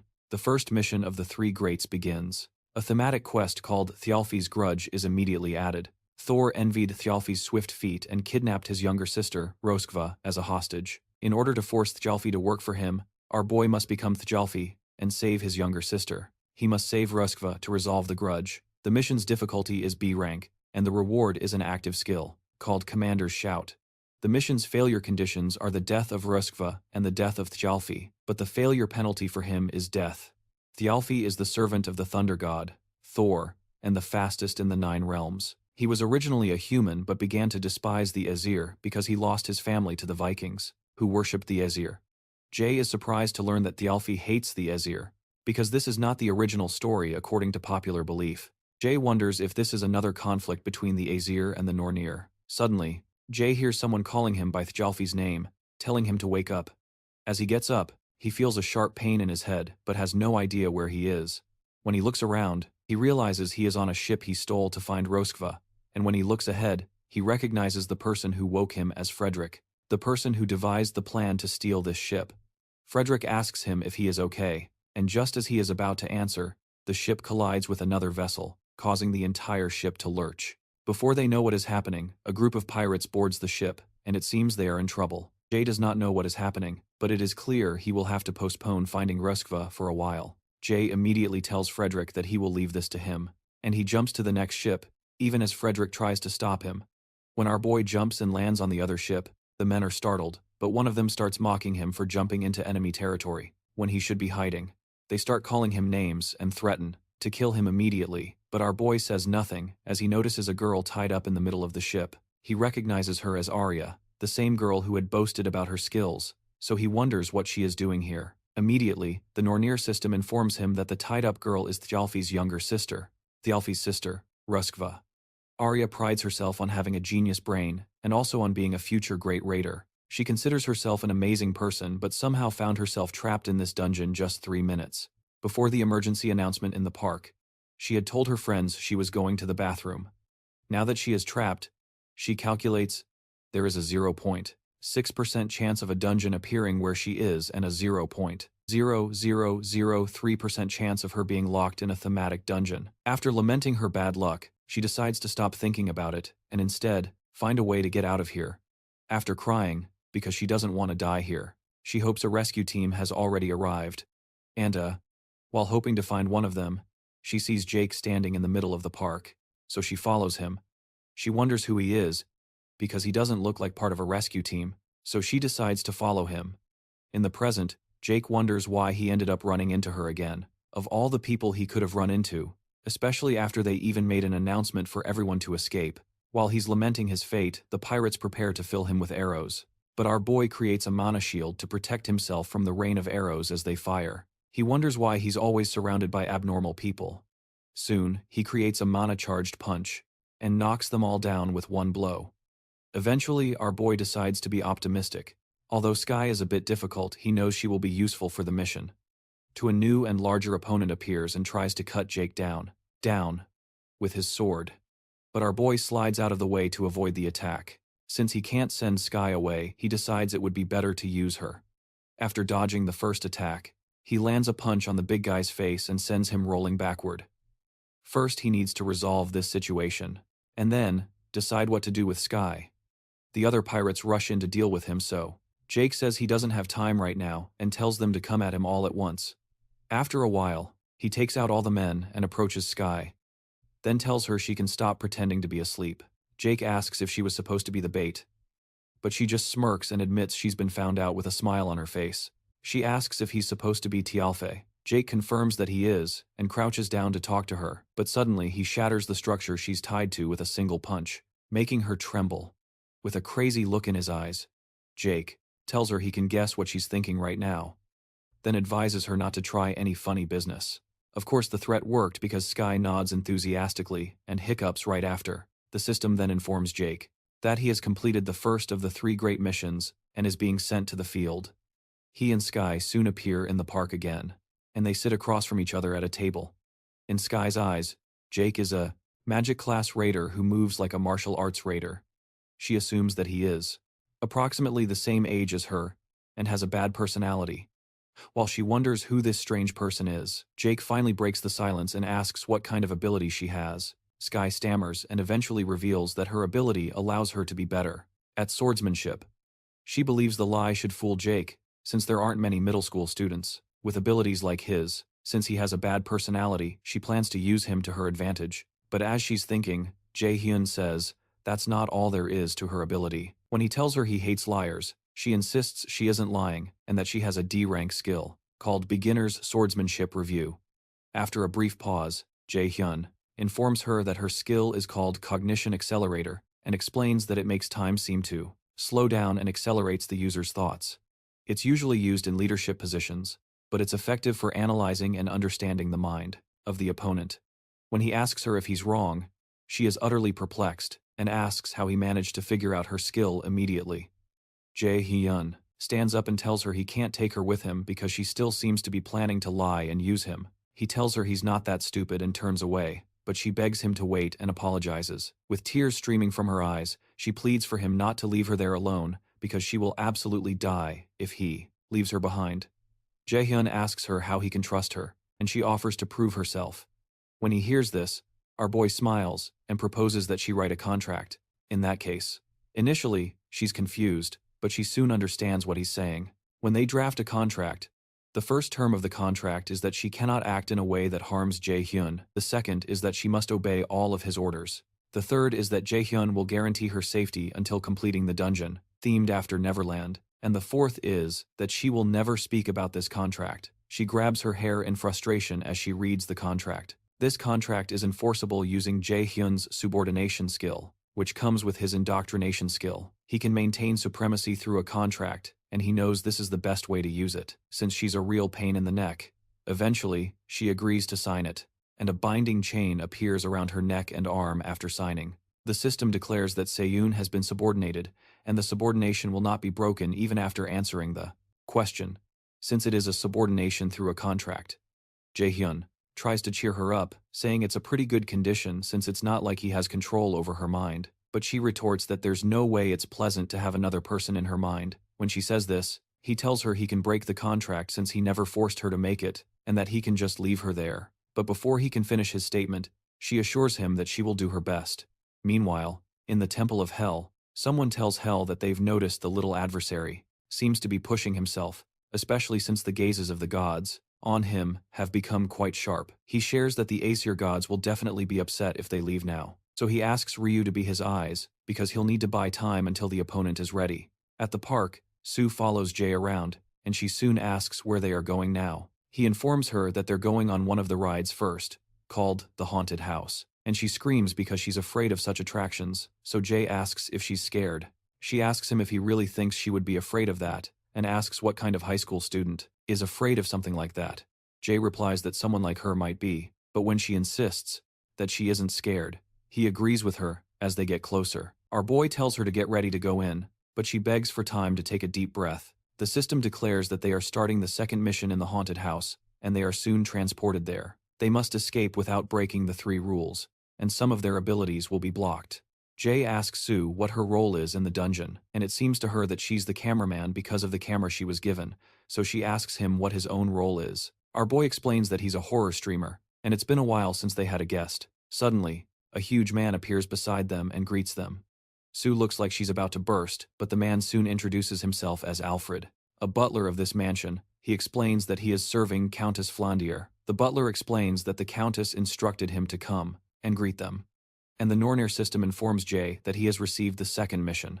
In the second mission, called the Flandier mission, they have been invited by Countess Flandier, the owner of the Flandier mansion. But this place is terrifying and holds a terrible secret. Their job is to use the camera to reveal the truth of this mansion and escape. The mission difficulty is A rank, but it comes with a reward of an active skill, called Illusion. The mission will be a failure if they fail to escape within the time limit and reveal the mansion's truths, and the penalty is death. Alfred soon invites them inside, because the Countess emphasized that he must treat them with the utmost hospitality. Our boy looks a little tense, but Sue is dripping with sweat. Alfred offers to guide them to the dining room first, since they must be tired from their journey. Once inside, Jay sees a vase with a tag that says it's for the most beautiful and foolish girl. Sue notices a beautiful painting of a girl and a dog.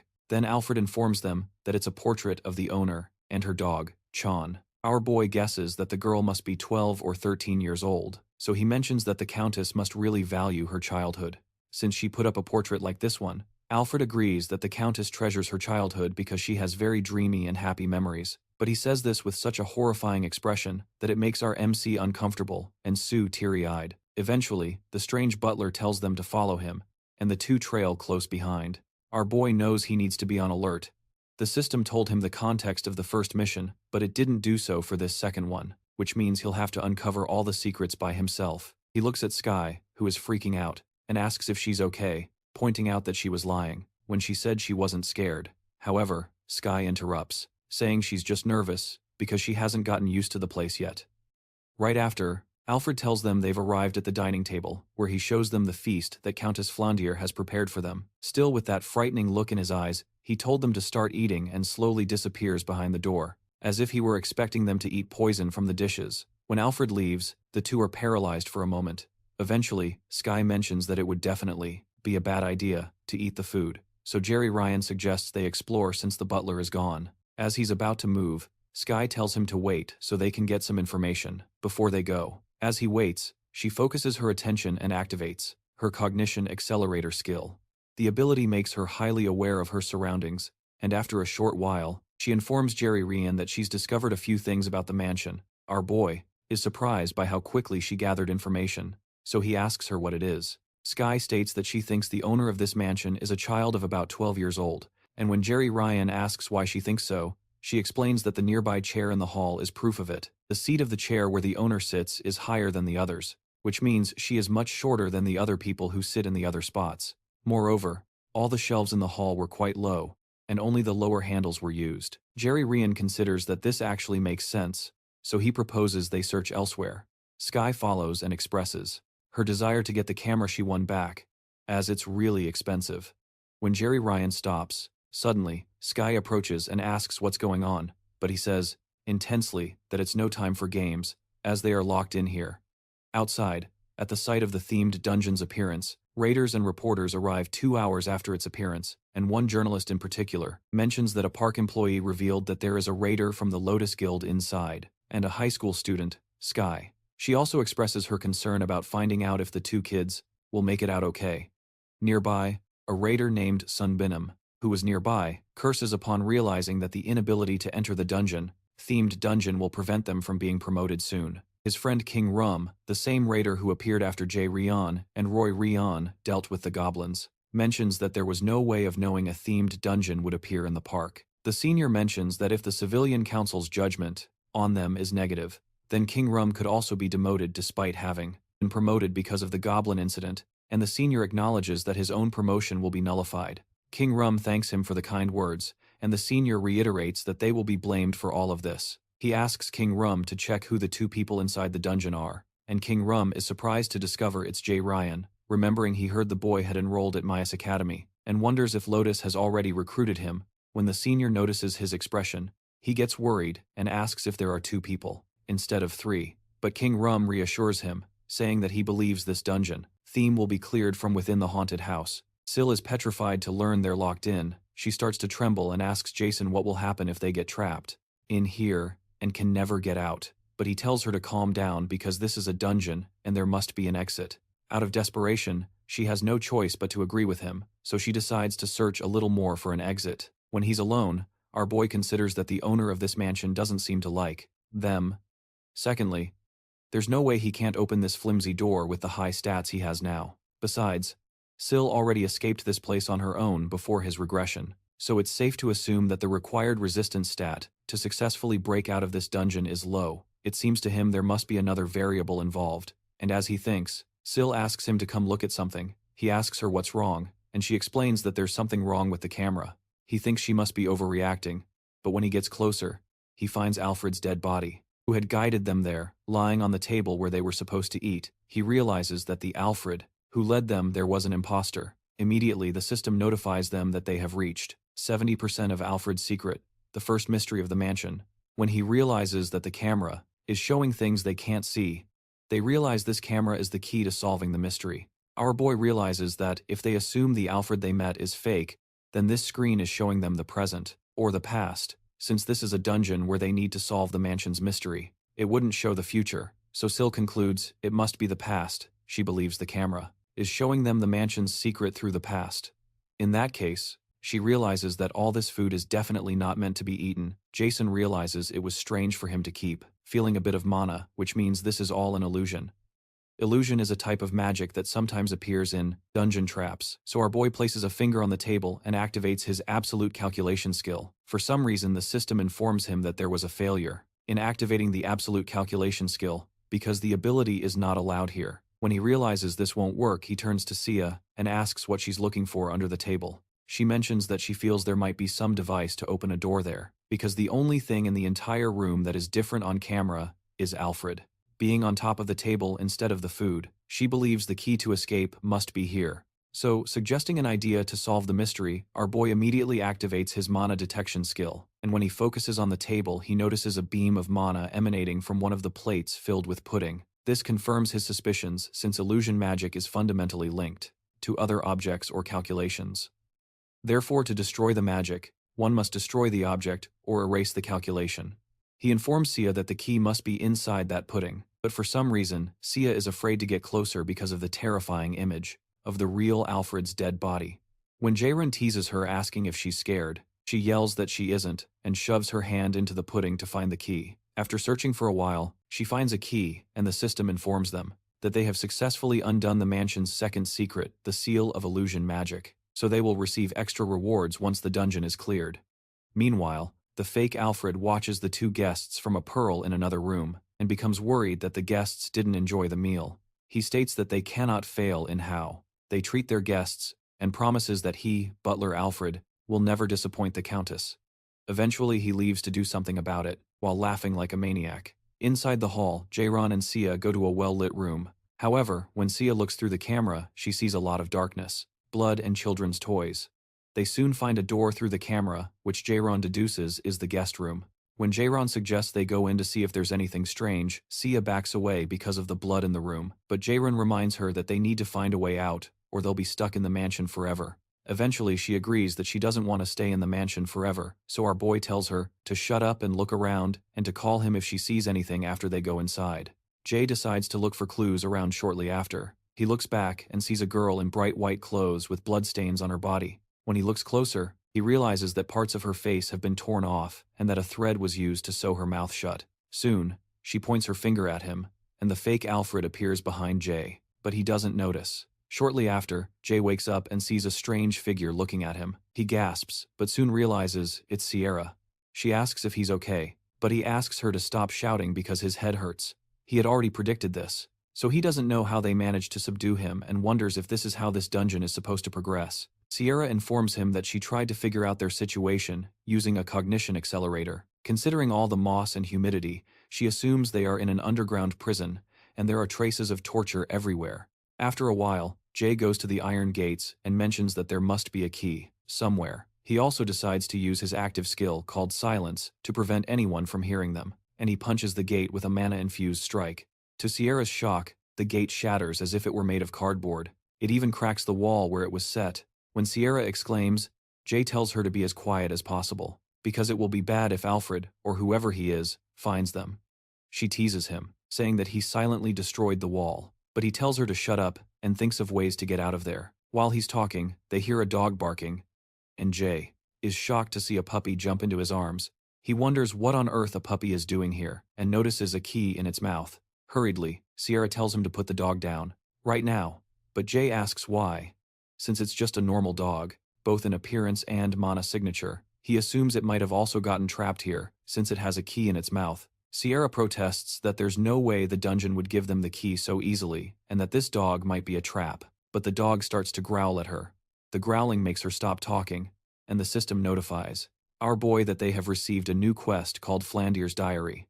The Flandier's Diary quest requires them to go to Countess Flandier's room on the 4th floor of the mansion and read her diary. The quest's difficulty is B rank, and the reward is the release of the skill locks from the themed dungeon. The failure condition is if they die before time runs out or if they fail to complete it before the 2-hour limit. Jay reasons that removing the lock on his skills is a good reward, and he imagines that Flandier's room must have a connection to the seeking the secrets of this mansion. They all crept their way to the 3rd floor. Jairon eventually stops and admits he doesn't know where they have to go, and the dog jumps from his hands. Sue also complains because they don't have the camera anymore, but she stops talking when she realizes that Ryan has frozen in place. She calls out to him to ask what's wrong because he's making her anxious, but when he doesn't answer, she turns around and sees the little blood-soaked girl in white clothes that Ryan had seen before. Taking a closer look, her eyes seem to have been gouged out, and her lips sewn shut. Ryan tries to speak to the girl, but Sue tugs on his shirt and suggests they leave because they don't have time to talk to a ghost. However, Ryan pushes her hand away and asks the ghost girl why she is still here, and if she has any regrets related to this mansion. The girl shakes her head, so he asks if she is here to help them, and she nods affirmatively. Eventually, our boy asks her where Flandier's room is, on the 4th floor. She then points in the direction behind them. Ryan thanks her and promises to help her pass on to the afterlife if he gets the chance. Then, he asks her to wait, as they all turn around, and the dog soon returns. Ryan signals to Sue that it's time to go, but she looks a little worried about the whole situation. Meanwhile, at the theme park, the senior sits down with manager Sunjae and asks him to confirm if he said that the Lotus Guild will assume responsibility for everything related to this theme dungeon. Sunjae affirms that this is true and says he can direct all the blame from the National Raiders Association and the civilians toward the Lotus Guild. But in return, the guildmaster, Yu Sungin, asked that they not release any information about Ryan. The senior hesitates for a moment and finally admits that it's hard to understand why the Lotus Guild would go so far, just for a Mias Academy student. Sungjae said he can't explain the reasons, so Sungmin agrees to accept the offer, since they won't lose anything by accepting it. However, Sungmin asks what will happen if he fails the dungeon raid, but Sungjae assures him that the Lotus Guild wouldn't have done all this for him if he were someone who would fail at this kind of thing. Inside the dungeon, Ryan defeats the last living armor with a single blow, and Sue, who is nearby, is shocked because she thought living armors were C-rank monsters. Ryan explains that this is the shortest path and that these monsters are nothing. They open the next door, and the system informs Ryan that they are entering the room of Flandier. As soon as they enter the room, They realize it's incredibly creepy. Then Sue tries to check the table first, but as she moves forward, Jairon stops her and mentions that it's obvious there would be something on the table. He suggests they check in places where you wouldn't expect, searching for clues, and after a while, Jae-young finds one. The system explains that he found a diary in which Countess Flandier, the owner of the mansion, wrote every day. The first entry he finds is from May 7th of the year 1474. Flandier mentions that her skin is getting paler every day, and all the doctor's attempts don't seem to be working. She wonders if she will end up dying, without ever seeing the outside world. In another entry on May 10th of the same year, she talks about how she is excitedly waiting for her great-grandparents who promised to buy her a doll she wanted from the city. In another entry, on May 12th, she writes about how she received a letter, stating that her parents died in an attack by thieves. The page is stained with tears, and she wonders if they would still be alive if she hadn't asked for that doll. In another entry, on May 15th, she writes that the funeral is over, and she has become the owner of the mansion, since she is the only one left of the Flandier lineage. She explains that she is not happy at all, as she is alone now and forever. In the month of July, another note for the fourth day is written, where Flandier explains that a girl was caught for taking one of the flowers from her garden. Apparently, the girl was about her age, and somehow looked like her doll, so she took a liking to her. She said she will ask the girl to live with her in the mansion. On July 20th, Flandier mentions that the girl said she had no name, so she named her Sally. They played every day in the mansion, and she expresses how happy she is to have made a friend, and hopes this continues every day. In another note on September 8th, Flandier mentions that Alfred left home without saying a word. Apparently, Sally said he must have been in a hurry, and that he went to the neighboring town, but she mentions how anxious she is because she doesn't know why he left. In a note from September 10th, she mentions that Alfred has returned, but he seems different. Moreover, Sally seems to be hiding something from her, and it feels like something must have happened. In a note from November 9th, Flandier mentions that she keeps hearing screams inside the mansion. Apparently, the cook, Selena, and her maid, Michelle, won't stop screaming, and it sounds like their throats are going to tear. She wonders if she is dreaming, but it feels too real, and she is scared. The page is covered in blood, and in another part of the note, Flandier writes that Sally and Alfred are banging on her bedroom door, and she is sure they want to kill her, but she doesn't know what to do. After reading everything, the system informs Jae-young that the restrictions on use, the skill restrictions, are no longer in effect. Our hero realizes that Flandier has been murdered, and that it was likely the work of the monster that had infiltrated the mansion. He realizes the creature must be a doppelganger, and when he turns to look at Alfred, he realizes it is actually a doppelganger monster that has been following him. Behind the monster are several other Alfreds who are also monsters. The system notifies our hero that he has discovered the first secret of Alfred's identity, and that he has completed the sub-quest Flandier's Diary. The system informs him that he has successfully discovered all the secrets of the mansion, and must now escape the mansion safely. Our hero turns to face the monsters, with the puppy at his side for support. The monster unleashes deadly extensions from its body, and lunges for the first attack. Then Jae-hyun grabs the puppy and leaps out of the way. Our hero tells the monster that it is finally showing its true colors, because he was getting impatient watching its fake act. The monster chuckles and says that he is quite quick on the uptake for a human, but Jae-hyun said that it was not difficult at all because he is just that smart. Jae-hyun could see the monster for what it truly was because of his ability to see through illusions. Our hero tells the doppelganger that it is also possible he is not that smart, but that the monster is just plain stupid. This statement enrages the doppelganger, which demands to know how he dares to insult it in a fit of rage. The monster smashes the ceiling lamp and the roof, forcing Jae-hyun to bolt from the room. With the monster hot on his heels, our hero activates his chain lightning and unleashes it upon the monster, causing massive glitches in its form, but failing to destroy it. During this time, the puppy starts to feel nauseous from all the rapid movements. The doppelganger is a rank B monster that is dangerous because of its ability to copy the skills and appearance of another being, but considering its combat abilities alone, it is more like a rank C monster. After the monster reforms, it tells Jae-hyun that it will consume his body and demands that he surrender it. Jae-hyun does not move an inch, so the monster rushes toward him, and Jae-hyun still does not budge, even when the monster is inches from him. As it closes in, our hero ensnares it with another chain of lightning, and asks how it feels to be deceived, after deceiving others for so long. The heat of the lightning sears the monster, which lets out a piercing shriek. As the monster melts into a puddle, it reveals that envy drove it to this, because it too wants to be human. Eventually, the heat burns through the floor until the monster falls through.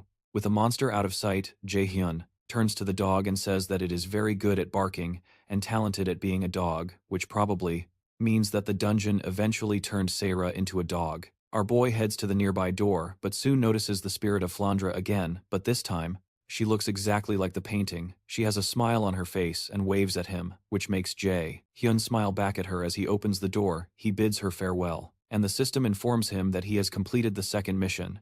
It also adds that he has completed all the hidden scenarios in the mission and will receive extra rewards. Jae-hyun and Sira are soon transported to the real world, and our boy checks his rewards. One of the rewards is called Commander's Shout, which boosts morale and causes allies to increase mana and stamina. The second is Illusion, which creates illusions for enemies. Jae-hyun doesn't really like the Commander's Shout skill, because he won't be using party member support skills often, but he likes the Illusion skill because he can use it to turn the tables on a battlefield. When he turns to Sarah, she says that he should have said something since he knew she was the puppy, and she mentions that she was super scared that something was going to happen to her. Jae-hyun reminds her that she made it out alive in the end, but she protests that she's still upset. Our boy tells her to get up instead of complaining, because they have to go to the next destination, which startles her because she was hoping they could take a break. Surprised, he asks if she's tired since she didn't even do anything since they were in the underground cell, so she explains that she has mental fatigue. However, Jae-hyun agrees that he understands this, but is sure that it will pass if she gets moving. Using the subordination skill, he commands her to walk, and her legs suddenly start moving on their own. As she begins to walk to the next mission, she yells loudly in frustration, and tells Jae-hyun she will never forgive him. After walking for a while, Sira is out of breath and asks Jae-hyun if this place is a parade. Our boy drinks a potion and confirms that it is, but also warns that they need to stay alert because they don't know what's coming. Suddenly, a voice comes over the speakers and welcomes everyone to Neverland. When they look ahead, they see a crowd gathered around a stage, and the host introduces himself as Bruin. Bruin invites everyone to his parade and approaches Jae-hyun and Sarah to welcome them. He congratulates them for successfully completing the 2 missions. Then Jae-hyun gets straight to the point, asking him what the last mission will be. Bruin explains that the last mission is Tag, and points them to a gate that isn't far away. Apparently, the 2 of them will have to flee from the monsters that come out of it and reach the final destination. Jae-hyun replies that he doesn't believe that's all there is to it, so Bruin praises his cleverness. Eventually, Bruin explains that the game of tag generates monsters depending on the number of challengers, and seeing how strong they are, Jae realizes this is bad, because if their abilities are taken into account, there will be stronger monsters compared to the previous ones, and it will be difficult to fight and protect Sarah at the same time.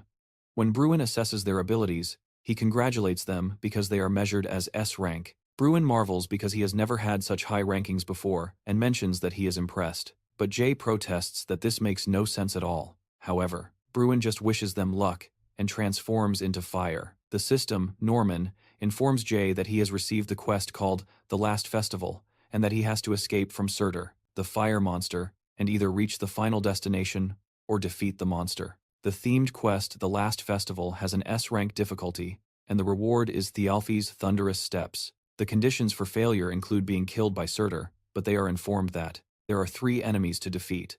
Apparently, there is 1 hidden mission to kill Surtur and get rid of the potential threat, which has an undecided reward that could possibly be something called Unbelievable Performance.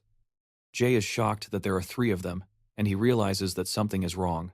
As they watch, another fire monster emerges from the gate that Bruin pointed to. Surtur is a being whose purpose was to engulf the entire world in flames even before the first giant, Ymir, was born. It is said that the flaming sword in his hand is hot enough to burn the world to ashes in a matter of a few hours. Jae quickly starts running and drags Sarah with him, as Surtur begins to set everything nearby on fire and rain down brimstone all over the place. Sarah, who is now crying, asks how they are supposed to escape from that monster. But our boy says he's thinking about it and advises her to shut up and run if she doesn't want to die. The fire continues to rain down on the area and begins to engulf the buildings. Meanwhile, another being in the form of a cat tells Rhea that she thinks this is her fault. She wonders if she should help them. But Rhea playfully accuses her of being cruel because she knows the cat has no intention of helping them. Rhea eventually asks her to leave them alone because she wants to see how Jae will survive this. On the parade ground, Surtur continues to rain fire upon the land, and Jae keeps trying to escape. He realizes that it's too dangerous to fight the monster directly, so he has to avoid facing it head-on and find the objective. Sarah soon informs him when she finds the destination, so our boy runs there and tells her to hang on a little longer. Our boy activates his skill called Acceleration, which increases his speed, and he dashes towards the final destination. His plan is to distract the monster and use his speed to reach the objective. Meanwhile, Surtur asks what fool summoned him, and he rains down much more fire in a frenzy that the two players narrowly escape by a hair's breadth. Jay curses. He then tells Zero to keep a sharp mind and listen to him. He tells her they will split up and keep running. He then sends her to run straight for the carousel. Zero asks if he's going to distract that thing, so he asks if she wants him to use her as bait. He then tells her to just run while she heads towards the final destination. Jae-hyun ends up face to face with the Seeker and gives it a signal, calling it a bastard. The monster looks down from above, then hits him with fire, but our boy quickly jumps out of the way. He jumps to the pinnacle of a nearby tower and asks the Seeker how it's going to reach him being so slow. The monster starts breathing fire from its mouth in a rage, then it smashes the building where Jae-hyun is, with a single blow, but Jae-hyun jumps out of the way again. Meanwhile, Zero almost reaches the destination, but before she can get there, the Seeker sends fire to destroy the destination. She is forced to stop, confused about what the hell is happening, and Jae-hyun wonders the same thing. Soon, the system announces that the objective has been destroyed, so the mission completion condition, in addition to the hidden quest, has been changed to impossible at this point. Surtur calls Jae-hyun an ignorant fool and asks how he dares to consider himself a match for him. Our boy realizes that the only way out is to kill Surtur, so he stands his ground the next time it attacks. It sends a fireball in his direction. Jae-hyun blocks it easily, without moving out of the way. Surtur praises his impressive skill, because there have only been a few other people who could defend against its attack. Eventually, the monster picks up its sword and swings it towards Jae-hyun, to see if he can block this too. Regardless, our boy doesn't move out of the way, and prepares to block it. Nearby, Zero realizes that they might actually end up dying at this rate, so she decides to use her cognition accelerator skill to find something she can do to help, while Jae-hyun defends himself against the fire attack. Zero calls out and informs him that she has found a way to defeat the giant. Jae-hyun leaves the battlefield to go find Zero, so Surtur asks how he dares to run away. As our boy runs away to one of the standing buildings to talk with Zero, she explains that they can use the water tank. Apparently, there is a water tank on the outskirts of Neverland, and if they lure the monster there, they might be able to damage it if they use water to get rid of its flames. Jae-hyun reasons that they might actually be able to damage its head or heart if they can deal with the flames, and Zero further explains that this might only be a copy and not the original giant from the myth. She believes that this monster would die if they destroyed its weak points.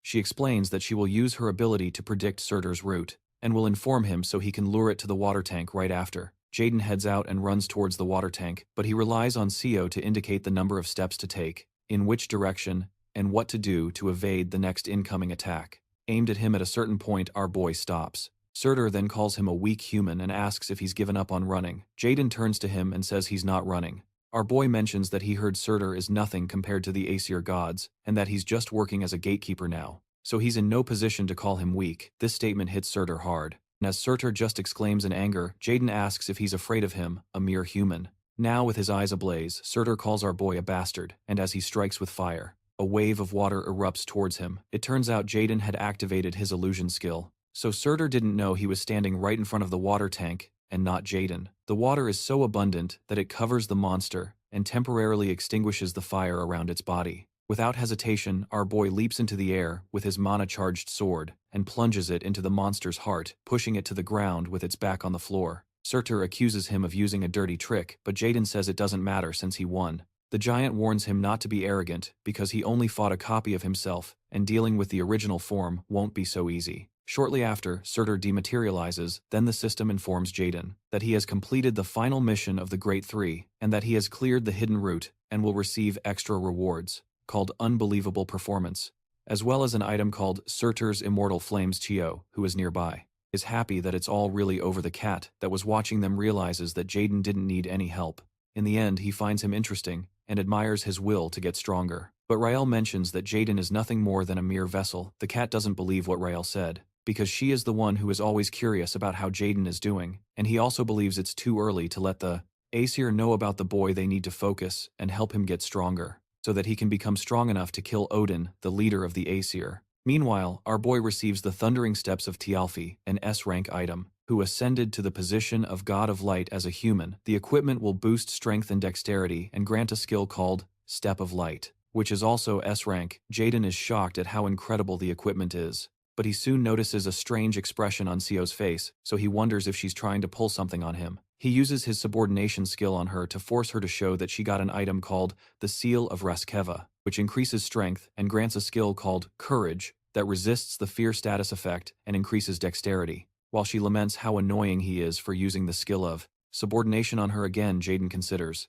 how he has no interest in any of her rewards, but he is more interested in her ability. Cognition Accelerator, he decides to postpone the duplication, since he can summon her at any time. Shortly after, Bruin appears to congratulate them, but when they are about to leave, he calls Jairon the Great Adversary, just as the accused and the other gods call him. This surprises Jairon, but when he turns to ask why he called him that, Bruin disappears meanwhile. Everyone waits anxiously for those who entered the dungeon until the shield around it breaks. When the two survivors emerge, the people start to rejoice, but Sun Wu forces his way through, because they need to discuss some things with the survivor. However, he gets to the front, only to find that Jairon has disappeared to everyone's surprise. His servant is left on the stage like a deer in the headlights, and everyone turns their attention to her when Quan Ram appears. He suggests that Jairon may have hidden if he is an assassin class, but Sun Wu protests that Agent Kim Tae-won had told him that Jairon is a magic class and particularly a battle mage. Meanwhile, Xander is impressed to learn that Jairon disappeared after performing such a feat. Sometime later, our boy is happy to see that there are no articles about his feat online, and he figures the Lopes Guild must have done something to cover things up. The way he managed to escape from the people at the scene was by using the thundering steps of Tialfi, which made him ridiculously faster. Another thing he got from the mission is the immortal flames of the Seeker, which are single-use and can imbue a flame attribute to a weapon. However, Jairon considers how this outbreak incident makes him realize that he is still weak. He doesn't want to have to use dirty tricks to beat his opponents or win without having someone by his side. He wants to be someone that others fear to approach, and he wants to leave his weak past behind so he can protect his friends and family. So he plans to become stronger. Meanwhile, the president, Jaime, commits to the mission of reporting everything about Jairon to instructor John Hee-soo, and she assures him that she will not let him down.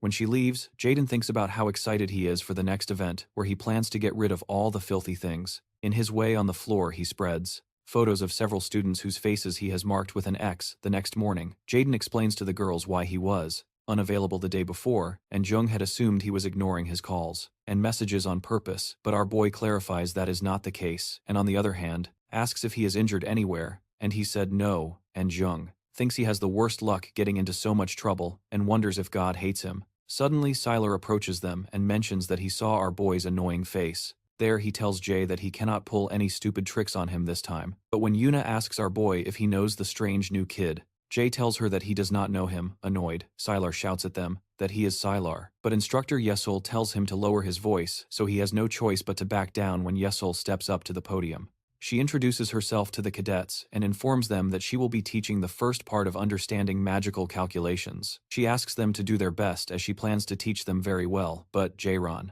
notes that she is quite young to be an instructor. When Yesul asks how much they know about magic, Sylar explains that magic uses the necessary calculations to wield mana and manifest something supernatural, agrees, and smiles at Jairon, showing off for having answered the question. Eventually, Yesul distributes books with basic magical calculation formulas for D-rank magic and the fundamentals of higher-level magical applications, which is their focus this semester. After she hands some books to the students, they complain that the books are all blank, but Jairon knows that is not quite the case. When Yesul calls on him to ask if he can say what is written in the book, he says it is in runes, and this irritates Sylar because he managed to answer the question. It also disturbs Yesul. The fact that Jairon managed to answer because the book is a magical text that can only be read by solving the calculations. Normally it takes 1 week for new students to be able to see the text inside, but he solved it just by looking at it once she realizes he is more talented than the chairman described, so she probes him further, asking if he knows the meaning of the rune on the book's cover. Meanwhile,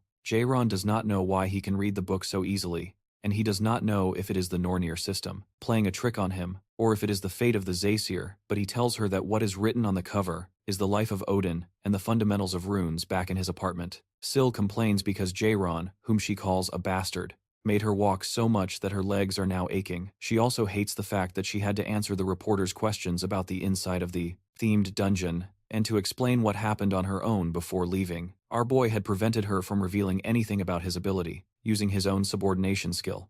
Even recalling the experience makes Syl burn with rage, and she wonders when he will undo this subordination. Eventually, she remembers that she can go find him, and this gives her a wicked idea. Sometime later, our boy reads the book that instructor Yesuul gave him, and finds it more interesting than he expected. He learns that all the calculation formulas change their nature, depending on how they are used. The book's deep understanding of the fundamentals allows him to use a wider range of magic, of a low rank, and can easily help him reach higher levels faster. When he notices Yu Jung collapsing from exhaustion, he praises the fact that she managed to read the cover of the book. She laments being upset because she was the one who taught magic to Jairon, but our boy jokes that the student surpasses the master. Meanwhile, Ina rejoices because she can finally read the first page. So Jairon praises her hard work. His praise makes her blush, so she covers her face with the book. Jairon notices that Ina has been treating him differently, and he wonders if it's because he established a boundary on the day they left the dungeon.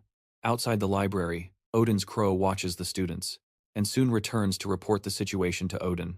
Sometime later, Jason organizes a naming contest for his potion shop and offers a box of the best quality potions to the winner. Royeon, Ina, Ajong, Jae-sung, and Jae-rim are sitting at the table and soon realize it's more difficult than they expected. Ina mentions that perhaps it's because there are almost no potion shops, and Yu Jung wonders what will happen if the shop doesn't get any business. Jason explains that survival is the most important thing for a raider, so there is no way a potion business can fail. He reminds them of their experience when they tried the potions and declares that this is something revolutionary. A few days earlier, our boy considers how a raider would do anything to get stronger. Although to get stronger, money is more important than effort.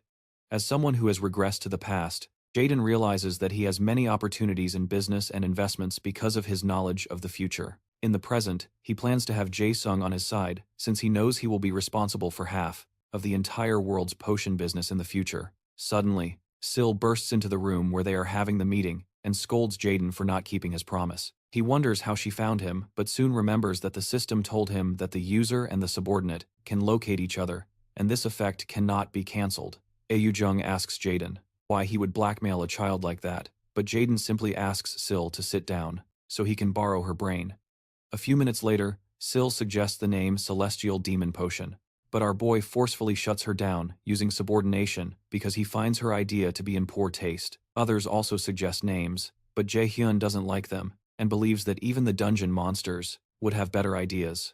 Eventually, Yu Jung gets angry, because Jae-hyun isn't asking for her ideas. He isn't asking because he believes that her ideas will also be terrible, but decides to consider her. She suggests the name Workshop Elixir, and our boy remembers that the word elixir is another name for the Philosopher's Stone, which supposedly brings the dead back to life and heals wounds. Jae-sung loves the idea, and Jae-hyun also thanks Yu Jung for saving them, which is a first for him. Sometime later, in one of Instructor Yesu's classes, Jae-hyun answers a question about runes being the language and foundation of magic. He answers it perfectly, and this irritates Soo-hyuk even more. After the class ends, our boy informs the instructor, Yesu, about a question he has regarding something he read. When she sees the book he's holding, she becomes tense because it's a 4-star rank magic text that even most instructors have difficulty reading. At this point, she wonders what kind of creature Jae-hyun is. Later, our boy goes to the library and soon realizes he's stuck on this book, and he also couldn't get anything from Instructor Yesu. However, he doesn't realize that the librarian, who is sitting nearby, is taking notes on him and the fact that he's reading a rank 4-star magic text. After leaving the library, Jae-hyun goes to see his teacher to help him understand the 4-star magic text. He explains that creation is making new magic, destruction is discarding and removing magic, and amplification is reinforcing magic. Apparently, the calculation formulas and theories are high level and difficult for him to understand on his own. Until now, he relied on the Eye of Odin to understand the texts, but now he needs to comprehend them on a deeper level. When he finishes explaining, Seonjun says that she can't say for sure either. When he asks why, she adds that he needs to understand the concepts of the magic text, 4-star on his own, so that he can reach the level of an A-rank raider. When she notices he's still confused, she decides to at least tell him a discipline to help him learn amplification. She materializes a cloth in her hand and gives it to him, and Jae-hyun is pleased that this will help him get stronger. Sometime later, our boy returns to the AR battle system room and fights the monsters with the band his teacher gave him, tied to his wrist. He looks quite exhausted, and soon activates. He uses his magic arrow skill and fires it at the monsters, but they easily slice through the arrows with their swords. Instructor Shaw had told him to repeatedly use a single magic skill while equipped with the item she gave him. The item is called Gleipnir, a B-rank item. It's a rope that once sealed Fenrir. It's an imitation item, modeled after Gleipnir, that temporarily decreases all stats by 50% when tied to a user. His teacher told him to focus on just one skill, and to repeatedly analyze the forms of that magic skill. When Jerry asks her what this has to do with learning amplification, she said it was up to him to figure it out. In the present, Jerry notices his entire body feels heavy and sluggish from his decreased stats, and it's worse than he imagined. A few days later, Julia notices the dark circles around our boy's eyes and asks if he's okay. When he tells her he thinks he's fine, she informs him that she can smell him from 100 meters away because of the scent of his pain relief patches, and tells him he's been living in the AR test room for a week. Ina looks worried about Jerry, and Julia adds that it's not good for him to overwork himself. He thanks Julia for her concern, but reminds them that there's a test in 2 days. He heard they still haven't finished decoding the book and might have to take extra classes if they fail the test. Hearing this, the girls scramble to study. Eventually, our boy returns to the AR battle system room for another session, and perfectly clears test level 41. The system informs him that his understanding of the formula has greatly increased, and the efficiency of his magic arrow has improved considerably, causing the magic arrow skill to rise to level 2. Because of this, Jerry understands that amplification in the 4-star magic text means leveling up a skill by increasing its proficiency. With this skill and an understanding of the magic's formula, Jerry realizes he is now around the highest level of a B-rank raider, or the beginner level of an A-rank raider, exactly as Instructor Shaw had said. He remembers they initially got close just to use each other, but now it truly feels like a student and teacher relationship. Meanwhile, Instructor Seo goes to see the chairman. The chairman doesn't seem very thrilled to see him, and Instructor Seo realizes he has to reclaim his reputation, which has hit rock bottom because of the simulated dungeon incident. He informs the chairman that preparations for the guild experience event are complete. The chairman asks if there are any flaws with it, and when Instructor So confirms there are no problems, the chairman flashes a wicked smile, and it's clear he has terrible plans in mind out there.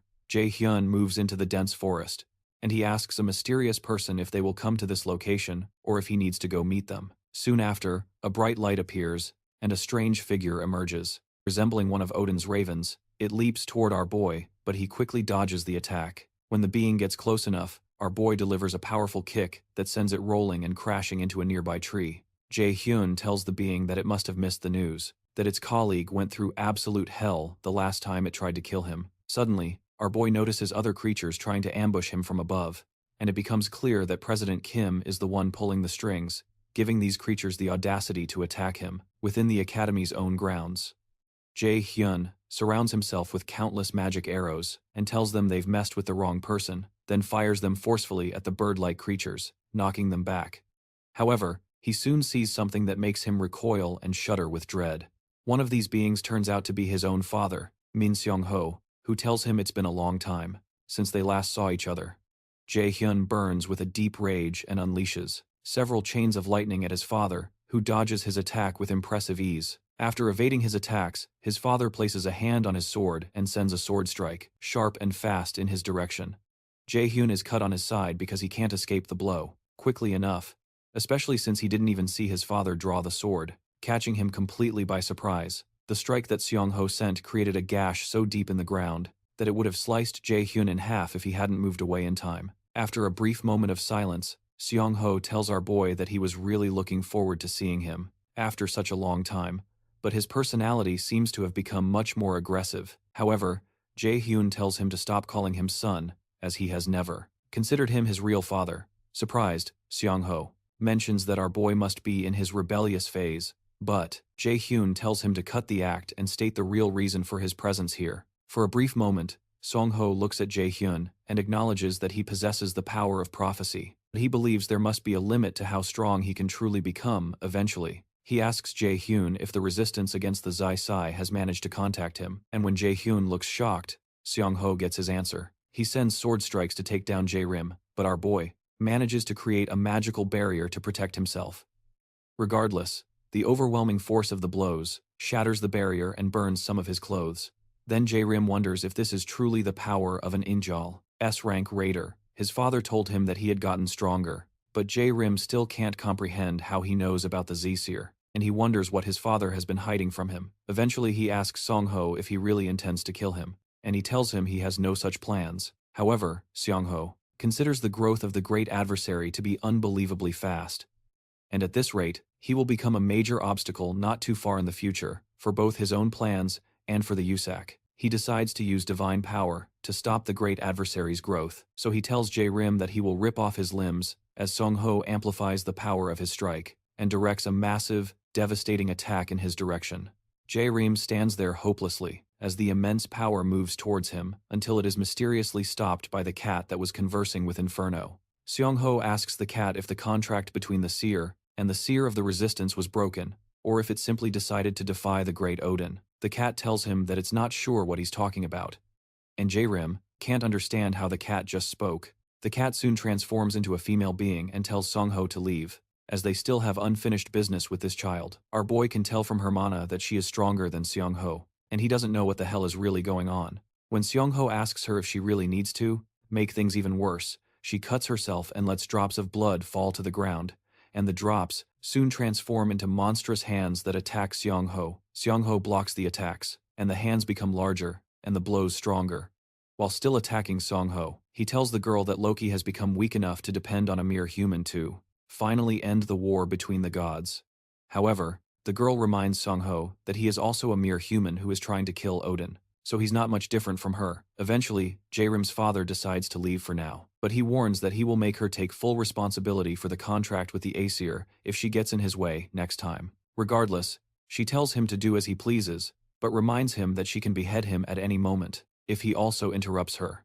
After leaving a lover's mark on his neck, she reminds him that the contract is only between the Zesir and the Zesir of the Resistance, but there is absolutely nothing in the contract that forbids the assassination of Odin's crow. Soon after, Song-ho vanishes, and our boy immediately collapses to the ground, gravely injured. The girl approaches him and says it's a pleasure to meet him. She introduces herself as Hela, the alter ego of Hell, and she says that she is his observer and his personal guide for the 5 trials. Sometime later, our boy returns to the academy to heal from his injuries. Hela informs him that he can ask her anything he is curious about, and she will answer everything within her power. He decides to ask her the true identity of Seong-ho. So, she tells him that he is not his real father, and that his true name is Ryugain. Apparently he is one of Odin's crows, his name Ryugain. He is a mythical creature that controls and feeds on the human mind itself. Ryugain borrowed the power to manipulate memories from another crow, Munan. Ryugain has also been spying on Daehyun, pretending to be his father, in order to keep an eye on the prophesied great adversary, watching his every step. Our boy is shocked to learn that Seong-ho is not his real father, so she decides to show him, since it will be easier and more direct. She points her finger at him, which makes him recall his memories, long since locked away. In a flashback, he returns to his old childhood home. He witnesses his father calling him useless, and deeply despising the day he was born. His father hated the fact that he had awakened, and ever since he unlocked his mana, his days were filled with violence and cruel, abusive words. However, his mother always tried to save and defend him from his father. Suddenly, he feels an immense difficulty breathing, and somehow it occurs to him that he seems to have forgotten something he should never have forgotten. Suddenly, memories of good experiences with his real father, who always tried to give him candy against his mother's wishes, resurface in his mind. He remembers how they were a happy family and close-knit, and tears begin to stream down his face as he looks at the photo of his real father. He begins to weep deeply and wonders in anguish how he could have possibly forgotten. After his memory is restored, he returns to the present, and she tells him that he is finally free from the memory manipulation. With tears in his eyes, he asks her why Seong-ho did that to him, and she tells him it is because he was born as the predestined great adversary, the final enemy. The mention of the prophecy and him being the great adversary deeply angers Daehyun, and he asks her what all these things mean and why they are making his life so incredibly difficult. After a brief pause, she explains how 10,000 years ago, the first Ragnarok happened, and that is where it all truly began. Ragnarok is the final chapter of the gods and the point where history ends. During Ragnarok, the Aesir alliance of the Resistance fought hard in the War of Extinction, but ultimately lost to the gods, the Aesir and the army led by Valkyrie. After the war, Odin agreed to let the gods and giants, who were prisoners of war, live, under the condition of creating a contract. The document authenticates that the Aesir resistance force lost in Ragnarok. From this point on, they cannot harm the gods of the Aesir in any way, and will have to be completely obedient to the supreme Odin. The living beings of many worlds suffered because of this contract, and cried in endless despair until the three Norn sisters uttered a prophecy. They prophesied that in 10,000 years, when the second extinction comes, the weakest being will overthrow Odin and Asgard, and will open a new world for everyone. And this great prophesied enemy is actually Darum. When Darum confirms that the Resistance's plan is to use him to kill Odin, he asks what Odin's plan is, and what he truly gains from all this. Hela informs him that Odin wants the 9 realms in the palm of his hands, including Midgard, where humans reside. Meanwhile, in Asgard, Odin finds it extremely irritating to have to watch one inferior being just because of one ancient prophecy. Heimdall, who is nearby, mentions that Darum is just a human, who can be nothing compared to them. However, because the Resistance is determined, they cannot afford to show weakness in times like these. Odin grants Heimdall temporary authority. When he hears this, Heimdall is overjoyed to finally be able to leave Asgard, since it has been a long time. Sometime later, our boy goes to the academy to work out, and he remembers what Hela had told him about the 9 realms. Apparently, Odin has already taken some worlds, including Vanaheim and Jotunheim, Svartalfheim, and Muspelheim, among others. And he wants to conquer the rest with the Second War. In a flashback, Darum asks why Odin has not killed him yet. Then she explains that it is because of the power of the prophecy, which is something not even the most powerful gods can overcome. However, although Darum is being protected by this power, it is not eternal, and it will disappear as soon as the second Ragnarok approaches. She explains that the Aesir gods will kill him when the second Ragnarok draws near, and she explains that he was already killed by them once in his past life. Darum suddenly understands that the death he experienced in his past life was actually part of Odin's plan, and that they were toying with him from the very beginning. They killed his family, manipulated his memories, and turned his life into a living hell. She asks him if he wants to get revenge and protect what is most important to him. She informs him once more that she is the guide of the 5 trials, and explains that she will give him a test to transform him. For the one destined to one day kill Odin, the Nornir system reveals a main quest. It's called Path of the Godslayer, and it requires him to receive the power of the Resistance's Aesir throne. To keep Odin's ambition in check, he has already completed the test of Hell, but there are 4 other trials of unknown difficulty before he can receive the blessing of the Resistance's Aesir throne. Meanwhile, Ryan undergoes intense special training until his muscles ache, all thanks to the special training. He managed to obtain an S-rank skill, but it's still too much for his body. He remembers that Jairon is already on a much higher level than him, and he is far from strong enough to defeat him at the Mills Festival. Regardless, he decides to train even harder, but soon an announcement summons him to the president's office. In his office, Jairon is speaking with a certain congressman about getting rid of all the students of lower classification, so they can focus their support on the high-ranking students. Jairon proposes that the man take care of the rest of what they need once they get rid of the students, but the man protests that he can't because things have gotten way out of control during the mock exams, and the Raider Management Headquarters will be making a move very soon. Jairon feels the congressman is not on his level, and he considers seriously getting rid of him too. He soon informs the man that he has completed all the preparations, and that they will artificially open a gate during the guild experience they are holding in a few days. This piques the congressman's interest, so he offers to send the nation's support funds to Mios, as they had discussed last time. Shortly after, Ryan, who still remembers the terrible experience he had in the demiplane, is worried about why the president is summoning him.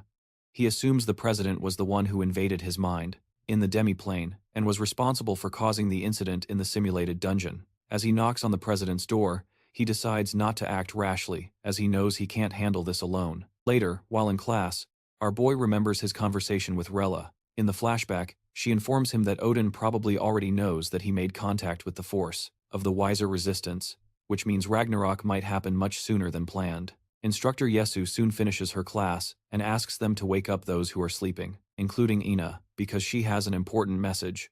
She explains that the guild experience will take place in 3 days, and that the event will be an excellent opportunity for them to see how raider guilds operate and hunt monsters. She adds that there is one guild that was specially prepared for them by Chairman James. Jaden hates the idea of going to the guild that Chairman James provided, and remembers that he went to a new rank I guild and just sat on a moldy couch for a short time before leaving in his past life, but he can go anywhere now. Because of his impressive achievements, he plans to go to the Neptune Guild because it's the #1 guild in Korea. Before his regression, however, the instructor, Jessica, reads a list of guild priorities, offering a student they covet a chance to experience their guild. In exchange for a special point, Jessica announces that Jaden, Yuna, and 3 others have been chosen by the Lotus Guild, and Lisa Ryu has been chosen by the Neptune Guild, and Yuna is ecstatic with the Lotus Guild. And our boy realizes that's exactly why his teacher asked for the names of the most skilled students, and Yuna starts to cry with emotion because she's going to meet the guild master, Yushan In, and almost suffocates Ina with a tight hug, but she has to stop when the 3 of them receive an urgent emergency message from Roy to show up at Jason's workshop. When the cadets gather at Jason's workshop, Roy tells them about Chairman James's plan to kill the lower-ranking students during the guild experience. To make the students awaken again, Jason laments that the chairman's corruption is mentioned every year, but now it has gotten even worse as he's playing with people's lives. Our boy realizes that the guild experience event is much more dangerous than he had anticipated. Roy declares that they are the only ones who know about this, and the only ones who will be able to prevent it. J.R., on the other hand, believes they might end up getting killed if they act rashly, even if it's noble to want to help others. After silence falls over the table, Yuna asks why they are hesitating when the students' lives are at stake, and Jason agrees with her, as does Ina. This really makes Jaden happy that everyone is in support, and he believes their love for fighting and protecting others is what makes them true raiders. Suddenly the system adds another main quest called The Second Turning Point, where he has to stop Chairman James's greedy plan and save the students with a rank A+ difficulty. The mission has a reward of a blank card and a sealed magic text, and the system. Nornir informs him that the Aesir of the Resistance are watching to see what decision he eventually makes. Jaden suggests to the others that they come up with a plan to ruin the chairman. James, forever sometime later, instructor Issa, is surprised when Jaden tells her that he has already mastered a magic text of 4 stars, and she simply can't believe it's possible. She suddenly becomes scared when she realizes that this student is dangerous and that something is very off about him. She knows the president plans to use him as a chess piece, but she doesn't believe Jaden can be easily manipulated. Suddenly, our boy tells her she seems quite upset after passing so much knowledge on to him as his teacher, so he asks if she's planning to report all of this to that bastard, Jaden again. When she demands to know how he found out, he uses his brainwashing ability on her and tells her he has a huge favor to ask. The brainwashing is effective, and our boy confirms that he is much stronger than her now, just as he suspected. His plan to win this battle is to take control from the inside, so he asks her to tell him about the kind of dirty things that President Jian is planning for the Guild Experience event. 3 days later, on the day of the Guild Experience, Yuna is extremely excited to finally be able to visit the Lotus Guild building. Soon after, Manager Sundi comes to welcome the students to the Lotus Guild. He says he will be their guide for the day. He shows them around until they reach a place where the guild master, Sion Wu, is waiting to meet them. Shortly after, they all sit around a table for some tea and snacks. Yuna can barely lift her head. She is so starstruck and impressed. She eventually asks the guildmaster for an autograph, as she is a huge fan. Sion Wu signs it and tells Yuna that she gets her motivation from people like her. When the guildmaster tells Jaden that it seems he has already made so many friends, Yuna asks our boy if he is already familiar with the guild master. She informs them that Jaden is her student, and Yuna almost loses her mind in surprise. The guild master explains that she has heard a lot about them from Jaden, and she called them here because of him. She explains that Lotus and a few other guilds already know about President Jian's corruption, but they haven't been able to do anything about it because of the absolute power he holds. Most of President Jian's abilities are kept secret, and Sion Wu confesses she doesn't know most of them. Meanwhile, some other students are being shown around another guild, and one of them, named Seong Chan, considers his peers to be fools for looking down on him or for not being talented. He believes he is different now because the president personally chose him to be here, as he finally saw that he had the potential to be a great raider one day. Suddenly, a girl stops Song Chan and asks if he also finds this place very strange. When he asks what she means, she explains that a raider guild should have various facilities, but this place looks like it's been left to rot for a long time, like an abandoned building. As he also looks around and notices the boxes and spiderwebs, he grows worried, and the man leading them informs them they have finally reached their destination.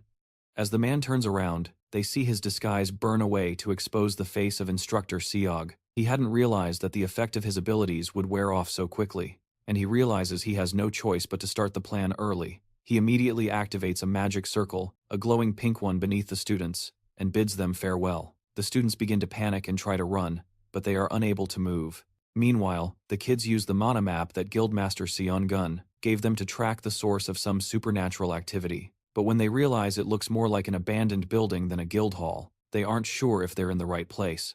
Behind them, Jairon communicates with manager Seungji, using his mind, who confirms he is following them closely. When Jaehyun asks him how he already managed to learn telepathy, our boy informs him that he just read a few magic texts. Jaehyun is proud of his progress because telepathy isn't as easy as he makes it. It's a complex skill. At the Manhwa Guild, Guildmaster Seon-gun detects a sinister wave of mana nearby. She remembers how Jaehyun had told her that the guild he wanted to use for his plans was called Ken. Seon-gun recognizes this as the guild that Jairon established by himself, and she finds this strange because Ken is a guild in the middle of Seoul, which isn't far from Lotus. This doesn't seem like something Jairon would do, causing such a big incident so openly. Jaehyun then informs her that he obtained this information from someone working for him. She then asks Hannah if she has investigated the guild Jairon established, and Hannah confirms that she has. Hannah explains that the Ken Guild is actually a ghost guild, a type of hidden organization. Ghost guilds are those involved in tax evasion and other corrupt activities, operating without registering their actions. Upon hearing this, Seon-gun suspects that Jairon was right, but she still doesn't know exactly what Jairon is planning to do. To be safe, she asks Hannah to prepare her gear, just in case something unexpected happens. Meanwhile, the students enter the Ken Guild, and John can't believe this is the right place, since it looks abandoned. But our boy assures them that this is where the rotten mana is emanating from. The mana that Jairon is sensing feels strange, and he suspects he might need to send the others out and face this with manager Seungjae. As they get closer, they sense the remnants of an advanced magic that had just been activated. As they look around, the pink energy reappears, and our boy tells the others to get out immediately. Before they realize it, they are surrounded by the magic circle and unable to move. Soon, they hear a voice calling them fools and summoning them to Svartalfheim, the realm of the Dark Elves. As they are being transported, the Nornir system informs Jihun that the dungeon is dangerous for his level and that he should leave it immediately. Meanwhile, the leader of the Dark Elves orders his subordinates to rise, as it is time to feed on new prey. The kids are soon transported to Svartalfheim, and Jihun recalls that the Dark Elves, from Norse mythology, are said to possess powers comparable to those of the gods. However, those powers were weakened when this place became a dungeon. Royan is surprised that Chairman Jae-in can use this kind of advanced teleportation magic and wonders who he really is. Jihun agrees, as a mere human shouldn't be able to interfere with the transfer system of the 9 realms, which means there must be another being involved. Everyone realizes they are not in a good situation, but they are surprised when manager Seungjae appears. Seungjae informs them that Jaehyun had asked him to come here if something went wrong, and Royan is relieved that they won't die after all. However, Seungjae clarifies that the situation isn't really better just because he's there, because even high-ranking hunters struggle to survive in the world of the Dark Elves. He tells them plainly that they will all die if they let their guard down. Jihun agrees with Seungjae that there are no foolproof methods to clear this dungeon, at least in this timeline, but he remembers seeing enough clear tutorials from the future, so he assures everyone that they will get out of there alive. Before that, he proposes they search for survivors. Meanwhile, Chairman Jae-in meets with Royan's father, Mr. An Seo-ko, who complains that he is breaking his promise to make Royan too much stronger.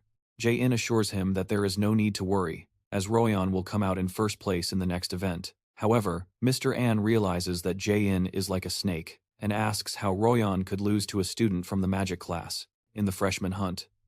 Eventually, the chairman informs him about Jihun, a genius who was born with 97% magical aptitude. This number shocks Mr. An, and he decides to withdraw. Apparently, An Seoko was a military officer, and his deep connections with the central government are of great value to JM. However, that's not enough reason for JN to intervene in the new event, as he doesn't want to play games he knows he will lose. In the world of the Dark Elves, Ina decides to use one of her skills called Flash to light up the place, since it's very dark, but Jay asks her to wait and uses a level 3 Flash skill, which has stronger light rays, and Yuna is surprised, so our boy explains that he upgraded the Flash skill from D rank, and Ina wonders how that was possible because leveling up a skill is only possible for an A rank. Raider and Royan is shocked by Jay's dexterity. As they advance, manager Sanjay ponders about our boy's ability to upgrade skills and is amazed that he has never seen anything like it. Even having trained numerous new raiders, he secretly wonders how much stronger Jay can become. As they continue to advance deep into the dungeon, Jay suggests they rest for a bit, and Sanjay agrees, since they have walked a lot as the Dark Elves are used to the darkness and can easily disable the flash.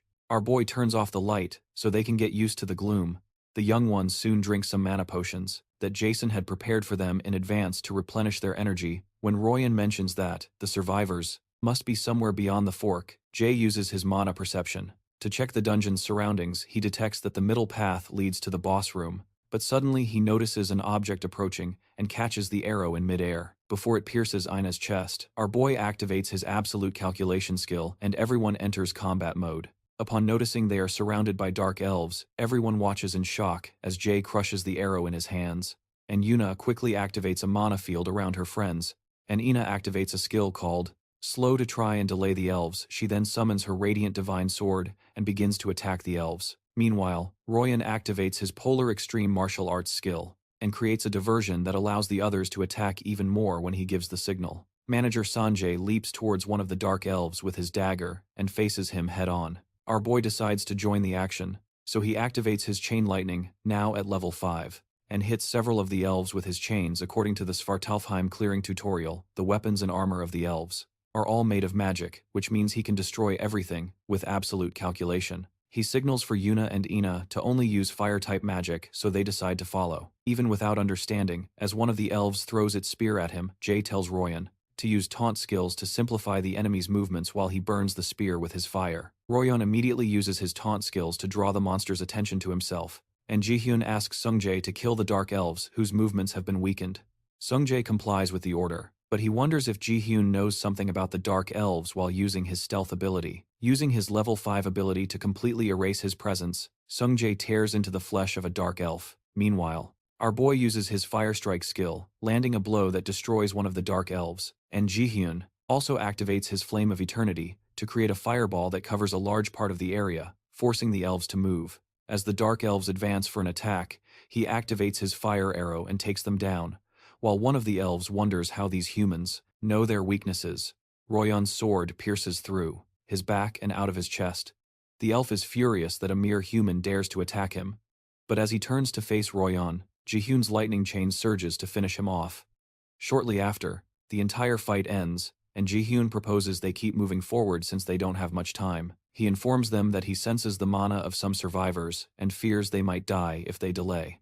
At the academy, President Jaemin scolds instructor Sogyu for having messed everything up again. Sogyu apologizes and tries to explain that he didn't expect a stranger to enter the guild building, but the president doesn't accept that as an excuse. Sogyu tries to assure him that there's no need to worry, as it's common for civilians to die in sudden portal appearances, and they can simply cover it up. But the president considers this utter nonsense. Sogyu suddenly starts bleeding from his mouth, and the president tells him that the transfer spell doesn't work on civilians without mana, which would mean that some rats who can use mana are inside. Jaemin tells him to hope that everything goes well, because things won't look good for him if any of the students get out alive. As the president exerts more pressure, Sogyu begins to bleed from his nose and eyes. Meanwhile, the guild master, Song-eun, urgently leaves the guild and heads to the Ken Guild to investigate the sinister mana. She suspects the spell must be at least S-rank, which means the kids and Sungjae are in danger. However, since her earring hasn't reacted yet, she can confirm that no one has died. As she rushes out, she tells Hannah to call the association for immediate support if she doesn't return by the next morning. As Seong-eun rides her motorcycle, she vows to never forgive Jaemin if he touches a single hair on any of her people's heads. Meanwhile, Sojun appears to have been gravely injured, so his friends help him move so they can eventually get out. They stumble over a rock, and she starts to cry because they need to find a way out of there. She starts blaming herself for everything that has happened and wishes she wasn't useless. She is surprised when someone suddenly places his hands on her shoulder, and it turns out to be Jaden. He tells her she did a good job and asks her to leave the rest to them. The girl collapses, and they give her and Sean some potions to revive them. Sean soon wakes up and is informed that he is in Svartalfheim, the land of the Dark Elves. When Jaden asks them what happened, they explain that they fell here after reaching the Cain Guild. Then, they were ambushed by Dark Elves who took their friends away. The girl and Sean managed to avoid being seen by the elves, but they eventually passed out from mana overload. From the way the girl is speaking, Jaden suspects that she probably considers herself a coward and wishes she had died fighting alongside her comrades. Jairon believes it's arrogant of her to wish she had fought an opponent she couldn't handle, since that is something that only happens in movies. The memory of having to flee from his own teammates in his past life flashes through his mind, so he tells Sean and the girl that they are not responsible for the others' capture. Jairon then asks them where their friends were taken. The girl explains that they were taken to the king who rules over the Dark Elves. Jairon also asks who brought them here, and Sean informs him that it was Instructor Soak.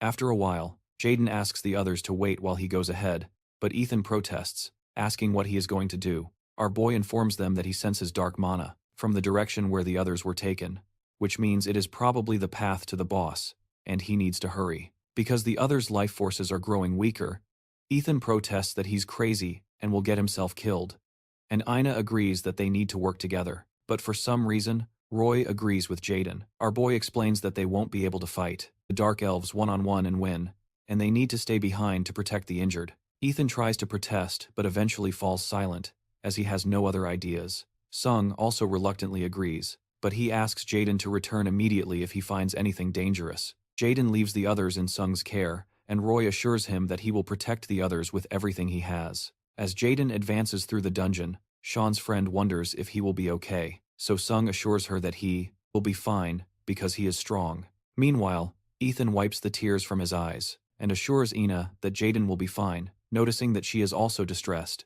Suddenly, Sung notices something and tells the others to be quiet. An enemy is approaching. As he reaches for his daggers, a beam of energy passes by his head, injuring him deeply, knocking him to the ground. Suddenly, the Dark Elves close in on them. One of the stronger Dark Elves remarks that these humans have been pestering them like flies. Meanwhile, our boy keeps moving forward and realizes he needs to solve this quickly, as something might happen while he's away. He soon opens a huge door and finds the king who was waiting for him and had prepared something special. Just as Jay is about to speak, his earring begins to burn, and he realizes that the manager's presence is growing weaker. Before he can act, the door slams shut behind him, and the king tells him he cannot leave this place unless he survives fighting his soldiers. Jay is at a crossroads because he needs to save the others, but when he remembers Royoung's promise to him, he decides to trust the others while he deals with this. The Dark Elf King starts mocking him and asks what he's going to do, so Jay creates a wall of fire around himself and assures him they will all die in there. On the outside of the dungeon, Sung Jae still lies on the ground with the sword that wounded him by his side. Royoung rushes to his side and notices the manager's terrible condition, realizing he might have been poisoned, which means these beasts are aware of an assassin-type hunter's weakness. The leader among the elves invokes his sword back to himself and decides to deal with the lackeys, as he calls them, now that the most annoying one is out of the way. Royoung confirms his suspicions that they were waiting for Jae to leave before attacking, and Ina mentions that the guildmaster must have noticed that the manager, Sung Jae, is down. She remembers that Song Jun had given Jae an earring and Valde that would signal as soon as any of them were in danger, and she had promised to come if there was an emergency. In the Dark Elf Palace, Jae burns with literal rage and fire as he tears through the flesh of the Dark Elves. He covers himself in fire and approaches some of the elves, but notices bloodstains on their mouths, so he tells them they'll have to vomit up what they've just eaten. Our boy recalls the look of determination on Royoung's face, which is the face of an insane person who has accepted their decisions. He has seen such an expression on his best friend from his past life and on the friends who were killed in the simulated dungeon, so he doesn't believe he should trust those eyes. Meanwhile, Royoung creates a mana field, and Ina summons several radiant divine swords to give the Dark Elves hell. The leader of the Dark Elf group tells them it's pitiful to see them fight so uselessly. He then assures them they will all become part of the king's banquet and sends his soldiers to attack. Ina realizes the elf is fast, but Royoung blocks the man's attack with his shield. Royoung activates his polar extreme martial arts skill and retaliates with a blow that forces him to retreat. The move makes the group leader admit that humans aren't so useless after all. Royoung realizes this group is stronger than the previous Dark Elves they encountered, and as the leader approaches him, Royoung asks who he is. The group leader introduces himself as Kel, the captain of the Royal Guard, and someone of royal blood. They are shocked to hear he is a real Dark Elf, which means he must be stronger than an A rank. Meanwhile, Royan recalls the first day he met Jae, and how he stood in front of him to protect him, which made him remember all the good things he had forgotten about being a raider. To him, Jae's boldness is the dream he wants to achieve, and he decides he cannot die in a place like this, and that he needs to reach Jae, no matter the cost. Royan suddenly throws away his shield, to everyone's shock, and charges towards the monster. He believes this is what he should have done from the very beginning, because a raider has more than one heart. So, he reaches for his upper, middle, and lower core centers to open them. Kel is shocked by the sudden explosion of mana coming from Royan, and even witnessing it injures him slightly. The man covers Kel and asks Royan how he is capable of doing such things. However, Royan doesn't answer him but activates his skill, sword and body as one. This causes him to start bleeding from the mouth, and Anna begs him to stop, and the system declares that the level of this skill is too high for the user, and the blood flow inside his body has been reversed. He is warned to cancel the skill immediately, or die in 6 minutes and 36 seconds, so Kel takes advantage of the situation and orders his soldiers to capture Royan alive, even if they have to cut off his limbs regardless. Royan doesn't deactivate the skill and decides to face the soldiers. He had managed to obtain one S-rank skill, called Sword and Body as one from his training, but it's still too much for his body. It's a skill used by those who have reached the pinnacle of swordsmanship, where the sword and body become one. As the soldiers rush towards him, Royan easily dodges and goes to face Kel. As they both clash swords, Royan realizes he is still no match for Kel, because he has only awakened this new realm of strength in an unstable manner. He realizes that all he can do is buy time, so he continues to fight Kel. As they fight, Kel tells him that his struggle is rather comical, and points out that he notices the state he's in. However, Royan refuses to back down, because he has to keep his promise. He tells Kel that he would never know why he is doing this, and goes for a frontal attack, but the dark elf jumps out of the way and tries to attack him from the side. Kel is unable to land the blow because Royan's sharp senses allow him to perceive the counterattack quickly enough to jump out of the way. Kel calls him a little rat, but Royan leaps back towards him and suddenly almost overpowers the dark elf. As they fight, Royan's body begins to disintegrate, and the system tells him to undo the skill immediately because all his muscle fibers are being disconnected, and all his blood vessels are being twisted. While he is in pain, Kel approaches to finish him off, but Rowan still manages to block his attack.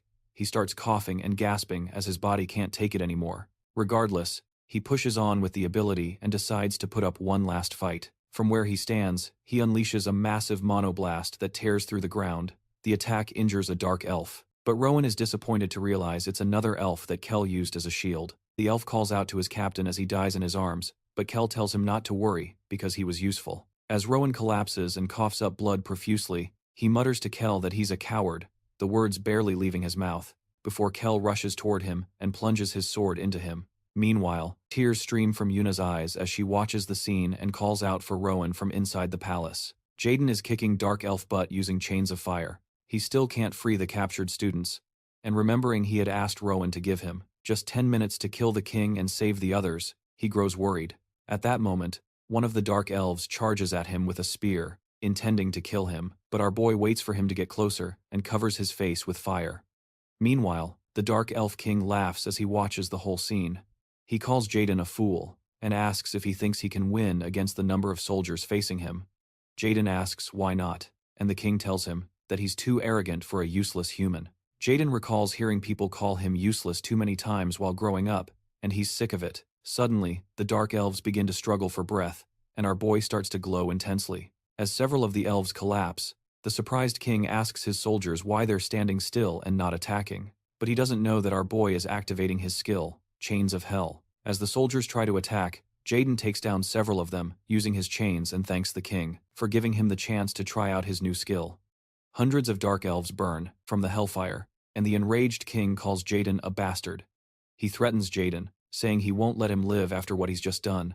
But Jairon simply walks closer to him and asks if he's being serious. Now, the king is certain that it's impossible for a mere human to be so powerful and realizes he can't win against him. He threatens Jairon, saying he will regret this, and informs him that the other 7 kings will definitely destroy him, even if he manages to kill him there. While the king is still talking, Jairon uses his skill, Light Step, to rush toward him in the blink of an eye and lands a punch on his face. Along with the punch, he unleashes a flaming explosion in his face that sends the king flying. Finally, he tells him that it's none of his business what the other kings do, and suggests they come find him if they're angry. Meanwhile, Kel shoves his sword into Royan's chest. She watches in despair because she couldn't do anything while her friend was being hurt. Because she is weak, she is losing someone once again, and this time, they are just what's left. Kel approaches her and grabs her by the throat, planning to devour her and Janga. But she just cries in Kel's grip, and tells herself that she can't lose. Suddenly, A brilliant mana dazzles the place, and it turns out to be the guildmaster Seong-eun, who asks Kel if he hurt them. She tells him to think carefully before answering, because he will die if it's true. Her aura fills the entire place, and Royan, who is bleeding to death, is happy to have held on until help arrived once more. Seong-eun asks Kel if he hurt the people on the ground, and the crushing weight of her aura starts to make him sweat. He realizes he can never win against this woman by the strength of her mana, so he plans to take the kids hostage to have a chance against her. He declares audaciously to her that the grotesque sight is his masterpiece. Then Seong-eun asks if it was really him. She suddenly activates her sacrifice ability to heal them all at the same time, consuming her own life force. Kel is surprised that she can use healing magic so quickly, and wonders what the hell is happening. Eventually, Seong-eun says that she doesn't like it when people touch her, people. Then she hurls him away with a torrent of energy. The explosion throws him back and begins to consume his flesh until he starts to disappear, and John watches in awe as he realizes that Seong-eun didn't attack Kel with any skill, but just fired concentrated mana. Seong-eun rushes to Sungjae's side to heal him, and manages to stabilize him. The only problem is Royan, who she notices is in a very serious condition, and when she tries to heal him, her system informs her that his injuries are severe and would take a considerable amount of time to heal. She realizes he overloaded himself using power beyond his critical point, which disorganized his meridians and nerves. If she had arrived a little later, he wouldn't have been able to use mana again. Shortly after, she manages to heal him, but her system informs her that this permanently decreases her life force by 2%. Using the ability drains her greatly, and she realizes she would have been dead a long time ago, if it weren't for Jae. When Yoonjun asks about Royan, Seong-eun explains that he will be fine, but he might not wake up for a few days. The news relieves the students. Then Seong-eun asks where Jae-on is. They reluctantly inform her that he went to the boss room alone, but instead of panicking as they expected, she reassures them, saying he'll be fine without any problems. And John protests that Jae-on went in alone, but Sera-yoon is confident that he won't go down that easily, even as the Dark Elves unleash their magic. She knows they are no match for Jae-hyun. Meanwhile, our boy tells the Dark Elf King that the other kings can come looking for him if they're really angry. But that can only happen if he manages to leave this place alive. The king, now bleeding from his face, curses upon realizing he's losing to a mere human. So he decides to make a quick escape to tell his brothers about this situation. As he tries to escape, he's shocked to see that Jae-hyun overtakes him and appears right in front of him. Using his lightning chains, our boy ties him up and smashes his face into the ground. Enraged, the Dark Elf King says he won't die there alone, but will drag him to Helheim with him. The king activates a secret technique passed down only to the king of the Dark Elves, called Frozen Ground, expecting Jae-hyun to tremble in fear. However, Jae-hyun thanks him for the unexpected gift, and the king wonders why he's smiling. Like that, our boy activates his blank card and thanks the king for using it now, since he never thought he'd get the chance in a place like this. He quickly registers the Frozen Ground skill on a blank card and uses his absolute calculation ability to destroy the frozen ground that the king had activated. The king watches in disbelief as the frozen ground attack dissipates. Then Jae-hyun lifts his head and reminds him of the saying, "Know your enemies." After burning the king's head with fire, the Nornir system registers that he has defeated Kinan, the Dark Elf King. Because of this, he gains the title of the one who killed the king of the Dark Elves. Jae-hyun obtains an ingredient item called Essence of the Dark Elf King, and an equipment item named Pauldron of the Dark Elf King. After successfully completing the second mission, he also receives a blank card and a sealed magic text, in addition to a skill called Magical Artifact Incarnation. He soon rushes to help the captured students, and is happy to discover that one of them is still breathing. However, his stomach turns upon realizing that some of them are dead, so he uses his sacrifice skill to heal the boy who is still breathing. While healing, Shane joins him, combining his power with his, and says that being a healer is a rather cruel job, apparently.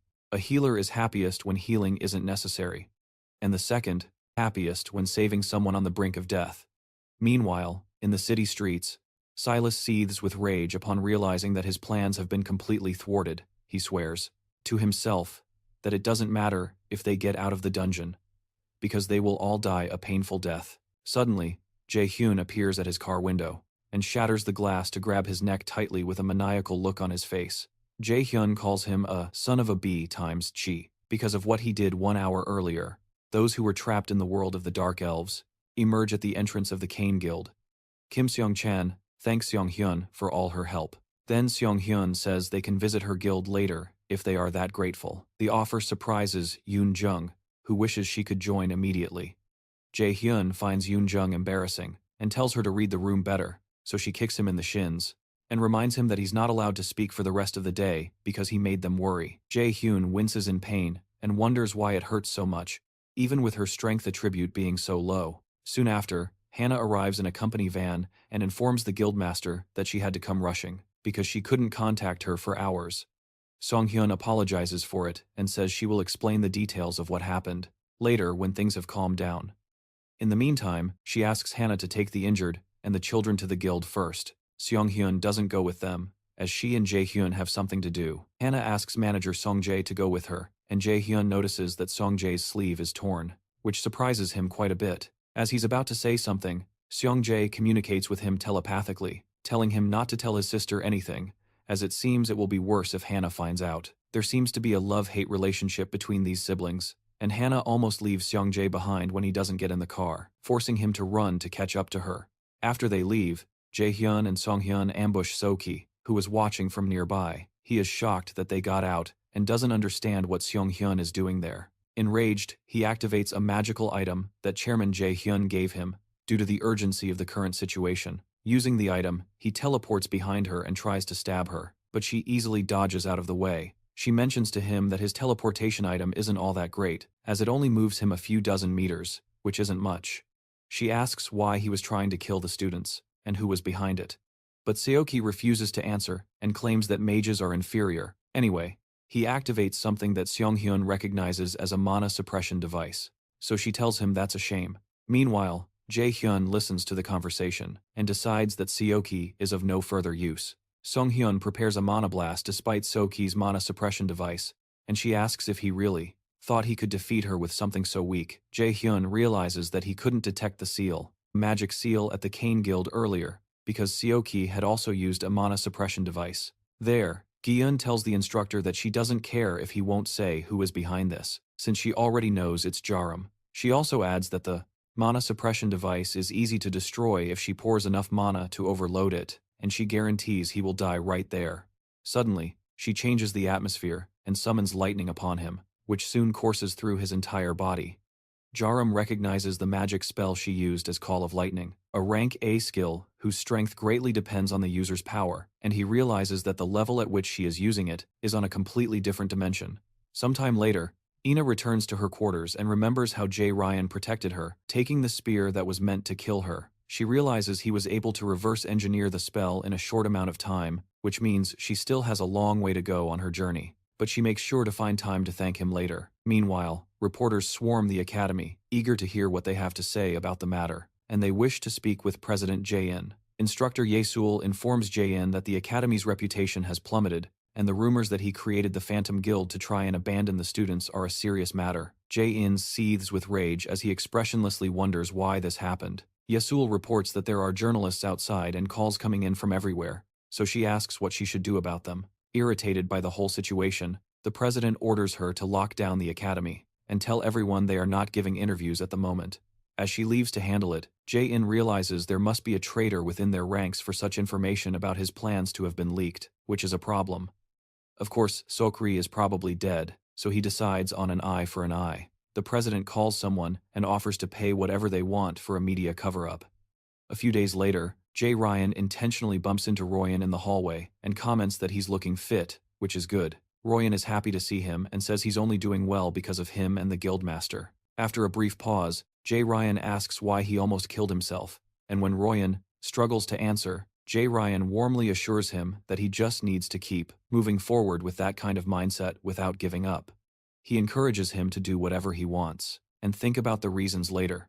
However, before leaving, our boy reminds him to take care of himself, since others worry about him. For some reason, the idea of doing what he truly wants to do energizes Royan in an incredible way. Later that day, our boy checks his stats and his rank A title as the one who killed the king of the Dark Elves. The title increases his mana and attack power when facing dark-type monsters and will trigger the wrath of all Dark Elves. making the user a target. Although equipping this title is a risk, he puts it on with great enthusiasm. He decides to leave the Dark Elf King's essence, an ingredient for Jae-sung, since he loves dealing with new ingredients. Our boy also gained an active skill called Magical Artifact Realization, an ability that creates armor, needed in battle by using mana. This skill astonishes Jairon, so he equips it quickly because he is truly impressed. Jairon realizes that the value of this new skill doesn't truly lie in its rank, but rather in its practical utility on the black market. A single piece of armor. A C-rank piece costs tens of millions of won, which means he can create armor of that value every time he uses the skill. Suddenly, the knife he was given, called Mislatan, begins to react, until the system notifies our boy that all of Mislatan's effects have been unlocked, as he has fulfilled all the necessary conditions for it. Because of this, he obtains a passive skill called Armor Crafting Genius, and all the equipment he creates from now on will have its rank increased by 1 level. This is incredibly great news for Jairon, and he now understands that Mislatan's full effects weren't working because he hadn't met all the conditions before. What's important is that, since he is receiving all these benefits, he decides to start training with them. The next morning, many students are seen preparing for the Miles Academy exams. Due to the difficulty of the tests, they are nicknamed the Student's Grave because of the intense competition. The exams are both theoretical and practical, where the practical part involves potion-making tests and raids into pocket dimension dungeons that are broadcast live to the entire nation. Meanwhile, Royeon is woken up by Yu Jong, who threatens to hit him, and he apologizes for falling asleep whenever he reads something. A frantic Yu Jong reminds him that there are only a few days left until the midterm exams, and warns him not to get a low grade. Nearby, Ina also struggles to understand what she's reading. Royeon realizes that he and Ina are terrible at theory, and she had offered to tutor them, to help them with it. Both of them end up giving up and accepting their fate of having to retake the exams. But Yu Jong tells them to stop talking nonsense, and explains the next subjects they have. A few days later, after the students finish one of the tests, some students discuss how the test went, and notice the high-level students, Ina, Yu Jong, and Jairon talking among themselves. Interestingly, the students assume they are all geniuses, and could have passed the test with their eyes closed, without any difficulty. When Yoonjun asks Ina how the test went, she suddenly draws a blank. Jaden and Yoon mock Ina and Roy, claiming that books are their enemies, which makes Ina chase them all over the place. Meanwhile, Silas watches Jaden, and tells Mason that this time, he will defeat the arrogant bastard. For sure, but Mason just thinks that Silas is going through his emo phase. Sometime later, Eleanor creates a potion in Jason's workshop that explodes in her face, so Jerry laughs and mocks her. Finding it funny, he tells her that his own potion is much better and tries to get Jason to back him up. But Jason reluctantly declares to both of them that they will fail at this rate. He states that they both have no talent for alchemy whatsoever, and mercilessly shatters their hearts into little pieces. Our boy realizes he needs to train more to avoid a low grade, so he asks Jason if there's a way for them to avoid failing. After thinking for a bit, Jason proposes they use a special item, which is a monster called moon fireflies, something very rare. Apparently, they reside in very clean areas, and not even 100 appear on the black market each year. If they manage to create a powder from its exoskeleton, then they'll be able to significantly maximize the potion's effects. Shortly after, Jack and Yoon approach So-yeon, one of the upperclassmen they defeated in the freshman hunt. After telling her it's been a while, she looks at them in surprise and asks why they are there at that moment. Our boy tells her he'd like to ask a favor, but she tells him to get lost, as she won't do anything for him. However, he asks if she's going to refuse without hearing what he has to offer, but she still refuses, since all he can probably offer are just a few points, which isn't much. Our boy offers her 30 million won in cash. This shocks Yoon, and So-yeon's face lights up upon hearing the mention of that amount of money. Soon after, they head to a place called Deolabuk of Muju, near Mount Daegu, and take Jason along with them. 1 hour earlier, So-yeon heard their offer and believed it was feasible, but explained that even with her inspection ability, she still needs traces to find something. When she asks if they have a way, Jaden assures her that he will bring a very talented alchemist to help. She asks who, and Jason soon appears, but she doesn't consider Jason a talented alchemist at all. Our boy asks if she knows him, and she replies that they were on the same team during her first freshman hunt a while back, apparently. She didn't even know he was into alchemy and considered him a useless guy who was forced into the martial arts class, especially since he wasn't much help back then. While they are in the forest, So-yeon tells Jason that he has a different vibe than before and now seems to be enjoying himself, which surprises him quite a bit.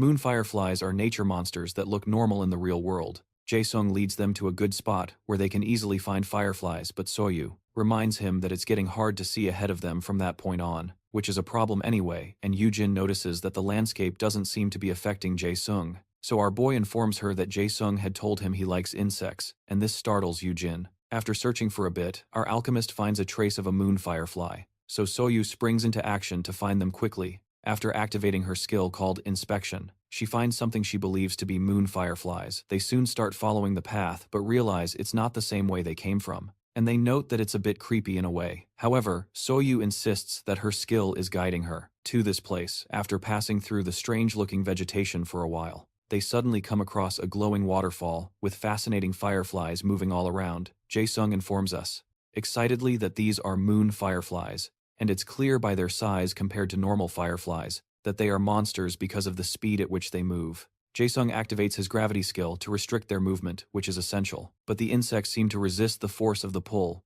When Soyu suggests that Jae-sung make his force more potent, he replies that he doesn't have the proficiency to alter the strength of this skill. Jae-sung gets worried they'll lose the fireflies, but our boy assures him they won't. Then he generates a mana room to trap them all. At once, Soyu is completely shocked that our boy just created a whole mana room, so she tells him he's a real monster. Jae-sung is impressed as he would have never thought of this method, so he runs inside. But it's clear from Yujin's expression that she truly despises insects. Anyway, Jae-hun forces her to go in, and they all enter to join Jae-sung, who is already collecting the insects while capturing the insects. Soyu wonders if there is any other student at the academy who can create a mana room like this, and realizes that not even a third-year student would be able to do something like this. After they finish, they return to Jae-sung's workshop and try to create potions again. This time it works and doesn't explode in their faces, which shocks Roy and Ina. Jae-sung proudly declares that he worked hard to make this happen, and that they can expect a purity of at least 70% in their potions, which is excellent. When they finish, Yujin and Jaehyun start to celebrate, but Jae-sung gets worried that Jaehyun's potion only has 50% purity, and that Yujin's has 47%, so he wonders if they really did well on the tests with these results a few days later. After their test came the mockery from Jerry and John, saying they almost confused their ingredient pot with a monster summoning pot. Even after Yoon managed to get all the good ingredients, she still finished in 42nd place, with Jaehyun in 31st, Royeon in 29th, and Ina in 1st place, which is impressive. After teasing them a bit more, Royeon heads to his next class. Jaehyun tells himself that it's not over, since he still has other exams left, and so does Yoon. The only problem is that the practical exams are incredibly difficult, a compilation of the entire rookie hunt, an augmented reality test, a fake dungeon, and every lesson they've had so far. Another factor that exponentially increases the difficulty is the way teams are formed for the test. On the day of the practical exams, Aiden laments because he got a cost of 14 and will have to plan carefully to get a good team. The cost is calculated among the students based on their current grades, which is a crucial criterion. Students must form teams of 4 without exceeding a total team cost of 50. For this exam, Royeon has a cost of 17, Ina has a cost of 15, and Aiden has a cost of 14, which is a good number. Jaehyun had a cost of 6 in his past life, and he remembers being excited, because he managed to get into a good team, but the results were the worst imaginable. He considers it a terrible way to choose teams, since the highest-ranked students pick the lowest-ranked ones, because their own high costs allow them to easily accommodate teammates with lower costs, which is unfair. Suddenly, our boy is approached by one of the cadets he knows from his past life. This same guy had insulted him for being lower-ranked, but in the present, he's asking if he is the genius student who placed first in the student hunt and did very well in the fake dungeon too. What a change. In the past, this guy mocked him and told him to know his place during the exams. In the present, he cheerfully introduces himself as Han Song, but Jaehyun simply dismisses him without paying him much attention.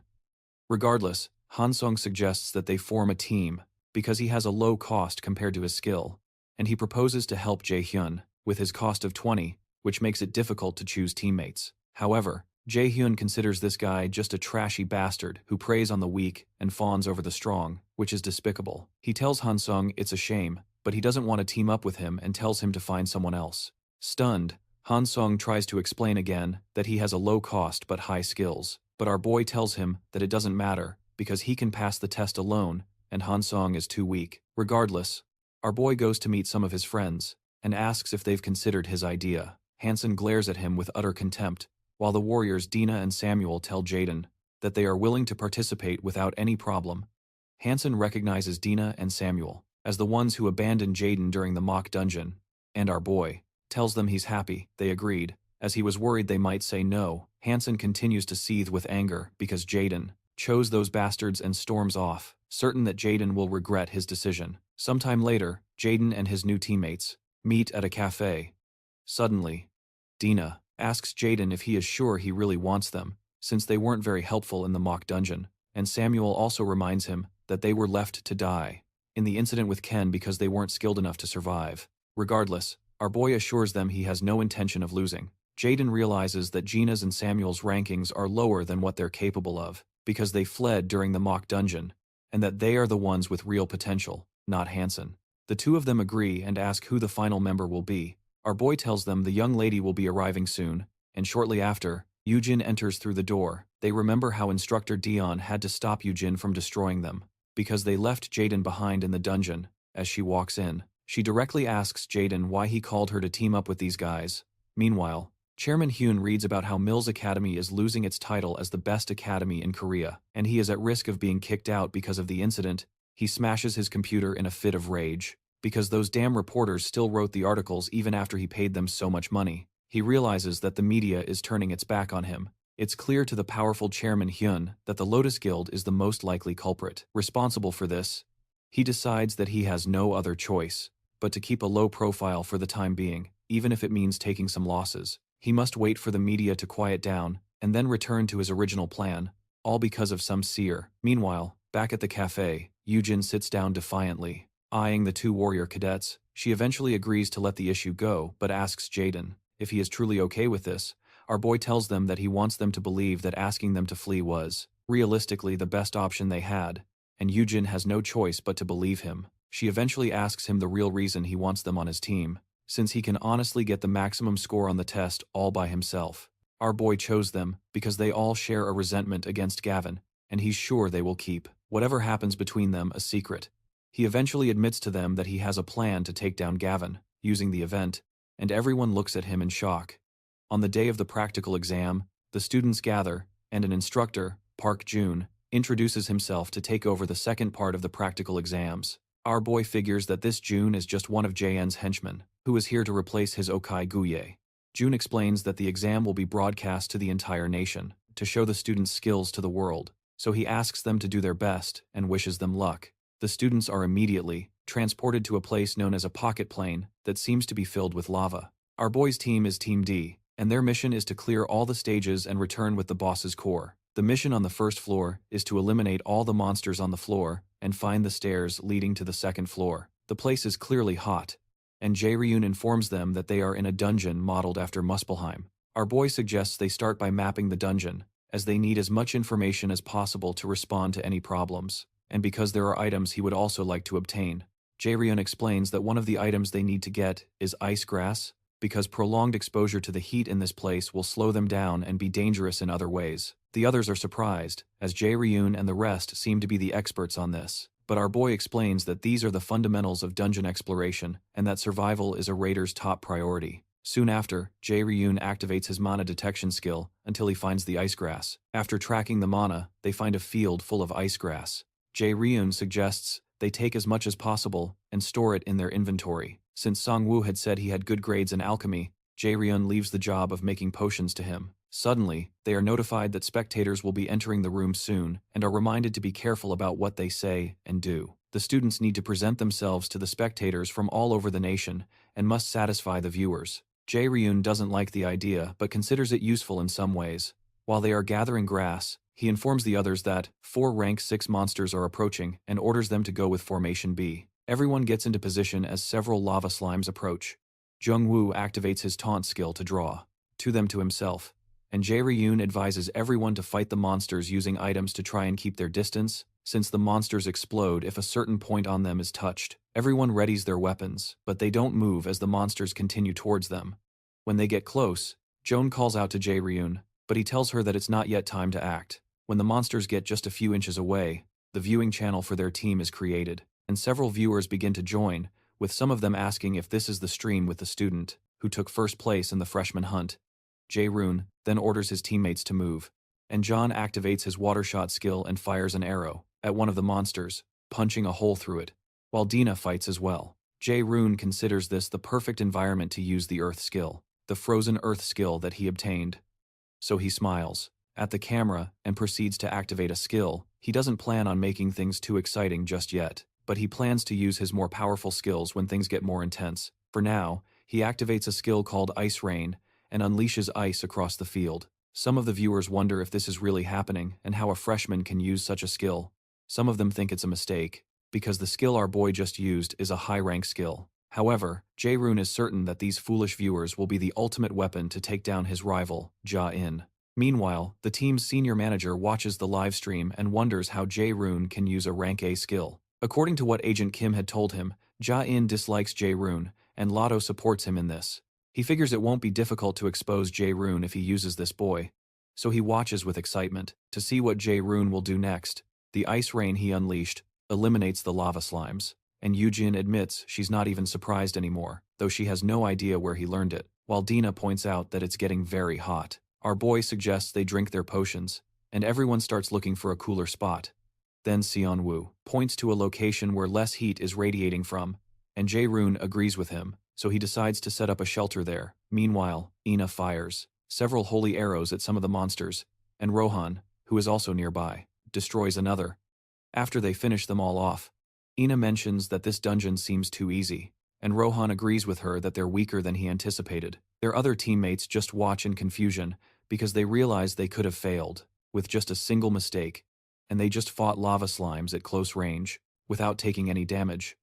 On Jairon's side of things, he sets up a tent for his team to stay in while they wait. He begins to make the potions that he said would take up to 1 hour to brew. Just then, someone provokes Julian with small remarks to try and rush him. She protests that she didn't mean that, and they start bickering again. Gina laughs because of their closeness, but Yuna claims they aren't. Shortly after, Jaden talks with the guys about his secret plan. After explaining the plan, Yuna leaves with Jaden to ask if it's really possible, and our boy assures her that it is. He believes this is the best time to create some commotion. Then, he releases some power to make the connection with the pocket plane unstable and cancel the voice transmission feature. The viewers wonder what Jaden is doing, and why he's working alone with Yuna, while they wonder if the others have failed. Jaden assures the viewers that his members are fine, which surprises them because they shouldn't be able to hear the students speak. Jaden had tinkered a bit with the plane's formulas of the pocket plane so he could speak. Then he tells everyone that it's a pleasure to meet them, and declares that he will start the real broadcast now. Meanwhile, President Hyun almost exploded with rage while watching Jaden's display. President Hyun can't believe this is happening, and doesn't understand how Jaden managed to interfere with the pocket plane's formula, which was created by dozens of mage raiders, himself and many of the Academy's mage instructors. Instructor Jung, who is nearby, suggests that they punish Jaden, but President Hyun clarifies that he wants to but can't, because there are no rules for this type of situation, as it was never expected. However, there is a rule that an Academy student cannot disclose sensitive military information to the public, and can be expelled for violating it. Suddenly, the president hears Jaden speaking about him on the live broadcast. Jaden links the president to the guild experience incident, and there are many shady things involved, and he assures the viewers not to worry about his expulsion, which leaves the president utterly perplexed. Our boy tells the viewers that the president's favorite quote is that the strong survive and hold power. After laughing hysterically at Jaden's audacity, the president orders Jaden's instructor to expel Jaden as soon as the exams are over. He also asks him to get at least 2 experienced A-rank raiders to get rid of Jaden once the media calms down a bit. As he leaves, the president promises himself to make Jaden pay. Our boy explains to the viewers that the president won't keep his word if he expels him, since he has such good grades. The viewers get excited about everything he's saying, and several of them begin to realize that there must be a real problem at the school, especially with all the uninvestigated allegations that were made against Jae-ryun earlier at the shelter. Jae-ryun informs the others that he will edit the pocket plane's formulas, so that the viewers can hear them and bring them to their side, and Yoo-jung wonders if this is right, because the president might do something, but our boy is confident that they have the viewers on their side, and there's no rule that says they can't interfere with the pocket plane's formulas in the present. Jae-ryun tells the viewers that he will begin the real broadcast of the dungeon raid, that they have prepared especially for the audience to enjoy. The viewers are excited, but Yoo-jung feels vulnerable before them because they soon start talking about her performance and strong points. Shortly after Jae-ryun takes Yoo-jung, with him to a place that looks like a lava waterfall, and our boy tells the viewers that they plan to find the pocket plane's hidden piece there, which would be interesting for them. The viewers are ecstatic at the mention of a hidden piece. Then Yu Jung begins by activating her theft skill, while our boy activates his wind boost skill, as well as his gravity skill. Jairon plans to show the viewers how a regressor attacks a dungeon. Meanwhile, at the Nils Academy, instructor Kim Ji-hoon informs manager Seo Min-jun that he will put him in contact with Jae-ryun right after the exams. He asks her to contact Jae-ryun as soon as possible and bring him to their side, and even offers to let Jae-ryun have control over the conditions. Instructor Kim accepts the mission and thinks it would be a huge long-term advantage if the Raider management could get Jae-ryun. But the only problem is that Jane is also after him in the pocket plane. Our boy puts his arm around Yu Jung and pulls her toward the lava. She hesitates and asks him to wait, but he continues to run towards the lava flow while she screams. The viewers keep talking amongst themselves and still don't understand why they are jumping towards the lava. However, Jae-ryun lands on an invisible platform near the lava flow, and Yu Jung is extremely relieved that there was a hidden foothold there, just as Jae-ryun had said. He tells her to hold on to him and cast the spell, ensuring she makes no mistakes in her timing calculations. Jae-ryun is amazed, thinking about the first person who actually found the hidden piece here in his past life, even though he knows that President Jae-hyun hid it here under the nation's sponsorship and didn't intend for a student to get it. After following all the footholds, they finally land in a spot where they can stand. Then, John asks him if the shiny thing in front of them is the item he was talking about. It turns out to be a few marbles, and Jae-hyun confirms their suspicions that these marbles will be the key to clearing this dungeon at this point. President Jaime starts to sweat profusely, unable to figure out how Jae-hyun managed to find the hidden piece. Jae-hyun tells the viewers that he knew this item was here from the mapping, but he didn't expect it to be so well hidden. He activates his Ice Rain skill and unleashes it on the sea of lava that separates him from the item, causing it to solidify. He and John descend toward the item, and Ariam asks the viewers if they know what the item is. Most of them don't seem to know, and they demand that he tell them. He informs them that this is the fire essence. Apparently, this item will be one of the most important for clearing this dungeon, and the Pocket Dimensions system displays that this fire essence is a B-rank item that exponentially increases flame resistance capability temporarily when consumed, but its effect will not work a second time. Normally, schools create an environment as close as possible to a real dungeon and motivate the students using a hidden reward. But it's strange that this reward was hidden in a way that ordinary students could never obtain it. The viewers go crazy upon seeing the fire essence items because they are very expensive in equipment shops, and they figure that Mills Academy is investing more than 10 million per team for the trials. After getting the first item, our boy heads for the next item on their list. He would love to see the expression President Jaime is making right now, and hopes to see how he will look when he shows him the rest of the gift he has for him. When night falls, they return to the shelter, and June complains that the potion is too bitter. Our boy says he knows, but she will need to take it, as it will make clearing the dungeon easier. Eventually, June musters the courage to consume it, and suddenly faints. Confused, Jerry asks Son Goku if he poisoned her, or something, but Son Goku denies it. After that, Jerry explains that they are almost done with the first phase and need to find a path to the second floor. In the Academy's control room, Instructor Jae-hyun comes to ask Instructor Eun how the situation is. He jokingly reminds her that he is the one in charge, so he asks why she came and if she doesn't believe he can handle his duties. After a brief pause, she told him that it's possible he can't, which makes him frown with Sayoke out of the picture. The administrative authority for the second round of training was supposed to belong to Jae-hyun, but June managed to interfere and eventually took her authority away. June sarcastically apologizes to her for getting ahead, even though they were hired as colleagues. But Jae-hyun tells him she doesn't care about such things, so he tries to provoke her further. He asks what she means, saying it's normal for her to be envious of his position, but he gets no response from her. This frustrates him, but June remembers. He reminds himself that he now has the president's admiration, and Jae-hyun is no longer better than him, unlike 2 years ago. Shortly after, Jae-hyun tells June that he had better take a good look at the rope he's holding to make sure it's not completely rotten. Then she leaves. June finds her words embarrassing and considers her arrogant. He knows she's referring to his affiliation with the president and is sure that the president will recover his reputation, since the obstacles they currently face are nothing. Meanwhile, in the dungeon, Team D enters the second floor. They receive a mission to hunt the elite monsters on the second floor and retrieve the hidden treasure. Heimdall massacres some people and speaks with Rugen, who asks if he is going to find the great adversary. Heimdall tells him the great adversary is just a mere human, and that he won't need much time to dispose of him. But after eliminating him, he's annoyed at being stuck with Bifrost once again, and having to act as a guardian. He tells Rugen not to meddle in his affairs, since he's just an evil creature. However, Rugen considers both gods and humans to be foolish, and he remembers Munin, Odin's other raven. While deep in thought, he speaks to the absent Munin, saying that nothing has changed or will change on the second floor.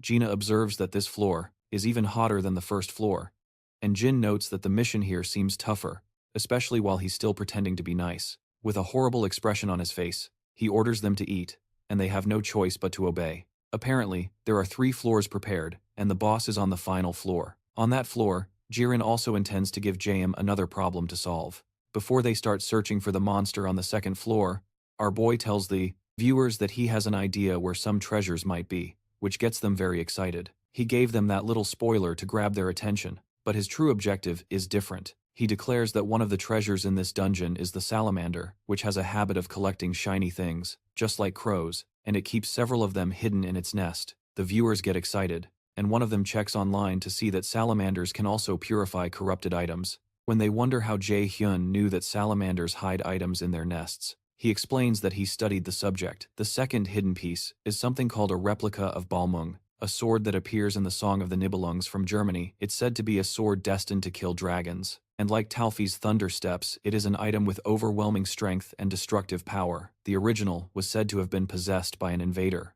a German named Balak. Suddenly Dina asks what a salamander's weakness is then, and Jae-hyun says it's their stomach since they have tough outer hides. Apparently the most common way to kill them is to aim ice-type magic at their stomachs. They go deeper into the dungeon, and Seogu realizes that this place is much hotter, and he would be struggling. If it weren't for the essence of fire, although Jae-hyun knows where everything is, he decides to pretend to do some work here, so as not to raise unnecessary suspicion. He soon stops the team, and mentions that he feels mana around a place where several swords are placed, and Jung doesn't know if the swords are hidden pieces, especially since there are so many and they look like unregistered items. But Jae-hyun knows that the perfect place to hide a hidden piece is among these dozens of swords stuck in boulders. Although Jae-hyun has tampered with things so the students couldn't find it, Jae-hyun doesn't have time for their tricks and activates his detection skill after searching for a bit. He finally finds it and pulls it from the boulder. As soon as he pulls it, the Nornir system informs him that he has found the corrupted copy of Balmung,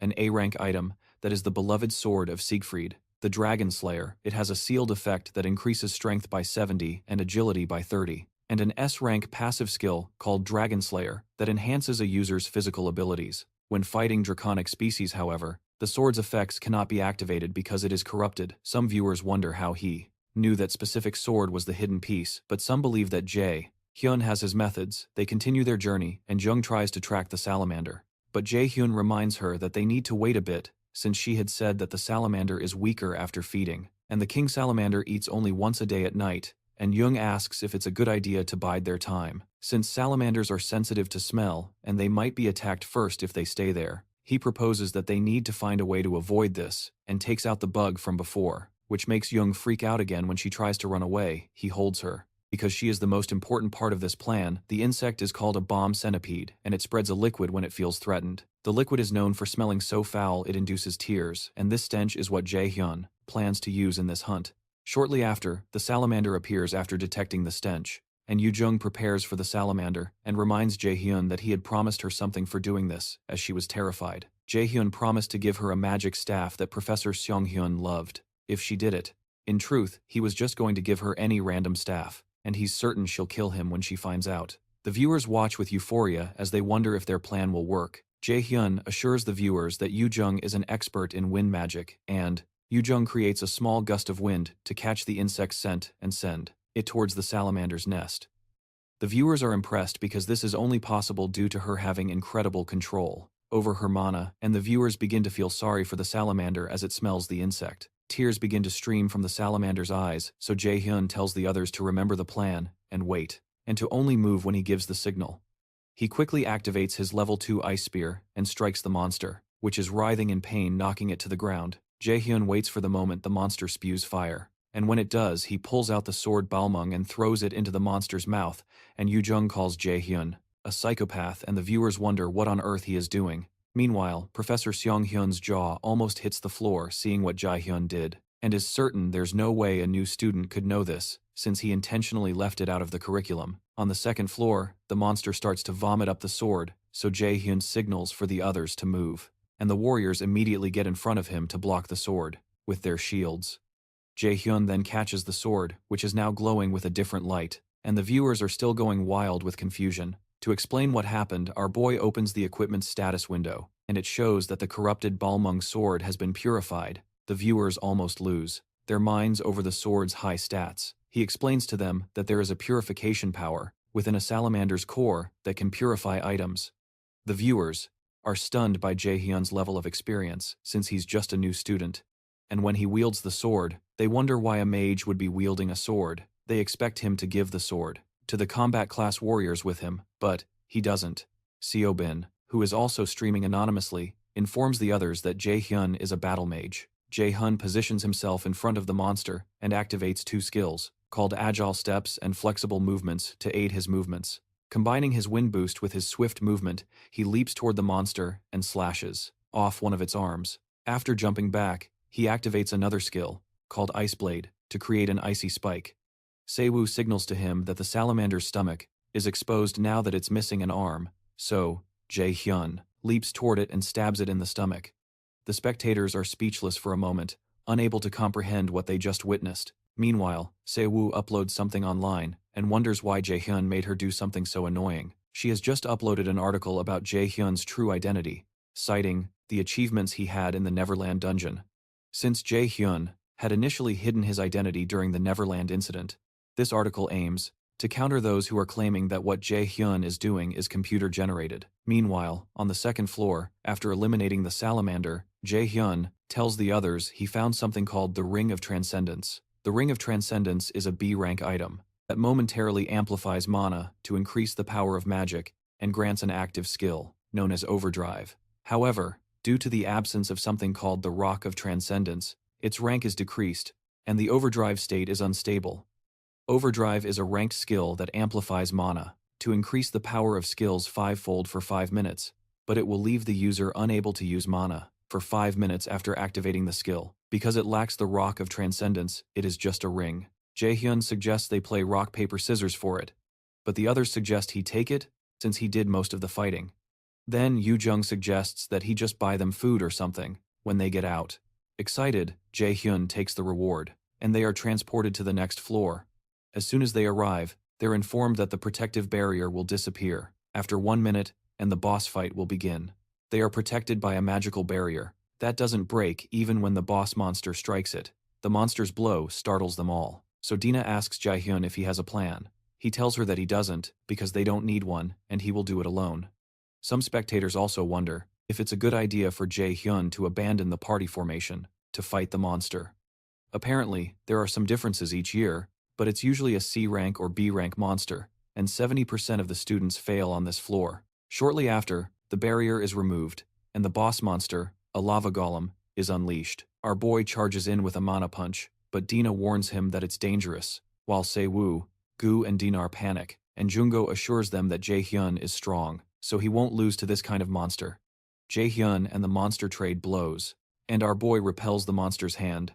When the monster retaliates with a punch from its other hand, our boy protects himself. Raising a barrier as he lands on the ground, he activates a level 4 wind boost, and uses his Ice Blade skill to immobilize the monster's legs. Jae-hyun activates his mana detection skill and rushes through the monster's punches, dodging at the same time.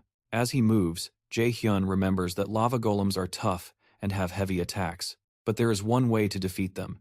He activates a skill called Bind to create chains that immobilize the monster. Then he makes a myriad of ice rain down on the monster using his Ice Rain skill. Although the bind magic soon breaks, the ice hits all the golem's joints and cools them down, making it difficult for its limbs to move. Excited, our boy activates his water ball skill. He shoots water at the ice around the monster's joints, causing all its limbs to break apart immediately. As the monster crumbles, the Pocket Dimension system informs them that they have defeated the boss monster. Some spectators ask to confirm if that was really a boss fight, and the other teammates just watch in shock. Jungo calls him an insane bastard, and feels that he is already far more advanced in skill than her. Shortly after, the system informs them they have obtained the golem's core. But Jae-hyun doesn't believe the test is over, as he still needs to ensure that Jae-in falls today. The system asks if they will return to reality, and Jae-hyun rejects the option. He tells the spectators that the boss fight was too short, and that he has something to show everyone, which is to fight the hidden boss. The spectators are curious about what will happen next. Jae-hyun leads the team to a place where he says he feels a strong mana presence. When he turns around, he realizes that none of his teammates want to follow him, so he assures them that they won't die, no matter how much it hurts. As they enter, the system notifies them that they have found a hidden door and a special quest is being created. They must defeat the hidden boss of the secret floor and return to reality. Ordinary students can't even detect the presence of the hidden door and can't reach this point even if they find it by luck. And that's why Jae-hyun planted the hidden piece here. He turns to the spectators, who can't believe that this guy found a secret floor when others are still fighting on the second floor. Jae-hyun already knows the method to summon the hidden boss, but he decides to at least pretend to search for a bit. Suddenly, Yoon points to an altar that looks familiar, and after a while Yoon realizes that it's quite similar to the pattern on the golem's core. Our boy places the golem's core into the hole in the altar, which makes a bright light fill the entire place. Jairon tells them to fall back, and the hidden boss of the pocket plane, the Red Dragon, begins to appear over the altar. Their mission is to ensure everyone survives, defeat the enemy, and retrieve the dragon's heart, to claim the special reward privileges, while the Red Dragon manifests. The spectators watch in disbelief as even veteran raiders